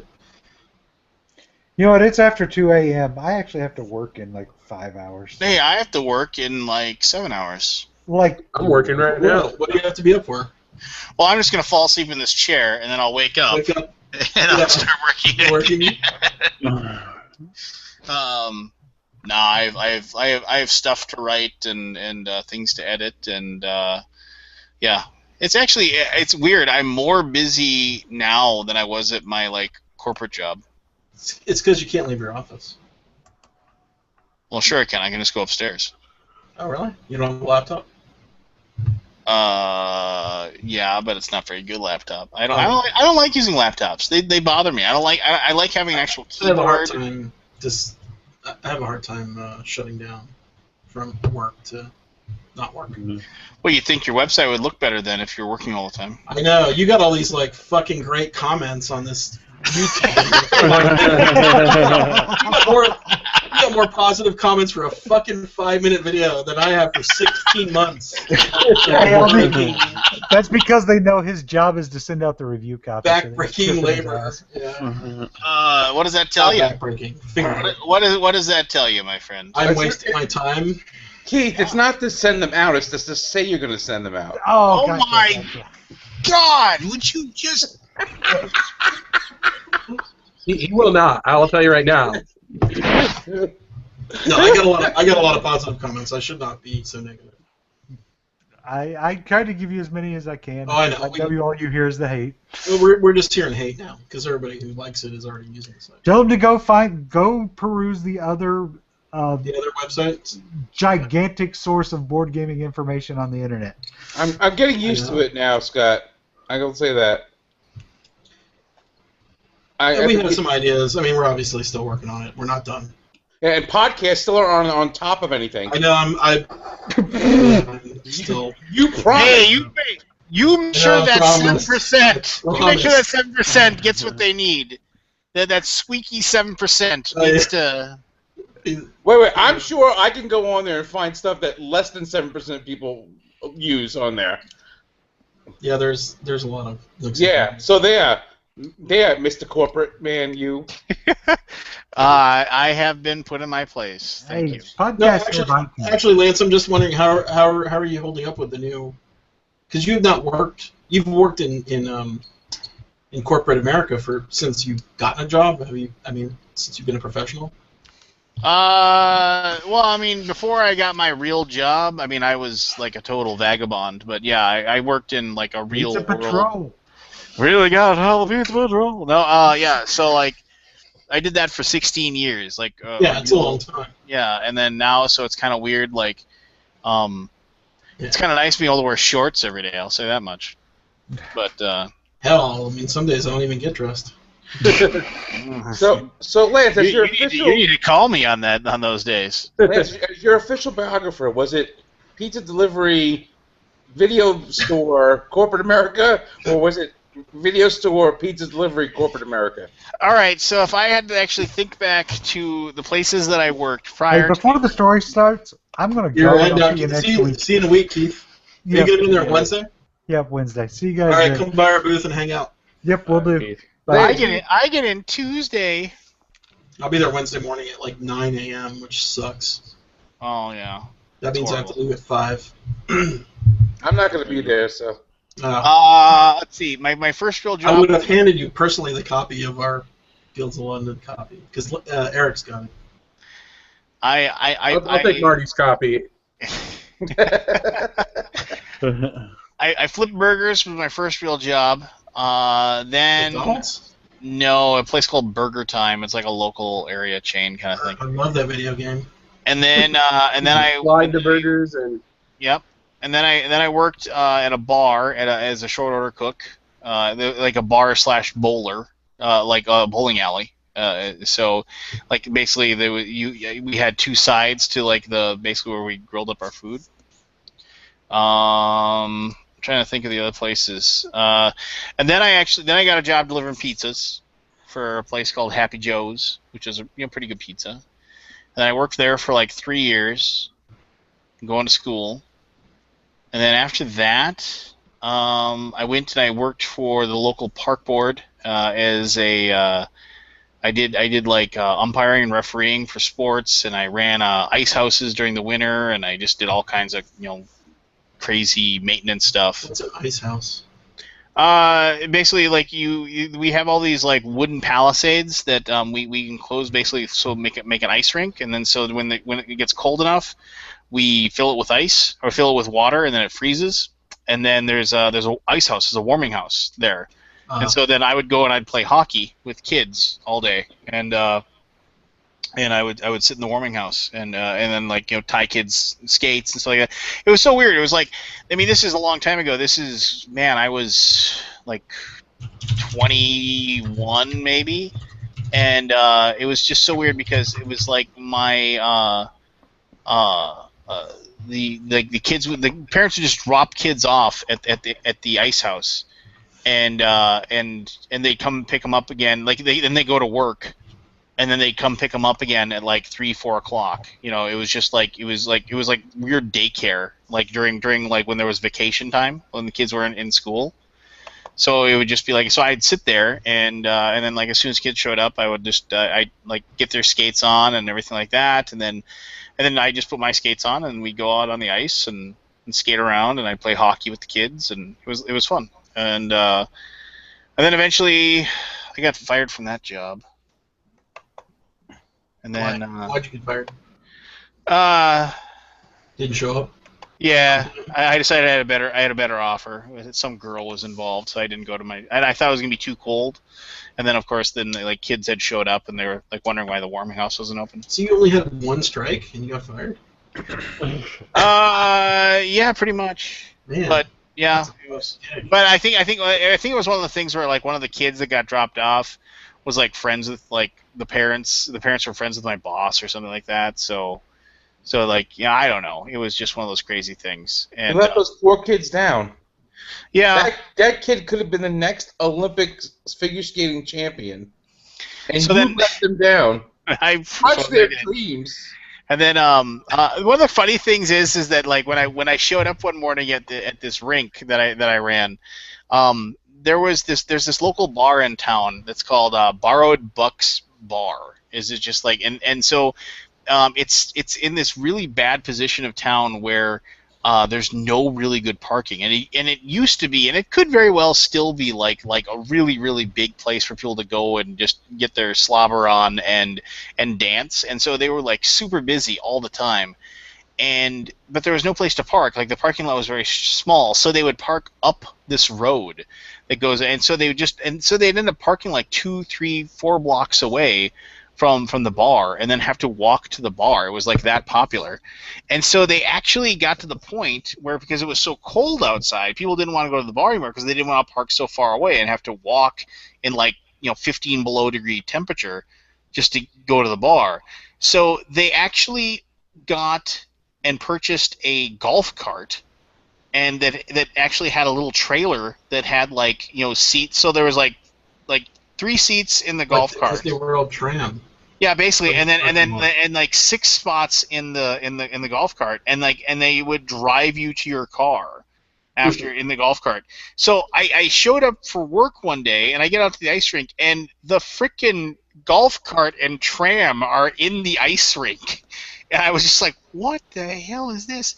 And so then I was like, so I didn't know what to do, and I just called the bar, and they weren't open yet because it was like I went there at like 8 in the morning, and so then I waited till they opened, which they didn't open until like 2, and I basically what happened is the guy that was supposed to drive the thing to people, he went and got it. He parked it in front of the place, left the key in it that like basically you turn it on, then the electric motor runs. And he went inside to find the people that told him he was going to, and he came back out and somebody had grabbed it and decided to get on a drunken joyride and had driven off with the golf cart. Awesome. And then and it wasn't like it was close to where we were. It was like a good good couple miles. So I have no idea how this guy drove down the middle of the streets or whatever at 1 in the morning with this golf cart. But yeah, and then so I remember I called him and I was like, yeah, I think your golf cart's in my skating rink, and And then they showed up and they started accusing me that I was the one who stole it, and I was just like, I never set foot in your damn bar. So I mean, just like, yeah, that was interesting. Let's see. I worked at a bunch of different places. I delivered pizzas. So, what was your first like professional job? My first like The job real you had- professional job that I like, actually like wasn't like one of my bohemian like pay me in cash jobs. like a fast food / like bar / whatever. God, I don't know. I'm How long probably were you working at the bank? 16 years I worked there. Where'd you work before that? Before that, I was delivering pizzas. So you went basically from I was delivering pizzas, working as 9 to 5. I was delivering pizzas. I was coaching Little League, and I was working at the video store, and working part time at a vinyl record shop. So you were like clerks. Yeah, I You were kind of clerk? I had like I You'd had watch like Clerks and be like, oh my god, that's so like. I had like 4 or 5 jobs basically. That's awesome. And then I knew a guy who knew a guy, and he was talking about working at this bank and what he did, and I was seeing a girl and that I kind of liked, and she was just like, I can't be serious about somebody who like is so like you have no direction, like, and then I wanted to actually. So Clerks, dude. Well, yeah. So Clerks. Oh my god. So yeah, You then lived the life of Clerks. So then I got the job. I got the real job, and then the girl and I didn't work out anyway. So, but I kept the job. Too, by the way. Yep. So, Wow. yeah, there you go. Cool. So, Well, yeah, and then I worked there, and then the rest, as they say, is history. What happened to Jabba? Is he sleeping? Bathroom break. Bathroom Final break. He had to. John, did you move to Dallas? Are you in Dallas? No, I'm still in Ohio. Oh, okay. Are you coming down at some point, or? No, No? probably not. My wife would never move out of Ohio. You so. come down here at all for visits and stuff? I mean, I was down there for BGGCon last year, and I'll be down again. Okay. I was just wondering if you flew in for the powwows at the company. No, we do most of the stuff over the internet. Over the internet? Yeah, that's all. Okay. Cool. Way too hot down there. Don't get me started. Did Lance fall asleep? Or is Oh, I'm right here. Oh, okay. You weren't moving. I thought either you froze or you fell asleep. No, I'm just. Yeah, so 16 years of 9 to 5, and then now you're unmanned. You're on schedule. Well, I mean, I'm not really on my own schedule. I still got to get up. I've got an inbox of stuff I have to work on. I mean, it was kind of cool. We had a good virtual. Oh, do you guys meeting have like the LA stand-ups? Well, I mean, kind of. I mean, like, there's certain things that he expects me to get done, and then, like, the rest of it is, like, working with the other people creatively and, like, trying to, like, right now our focus is Yokohama. Like, just trying to make that Kickstarter as good as possible. So, like, my job all day is trying to figure out how I can, like, get the word out and get more people to know that Yokohama's coming and that Yokohama's awesome, because it is. And I keep asking people like Anthony if I can be on their podcast, and he keeps telling me later. I have 5 people ahead of you. Well, yeah, but Yokohama's on June 21st. I'm still mad at her for breaking up the Beatles. Fair enough. So yeah, just. Well, yeah. So I mean, and any chance I get, I try to. I just try to promote TMG. I've got some deals with the local game stores where I'm going to demo games there, and then the local game stores all let me sell copies of our games there, and then cut them in on the price and stuff like that. So cool things like that, and it's such a weird thing where it's like, okay, so like say I got like 10 copies of Steamworks, right? And I go to my local game store and I sit down and I demo it and I show it off to people. And like say I sell like 6 copies of that there, right? And then like I send the other 4 back or whatever. So that's like, 6 copies of a game. Who cares? It's like meh. But when you think of it, if it's like 6 copies of a 2,000 or 3,000 game print run, that's actually like That's actually like a chunk. It's like it's not like I sold 6 stereos today of like, and we have 1 million of them in stock. It's actually like Limited. It's weird. So I mean, I'm so used to working in a macro world, as far as the corporations go, that like to think of it in a micro level like it is.